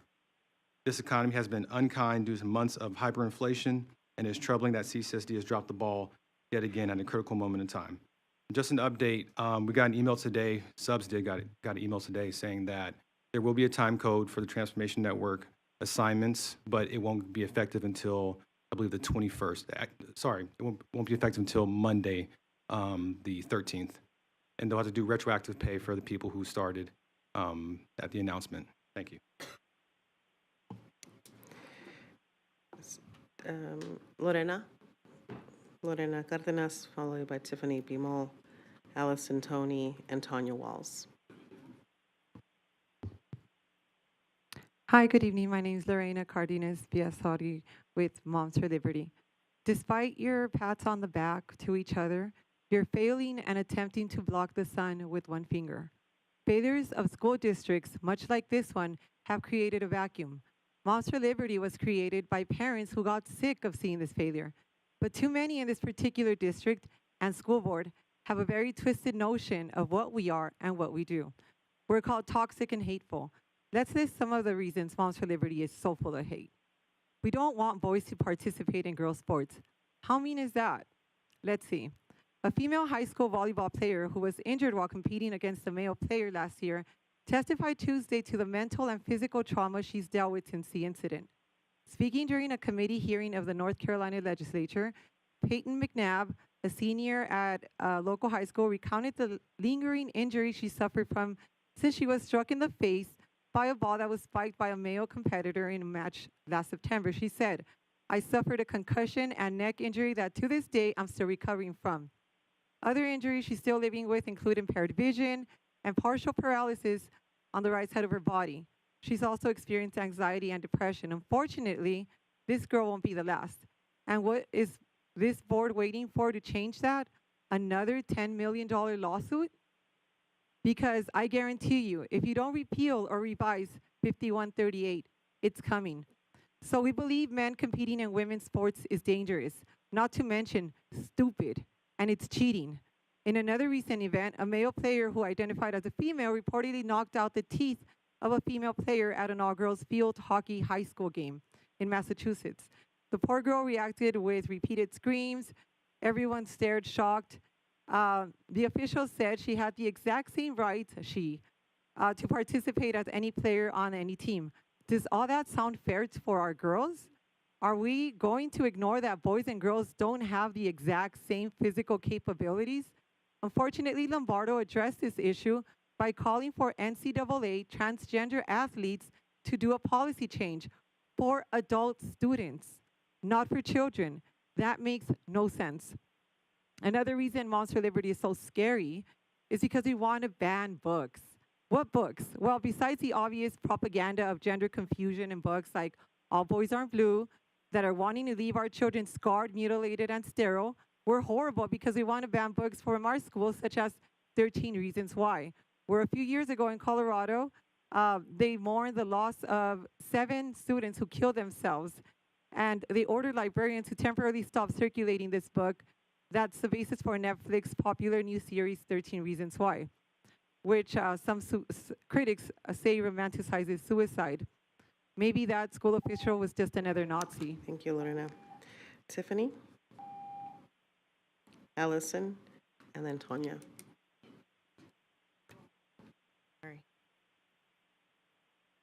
Good evening, Dr. Tiffany Beamel for the record. During the last meeting, the presenter spoke on consistency in the district with Tier 1 instructional materials, and the example used was that a student moving from one school to another school should not have instruction interrupted due to the fact that they had to move. I 100% agree. We are a heavily transient district, and students should not be penalized for that fact. So why are they at the high school level? The autonomy of high schools being able to choose their own schedules does in fact penalize students for the transient lifestyle. Did you know that if you have a student enrolled at Foothill, they have different rules and requirements than students enrolled at Rancho or Palo or Eldo or ATEC? Pretty much every high school has their own interpretation of the CSCSD policies and regulations to include the grading policy, attendance regulations, and scheduling. How frustrating that has to be for students and parents. A glimpse at the parent-run, moderated, and heavily edited CCSD Facebook group shows that confusion almost daily. In CCSD, based on your zip code, you are zoned for a particular school. Yes, you can apply to a magnet or for COSA, but both are lottery-based systems, and if you're a gambler, you have a shot of getting into one. But if you're not, you're at the mercy of the decisions of the principal of your zone school. Each high school principal decides how they want to run their school, and that includes the number of classes they want your student to complete before graduation. Some schools offer 24 classes before graduation, while others allow students to take 32 to 40 classes, all on the taxpayer's dime. There's no rhyme or reason as to why anyone is paying for these extra classes or the teachers to teach these extra classes. In a world where we have a teacher shortage, why are we offering schedules that create extra classes? It doesn't make sense mathematically. Per the district's own presentation, we aren't seeing results in our test scores based on the longer classes for block schedules. Students aren't more engaged in these longer class periods. Trying to find more elective classes isn't working, and the behavior problems are getting worse.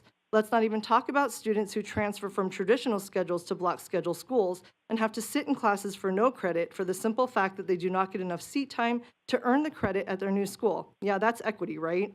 That's the student's fault, yet they pay. That's not the student's fault, yet they pay the price yet again.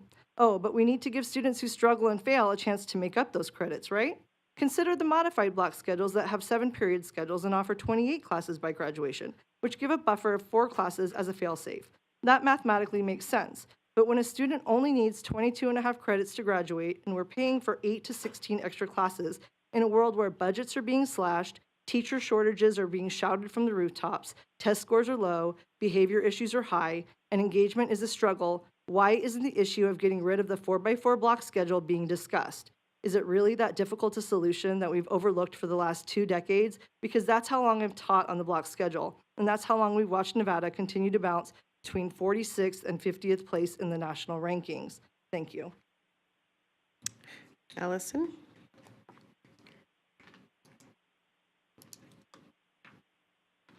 Good evening. My name is Allison Toney, and I'm a substitute teacher. I've been working in this district for about 5.5 years. As you're aware, CCSD substitute teachers are currently mitigating the massive teacher shortage by filling a large percentage of the nearly 1,500 licensed teacher vacancies this school year. There are currently more than 1,200 full-time subs showing up every day in these positions throughout the district. Substitute teachers are assets to this district. Their ranks include retired teachers, business professionals of many types, professional writers, musicians, local residents from all walks of life. They deserve respect for the roles they fill that support our educators and students. During the last 3 years, I've seen CCSD pay incentives that have been offered to raise a dismal fill rate, currently around 67%, and grow the ranks of substitute teachers to meet the district's dire need in certain schools especially. Most recently, the elementary level transformation network schools and several middle and high schools began offering a substantial increase in pay, $200 plus a day, to subs willing to work those schools on a daily or long-term basis. This rate change was effective September 18th, almost 8 weeks ago, and none of that pay increase has been or is currently being paid to those teachers that stepped up. Disappointments are unmet expectations, and this rollout qualifies certainly for that description. It's important that this board understand how serious pay issues continue to plague the substitute teacher ranks. We routinely have to chase our pay at each of the sites we work at because jobs are coded wrong or pay isn't approved on time. For many, the latest issue just reinforces our sense of frustration with what's in place. We are asked to be patient. Well, patience doesn't pay the bills.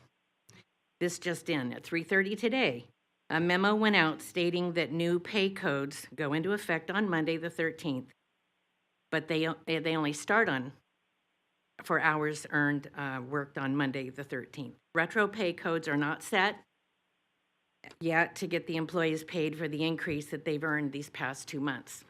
Office managers have been given until December 18th to get the code, to get the hours input, and hopefully the pay codes for retro pay will be effective then, but who knows when we're going to get paid. It'll probably be sometime January, February.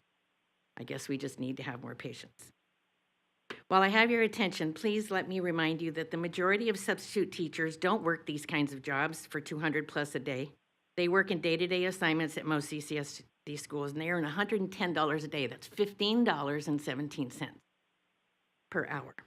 It's time that pay and benefits for all substitute teachers be addressed at CCSD. We deserve a livable wage. Thank you, Allison. And timely compensation. Thank you. Tanya Walls. Dr. Walls. Carmisha Carroll, followed by Karen Wu and Stephen Phillips.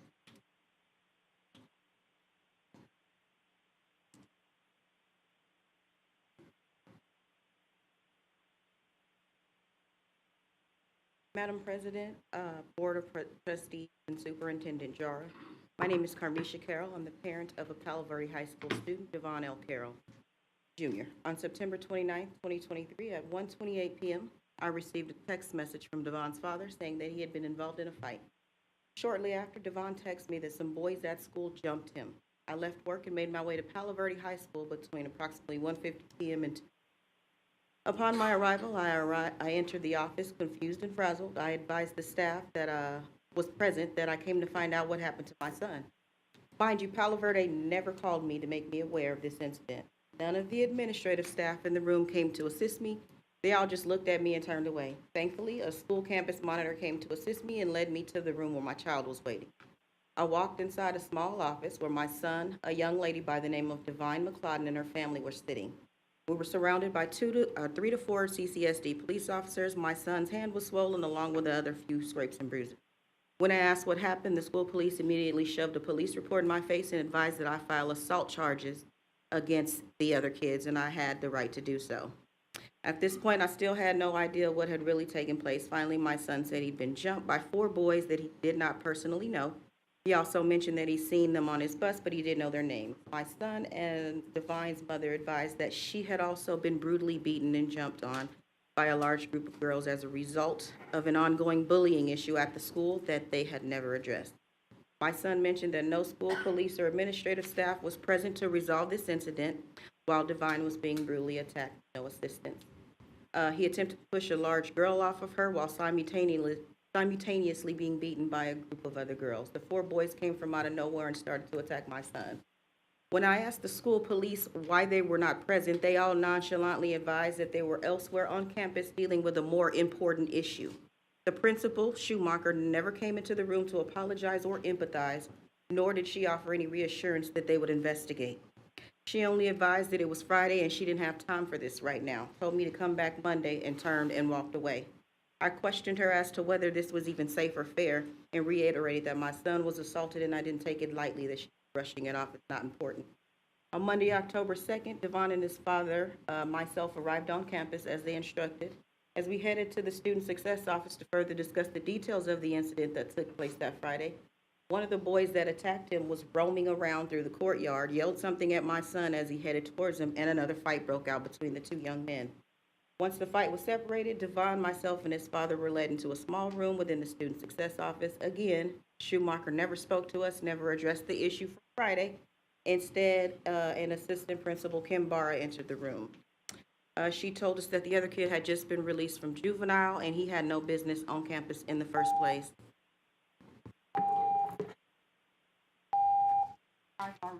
Thank you. Karen Wu, followed by Stephen Phillips. And Dr. Kyle Rogers. Good evening, esteemed trustees, Superintendent Jara, and audience members. For the record, my name is Karen Wu. What's best for the students? This question has been utilized both in support and against recent teacher protests. As a student, I'm here to say that we support our teachers so that we can receive the best education long term.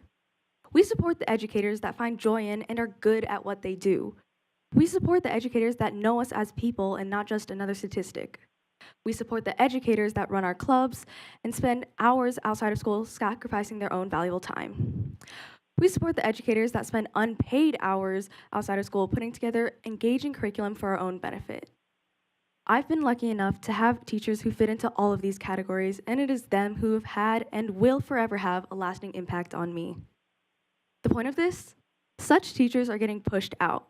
Success criteria and learning objectives to exact path and more have taken the heart out of teaching. Yes, these initiatives make the job easier for anyone to be a teacher, but compared to the quality of having an experienced educator, it's just not even close. It's like putting a Band-Aid over a festering wound. For my parents in the room, wouldn't you prefer your child to have a teacher who genuinely knows and loves how to teach? Education is supposed to be priceless, so why is it feeling kind of cheap right now?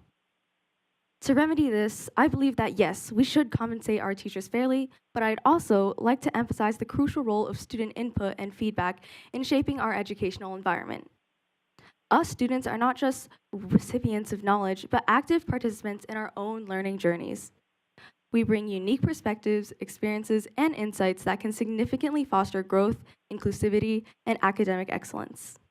Yes, we have student advisory boards and whatnot, but let us tap into the masses. The only thing I can remember that even attempted to do this was a long survey given to us at the end of last year. This survey was so long that even I was almost convinced to not complete the whole thing. That simply does not cut it. In fact, there could definitely be better ways of implementation and planning regarding the scheduling and process of student feedback. Let us have a voice in the conversation of what's best for students. Thank you. Thank you. Stephen Phillips, followed by Dr. Kyle Rogers, and then Akiko Cook.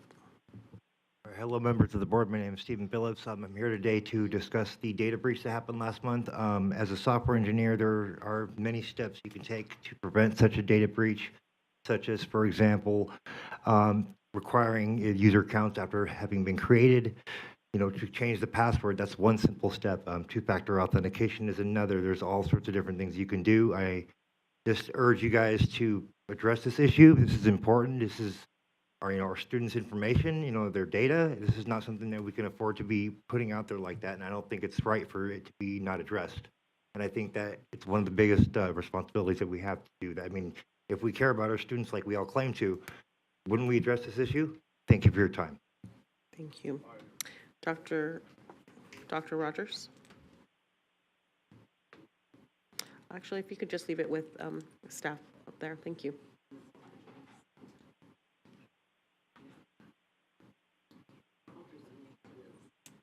Mr. Rogers? Mr. Rogers, please don't argue with our staff. I was just asking, so we're not going to be able to pass the papers out anymore? We don't do that anymore? We will receive them, but after the Okay. your presentation. All right, so Dr. Kyle Rogers, the record, the papers I've just provided to you are 3 pages. The first is the expulsion policy for CCSD. I'm going to be speaking to the parents who came to talk to you about how they've been unfairly treated, how their bullying cases have not been addressed. Specifically, on page 4 of the bullying policy, I've highlighted for you that when they go to the Education Service Division's hearing panel, if that panel upholds this expulsion, that is where they are then allowed to go to the trustees panel and appeal to that next level. But according to the policy, you can't appeal to that next level unless if it was modified. And so here's what's happened. I provided you this on the second page, which is an email one of the parents received, is that their expulsion was modified from an expulsion to an alternative school placement, which is just another word for an expulsion. The kid is still not allowed back in their home school, and they are required to now go to a different CCSD school. but they're not calling it expulsion. So then because they're not calling it expulsion, they've been told that they are not allowed to appeal to that next level. And I'm showing you that on the third page of the document I provided to you, where they say, quote, "The decision of this expulsion hearing panel in this matter is final." So they do not have another ability to appeal to the trustees board.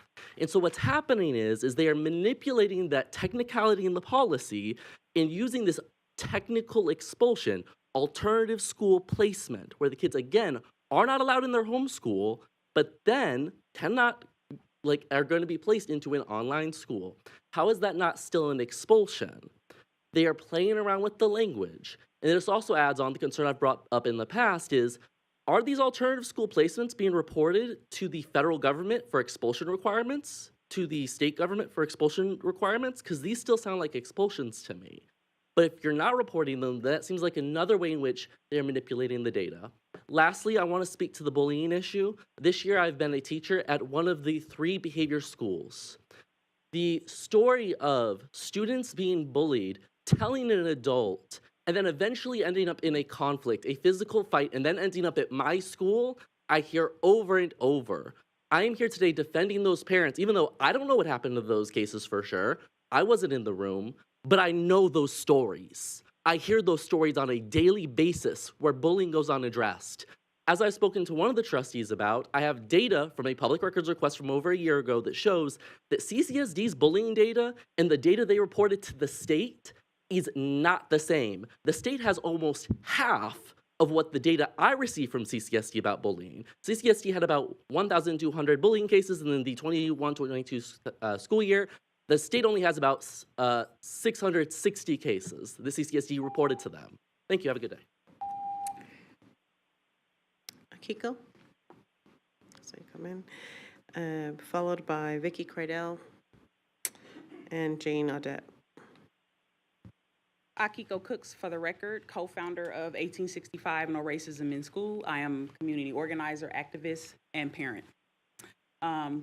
Board of Trustees, Madam President, Superintendent Jara.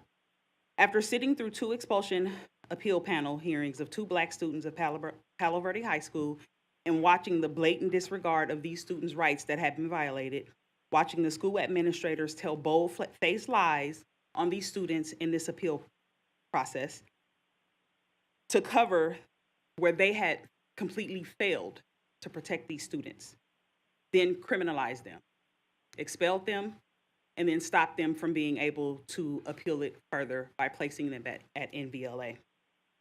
Then trying to shift the blame on the families through, so we demand a comprehensive revision of the CCSD expulsion process and an investigation at Palo Verde High School and the administrators and their expulsion processes that are happening right now, specifically for Black students. If they can take a zero tolerance approach towards an attitude towards our students, then we can take a zero tolerance approach towards their jobs and their careers. They are throwing away our children, and we shall match that energy. The administrator, Mrs. Schumacher, has never shown her face while she is the one who is giving out these sentences or expulsions. We demand that she be immediately suspended and investigated because she is snatching these children's joy. I will close out by saying, I stand with trans children. Vicky Cradell, followed by Jane Audette and Delray Rhodes. Good evening, Vicki Cradell for the record. I'm a reading teacher in Clark County School District. I think sometimes it's really important to remind ourselves why we work in public education. For me to have an opportunity to help children successfully navigate their way through learning is a gift. The awareness that these children will someday be leaders in their communities is always there. When you think about it, helping them learn strategies for communications, how to resolve conflicts, and things like collaboration are vital for living in a society. Anything we put into place in our schools should be something that helps instill values to help our students be good members of their communities in the future. That is literally our job. They're children. Their brains are still developing. And it's widely known that when our students have behavior issues, it can be a symptom of other problems. Our schools should be guiding, mentoring, and helping all students be successful. All students. Every student. Their skin color doesn't matter. It doesn't matter if they're trans. All students deserve the right to an education. Every child matters. As a district, our discipline and expulsion policies need revision. Your educators do not want students expelled for the wrong reasons. We want strategies put into place to help and support our struggling students. We do not want our Black and brown students expelled at higher rates. We want the expulsion policy to be clear and fair and something that everyone agrees is fair. The world can be a terrible and unfair place. There is no reason why our public schools have to be like that also. If we don't start remembering why we're here and ensuring a fair policy is in place, we will be dealing with much bigger problems later. Thank you. Jane Audette, followed by Delray Rhodes and Karen Lowe. Karen Lowe. Good evening, Jane Audette for the record. This will be brief. I'm speaking as an individual, supporting the demands of no racist schools, that students and families and community organizations regarding the expectations at Palo Verde High School. Expulsions should be recorded. The expulsions given these students should be reversed. After I heard their stories, I don't see how anything else can be done. I stood up here a couple of weeks ago and talked about the bullying policy, and I almost feel stupid standing here because I made the statement that y'all have policies to protect students within the schools. And then I meet a family and I hear their stories, and another family and I hear their stories. And then I realize that the policy is not being followed. So here I am again. I support the idea that the community needs to sit with the administration and the board and review this expulsion policy and revise it. It appears that the procedures and the policy itself is racist, but particularly it's taking place. The current expulsion procedures are atrocious from what we're hearing happened at Palo Verde. And I hope I don't come back again and have to be feeling like I'm stupid because I supported something that you all are supposed to be doing but not doing. It's embarrassing. Thank you. Delray Rhodes? Present? No? Okay. Karen Lowe? Followed by Cyrus Majadi. Hi, my name is Karen Lowe, for the record. Hello, school board. I would like to address the fact that our schools are failing our kids. Kids should love, or at the very least, like coming to school. They should feel safe, accepted, loved, encouraged, and appreciated. The first step in accomplishing this is to make sure the teachers and the support staff in the classrooms love coming to work. We need to pay the teachers what they are worth, and we need to allow them the autonomy and creativity to educate in a safe, fostering, and fun environment. We need to ensure that every student feels safe and appreciated at their school, regardless of color, religion, sexuality, gender, musical taste, and hair color. The fact that we have a terrorist hate group, Moms for Liberty, trying to indoctrinate the public school system to their religion is ridiculous. Clark County is a public school for all walks of life. Transgender, LGBTQ+, straight, neurodivergent, neurotypical, and whatever, all deserve to receive an education based on facts and science. You can homeschool if you do not agree with this. This hate group is currently targeting less than 2%. Karen, please do not reference the group. Do not. Okay. Just please make your statements. People that are Transgender students are less than 2% of the student population. Why are we targeting them?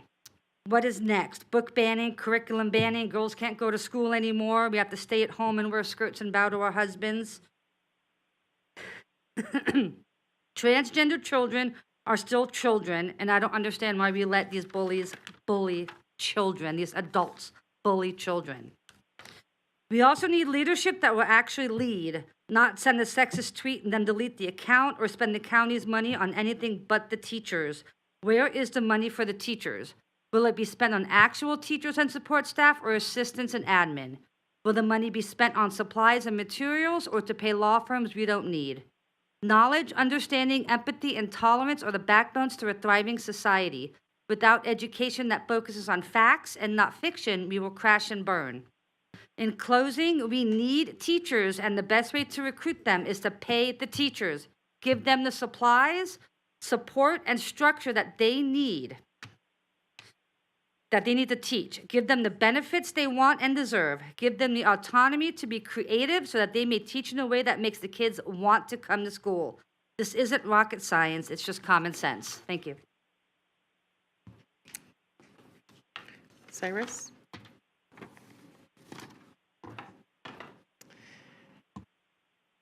Hello, everyone. Thank you so much for having me, and thank you for the town hall that happened several weeks ago. And I spoke to a lot of people that we need to distribute funding more efficiently across the board because the east side is not getting much. I do support the pay increase, but the heart of the issue is the cost of living. We pay among the highest gas prices, highest car insurance, above average home prices. Dr. Jara, you push for the higher sales tax. This is very concerning. Where did all the money go? And not to mention the COVID measures, eviction moratoriums jacked up the cost of living. And this is the same mention I mentioned to the culinary union.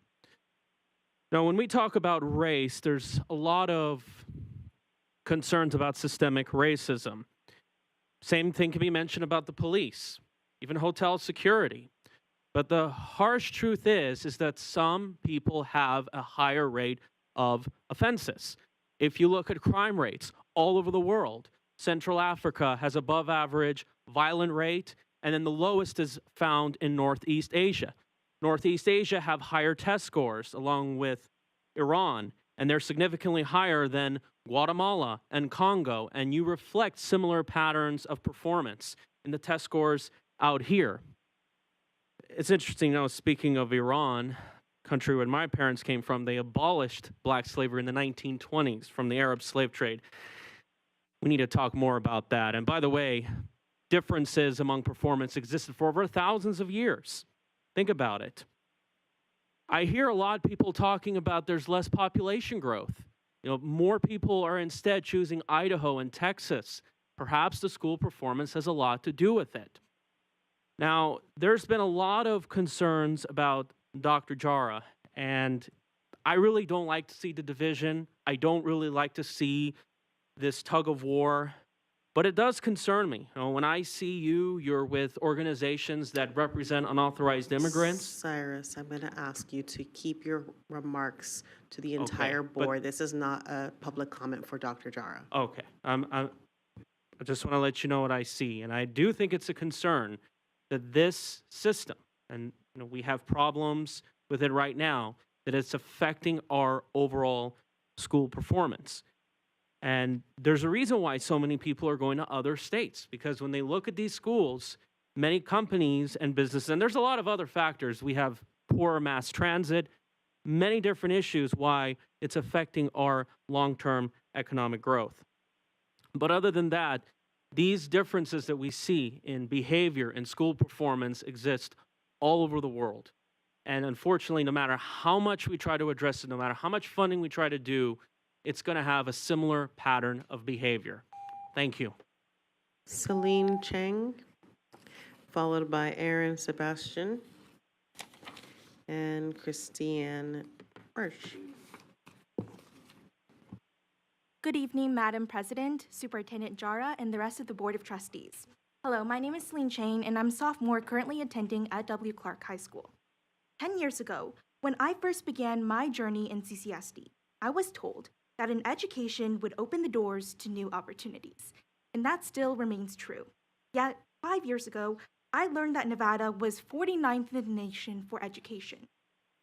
And just a couple months ago, I learned that my teachers are being heavily underpaid. In order to guarantee our students the equal access to education, it is crucial that our teachers get fair compensation.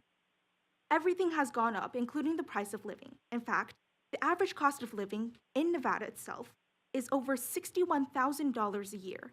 Yet, teacher wages are average only $59,000. I know you guys heard the teacher's opinion, but today I'd like to offer the student's opinion on demonstrating how dedicated our teachers really are to our education. With the most recent cybersecurity attack on CCSD, our teachers had to get creative and flexible to make our curriculum still work, despite the fact that we did not have access to internet or Canvas. And it is because of their creativity and their dedication to our education that we didn't lose a week within our studying time. I'd also like to talk about the fact that our teachers are dedicated outside of school as well. One time, I was working up until 2 a.m. finishing homework, and I received a Canvas notification from one of my own teachers, who was also up at that time grading my work. This showcases their dedication to my education and to the education of all CCSD students, because they truly care about us. And finally, I'd like to discuss how the teacher shortage has impacted my own friends. Some of my friends who go to Cashman Middle School, who end up going to the high school, Ed W. Clark High School, did not have a math teacher. This frustrated them because when they ended up going to Ed W. Clark High School, they felt that they were left behind in their math curriculum. And this is largely due to the teacher vacancies within CCSD. As a student of CCSD, I've personally felt the positive impacts my teachers have left on our community. As a member of the school board, I'm sure you guys are interested in helping the education of CCSD students. If you're truly committed to the school, please give our teachers fair compensation. Please compensate our teachers fairly, because the future of my education depends on it. The future of all of my peers' education depends on it. And the future of Nevada's education depends on it. So, if we grow together, then CCSD can grow all together as well. Thank you. We have Aaron Sebastian. Is Aaron present? Christiane Murch.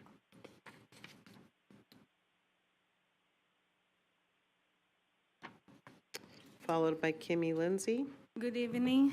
My name is Christiane Murch, chapter chair from Moms for Liberty, Clark County. Parents who object to the pornographic materials that you have at CCSD school libraries are not book banners. You just have common sense.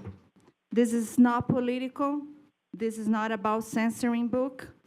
This is our young children being groomed and exposed over sexualized word.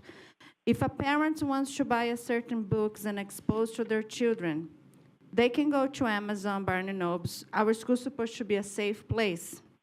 So we are concerned. What we are concerned is about explicit materials like all boys are blue, aren't blue. This book is in our schools, over 11 schools here, and we're talking to principals. Some are completing their request forms to be removed, some removed by themselves. But there's 11 schools that have these books, and I want to read the part.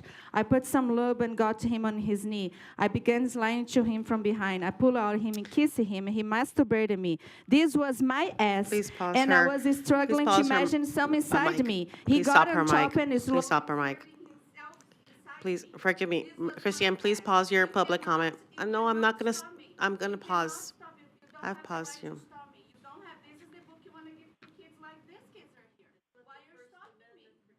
I'm asking you. No, I'm not. You have plenty of time. I've paused your time. And I'm I'm going to ask you one time. Okay? This is a public channel. Okay? And we have a responsibility to uphold language. Okay? So, well, I am going to ask you to, I'm going to return your time, and you're welcome to continue, but I'm going to ask you to keep your language, to be mindful of your language. Okay. Disclaimer that Pastor John was here too. He tried to read, is in our schools. The superintendent was not here. We had the room full of parents, and you didn't listen to us, but you listened to a librarian that you did a pledge with her. Beers, she attacked me on her social media, and she said, I'm highly fuckable. That's the language of people you guys choose to choose our books. And she attacked me, and you guys call me hate group. And I say very kind to her, I'm not gonna go to you because I have a husband and I'm proud married, but I have the proof. Even the Nevada Globe posted that. That is the person you chose to do a pledge. You should resign, Jara. Christiane, I'm not gonna let you stop your time. You're upsetting You teachers. get You're to upsetting parents. provide your public comment to everyone on this You cannot board. put the community together, Jara. You should resign. All right. Moving on. Going to, Kimberly? Is that you? Kimmy? Oh, sorry. I thought Kimmy was sitting on that side. Okay, there she is. Sorry, thank you. Hi. Kim. I'm Kimmy Linsday, and I want to talk to you guys today about what's happening in our schools, among other things. I know there's a lot of division on one thing. We're agreeing there's an issue. So the transgender policy. I'm sure you guys have heard the headlines. I'll read just a few of them to you. August 7th, 2023, teacher accused of having sexual relationships with student. November 8th, 2022, elementary school teacher charged with sexually assaulting a student. May 6th, 2023, retired CCSD teacher arrested after alleged sexual assault of minor. December 11th, 2020, assistant principal arrested in online predator sting. April 26, 2023, students accused CCSD of sexual abuse cover-up. August 2nd, 2023, former CCSD coach faces sex assault charge. August 17th, 2023, CCSD worker charged with attempted lewd conduct with child. And then 6 years ago in 2017, Las Vegas Review-Journal their article was titled "Sex Misconduct in CCSD in a System-Wide Crisis of Broken Trust." These are just a few headlines. There's over $60 million in the budget, from what I understand, for lawsuits that stem from this. And just a few weeks ago, a teacher at Legacy Traditional School, which my daughter goes to one of these schools, made her two sixth graders kiss. There's an over-sexualization grooming problem of our students, and I'm not a terrorist. I'm a parent who loves my children. I'm a parent who loves my daughter and I want her to be able to succeed on any academic scholarship, sports scholarship. That is something that needs to be protected. And I stand for these children to protect them, their hearts and their minds, so that they can succeed. But we are grooming them. If we can't stand up here and read to you a book that you allow in elementary schools because of the language is vulgar and it's offensive, what is happening here? There needs to be some kind of accountability. Our children are being sexualized. The groomers are their educators. It needs to stop. And I apologize. I love our community. I love our children. I worked on an ambulance for 7 years. I've seen what happens when these children are depressed because of what they're going through. And then they confide in me with their issues. I have nothing but a heart of compassion for people dealing with these and for parents who have no option because their children now are going to be given drugs. They're going to leave them castrated and unable to have a full life. So don't tell me we're terrorists because we stand in the gap to protect our children. Do something better. Repeal your transgender policies, because all it's doing is allowing the over-sexualization of our children, because that topic is not being withheld until they're old enough and responsible. It's being introduced to them at kindergarten through the use of pronouns, and predators are accessing our children. You have principals, assistant principals that are in sex stings. Are you kidding me? Something needs to change. Have some accountability, please. Kimmy, Thank you. Thank you. Just to be clear on the record, Legacy Traditional Schools is not a CCSD school. Not a school that belongs to Clark County School District. Legacy Traditional School is a charter school. Leslie Quinn. You're done with your public comment. We're going to move on to Leslie Quinn, followed by Carlana Colseth.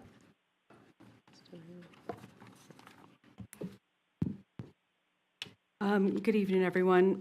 My name is Leslie Quinn. I'm a registered voter in Clark County, a mom and a grandma. I'm here today representing myself. I'm here to ask CCSD School Board to support repealing transgender regulation 5138 for reasons I will explain shortly. As I understand, CCSD is currently helping 317 school children get puberty blockers, hormone injections, and ultimately sex changes. I thought children come to school to learn, not to get medical attention. That is the responsibility of their parents who love and care for them. Children belong to their parents, not the government or CCSD. Using puberty blockers in children without diagnosis endocrine conditions is a subject of ethical controversy and extreme clinical concern. There are several issues as well as physiological, psychological, and social implications of giving these drugs to minors without a legitimate medical indication for a true physiological or endocrine disorder. The use of puberty blockers can have profound implications for physical health. Bone density can be compromised potentially for life, leading to osteoporosis and bone degeneration at a young age when a child's bones should be forming strong. The interruption of natural pubertal progression will negatively affect growth, development, and future fertility. There are extreme psychological repercussions of delayed puberty which are not yet fully understood. Finally, there can be a serious impact on neurological development in children and young adults. The evidence, both clinical and empirical, strongly suggests that the non-indicated use of puberty blockers disregards the sanctity of the physiological maturation process. These drugs were originally developed for conditions such as central precocious puberty. They are being misapplied in a manner that betrays the first principle of medicine: do no harm. Some puberty blockers interfere with bone density. These drugs may compromise peak bone mass. This can set a young individual on a path toward osteopenia, osteoporosis, and a future riddled with skeletal fragility. Also, the impact on the neurocognitive development is an area of great concern. The brain undergoes significant developmental changes during puberty, and the role of sex steroids in this process is critical. The notion artificially halting this process without irrefutable cause is to gamble recklessly with the child's future cognitive abilities and mental health. The ethical dimensions of this issue cannot be overstated. Children and young adolescents cannot fully comprehend with long-term consequence of such life-altering medical interventions. Therefore, prescribing puberty blockers without a solid clinical indication is not only a breach of medical ethics, but also a potential violation of the rights of the child, as stipulated by the Convention of the Rights of a Child. In conclusion, the practice of administering puberty blockers to minors without legitimate medical indications. Thank Please you. stop doing this, guys. There are To be clear, policy 5138 is not called the transgender policy. CCSD does not have a document that has transgender policy title in it. 5138 is a policy. 5138 is a policy that addresses the rights and needs of students with diverse gender identities or expressions. It is a direct result of NRS, various NRS requirements that are of the school district. Carlana Coles, Carlana, you are not Carlana. You do not look like Carlana to me. Mr. Underwood, would you like to, Mr. Underwood, would you like, and you too, Ms. This is your first warning. Actually, this is your second warning. Would you like to excuse yourself from the boardroom? And Mr. Underwood, you're welcome to also leave the boardroom. No, you're welcome to leave. You're disturbing a board meeting. I don't want to leave. Okay. Sir, please, I've already asked this gentleman in the front to submit his name through. Please, please escort him out. He's disturbing a public meeting. I'd like the police officers to come inside, please. This gentleman is he does not want to leave the room. Mr. Underwood is resisting the request of the security and resisting the request of the trustees and asking him to leave the boardroom. No, this is not a negotiation, Mr. Underwood. This is a leave this boardroom. I'm telling you what's going on.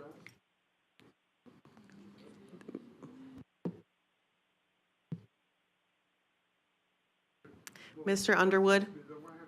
Mr. Underwood is being asked to leave. He has been warned twice.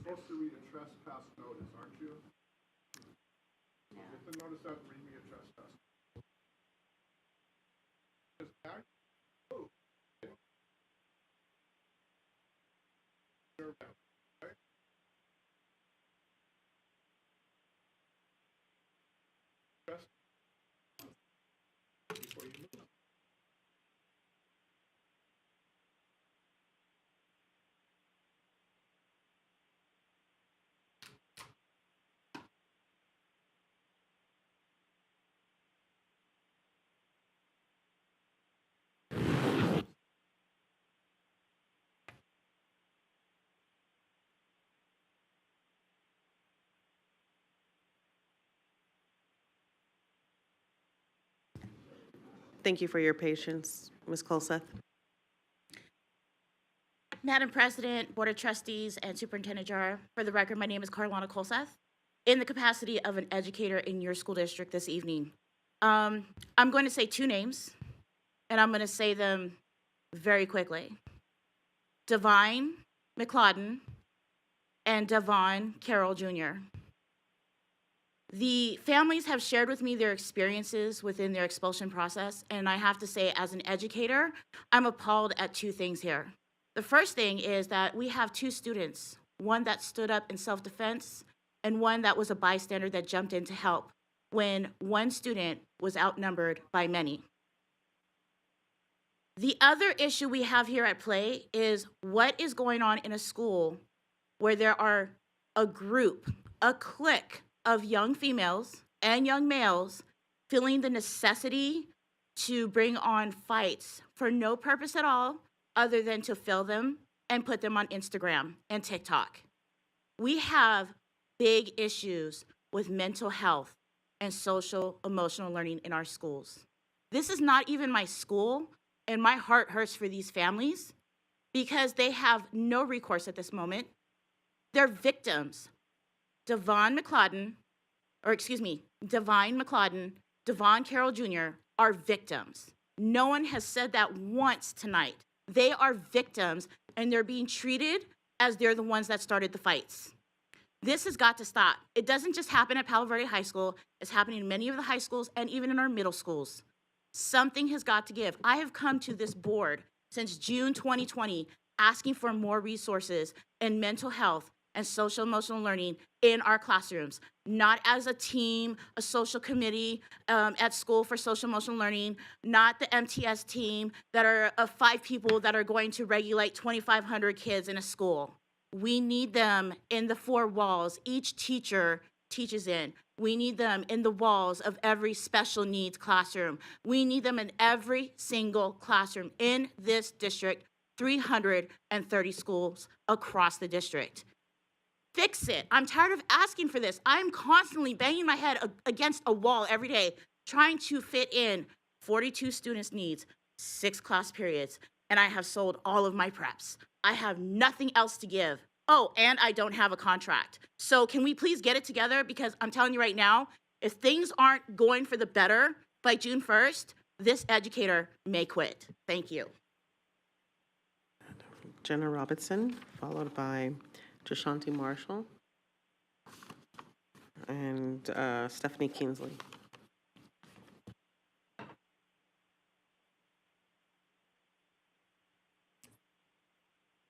Jenna Robertson for the record. I have so many things to say. The first thing I want to say is Carlana took the words right out of my mouth, that Carlana was the first time tonight of anybody saying that those kids were victims.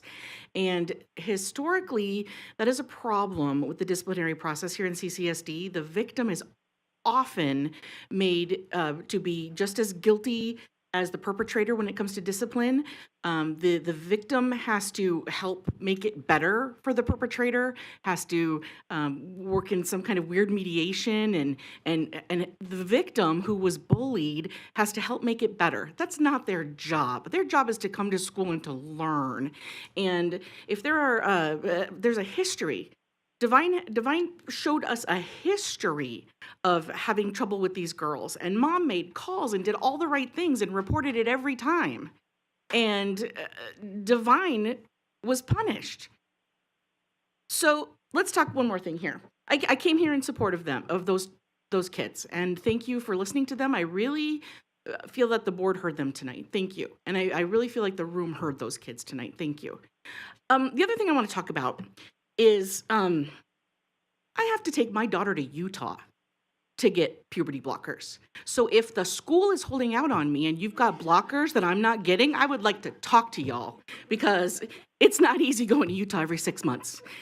Another thing I would like to say, we seem to have a public who is upset about the number of gender diversity, the policy, of course, but of gender support plans in our schools.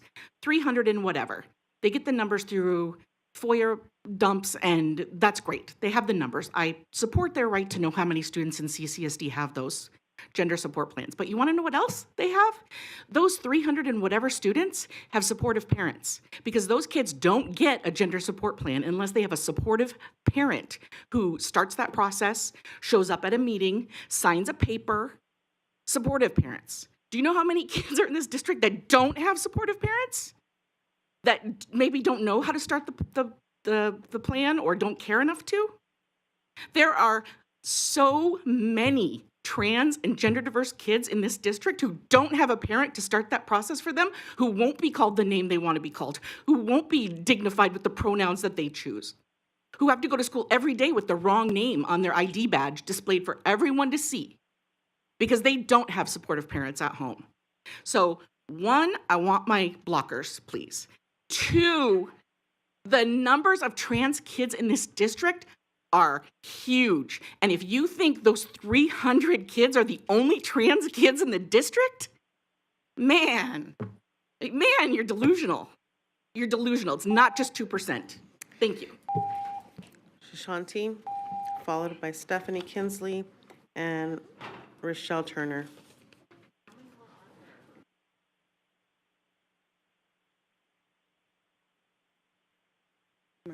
Okay. Jante Marshall, for the record, co-founder of 1865 No Racism in Schools. Dr. Jara, Madam President, members of the board. Today I am here specifically to call for the repeal of the expulsions of Divine and Devon, students of Palo Verde High School. More so, I am calling for the revision of the expulsion policy. I believe it's 5114 and 5114.2. This request, I'm also asking that this item be added to the agenda item for review, discussion, and action to be taken by the Board of Trustees. And then I want to give a personal statement. You all know that there are extreme disparities in suspensions and expulsions in our district. We have a federal regulation for school-based behavior programming that's not happening. We have significant challenges with restorative justice not happening. I have volunteered my time in the behavior schools or academic centers, for the record. And I can tell you over and over and over and over again, we have so many students in these behavior schools on their first offense, they're being expelled. Some of them didn't even get into physical altercations, they're verbal altercations, and they're being expelled. The OnStar program is not being facilitated across the board at every school. Restorative practices and interventions supports, it's not happening. It's not happening. I'm here to tell you the biggest issue is in middle school. That's where I see it the most. We not only need this policy to be added to the agenda so that you all can take action on it, but we also need to make sure that you're following up on what's happening inside the schools. I feel like every time I come in here, I'm informing you all of something. I don't know if it's appropriate to address Trustee Brooks directly. You can make a general comment about. General comment, okay. So general comment is I would like to encourage every trustee on this board When parents reach out to you, I understand the legalities and framing responses in generalized ways. It is insensitive. And in 2019, we explained to you guys that, and I'm saying it again in 2023. At least pick up the phone. Call them and say, I'm sorry, I hear you, and I will refer you somewhere. Thank you. Thank you. Stephanie Kinsley, Rochelle Turner, Finley Doyle. Hi, my name's Stephanie Kinsley. I'm one of the terrorist moms who don't want children's genitals mutilated. I thought about coming up and as identifying as a black man today just so that I could point out the hypocrisy and that in all your stances, because I just heard someone gasp at the idea of that. But someone else can get up here, a boy could get up here and say he's a girl, and they go play sports against a girl, and that's fine with everybody. So what I'm asking is my general concept to the board is just to kind of back up your stances. So I don't have a doctorate in biology, but I know we need oxygen. I know masking kids is bad. I know masks are stupid and do nothing but harm you. So I just want to know, why didn't we take a stance against that? Why are we telling little boys that they can be girls and girls they can be boys when they can't? Because actually, that's when these kids tend to have the highest suicide rate. It's after they do all the surgery and all the pills, and they realize they're never going to be this idea that they had in their head. And instead of seeing these so sad children who are lost in their own bodies and giving them therapy and telling them that you're born perfect and you're fine, you don't need to mutilate your body to be happy.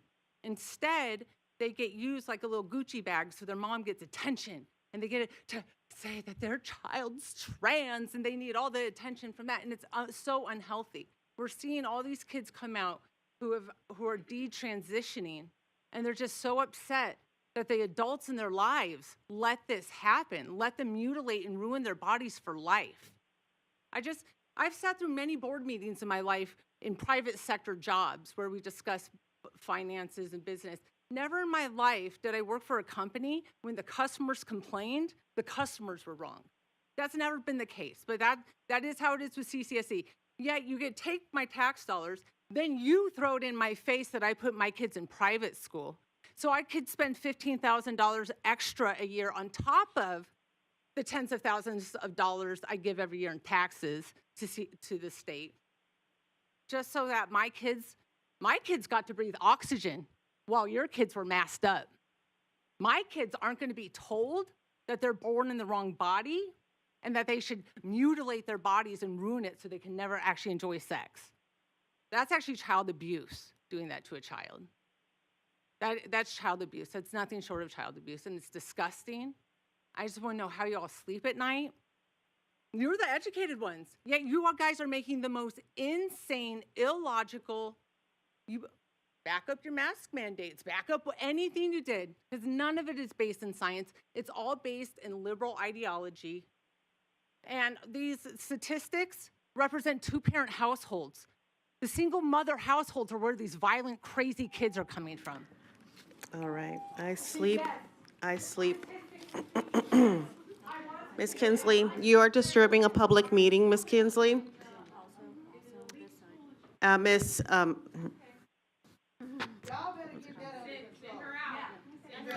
need everyone actually to be under control. I need both sides to be under control. Ms. Kinsley, I know you're on your way out, please. Ms. Kinsley. All right, please leave. Please leave. If you are not leaving, we're gonna ask you to leave. Like, escort you to leave.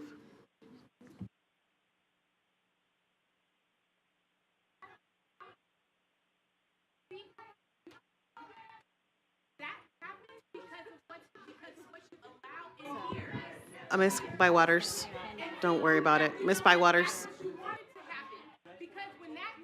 Miss Bywaters, please don't engage. Miss Bywaters. Miss Bywaters, I'm gonna ask you to leave. You did that on purpose. That ignorance that she was saying You let that happen. Let that.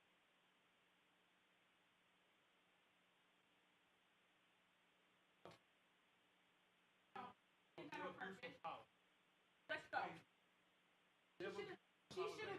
She should have been out of the meeting. Out of the meeting, President.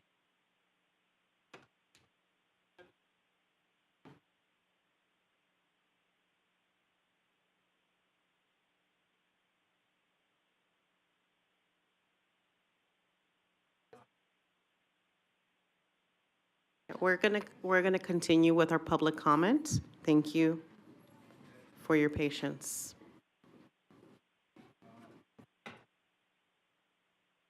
Please leave the boardroom, sir. Please leave the boardroom.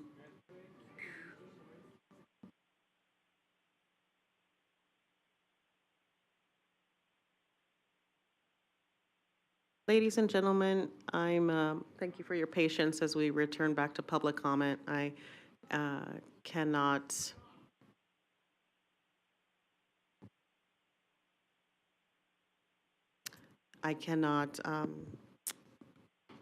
miss the opportunity to share that it is very upsetting for everyone sitting in this room to hear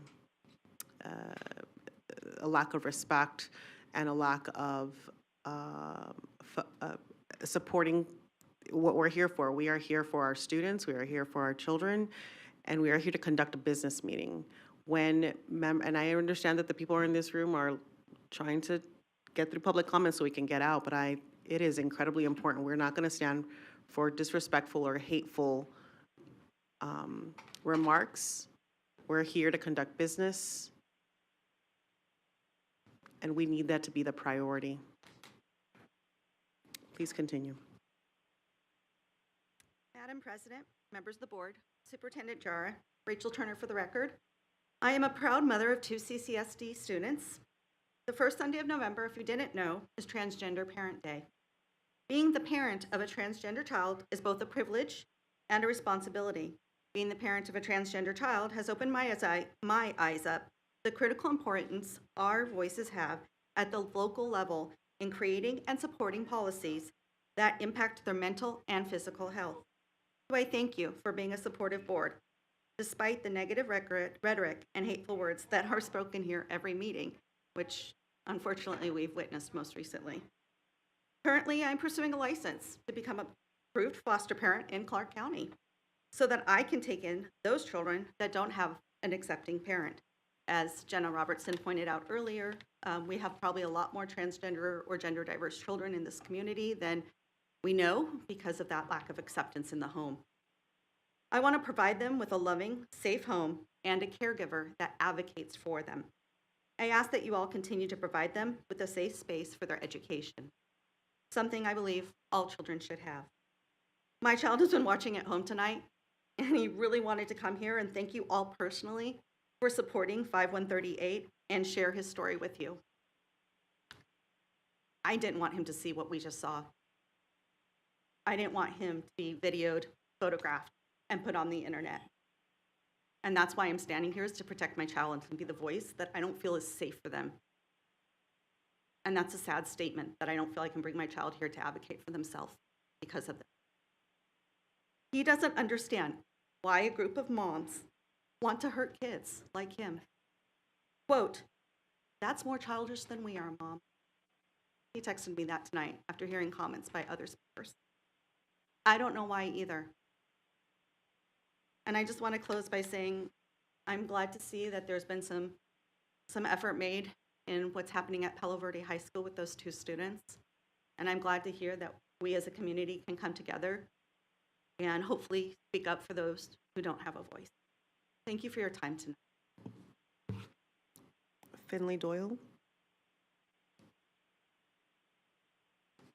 Finley Doyle is not present. We have gone through all of the individuals who signed up in advance. We've gone through the yellow cards. Colleagues, at this time, we're going to move on to item 7.01, the upcoming board meeting of the Board of Trustees on Wednesday, December 6th at 4 p.m. here in the boardroom. At this time, colleagues, I'm seeking a motion to adjourn. Trustee Cavazos. Thank you, Madam President. At this time, I would like to make a motion to adjourn our meeting. Thank you, Trustee Cavazos. Trustee Brooks? A second. Thank you, Trustee Brooks. Colleagues, we have a motion by Trustee Cavazos, a second by Trustee Brooks. Please cast your vote. Trustee Williams, are you on the phone? I am. My vote's aye. Thank you, Trustee Williams. Okay, colleagues, that motion passes 7-0. The time is 10:07 p.m. Have a great evening.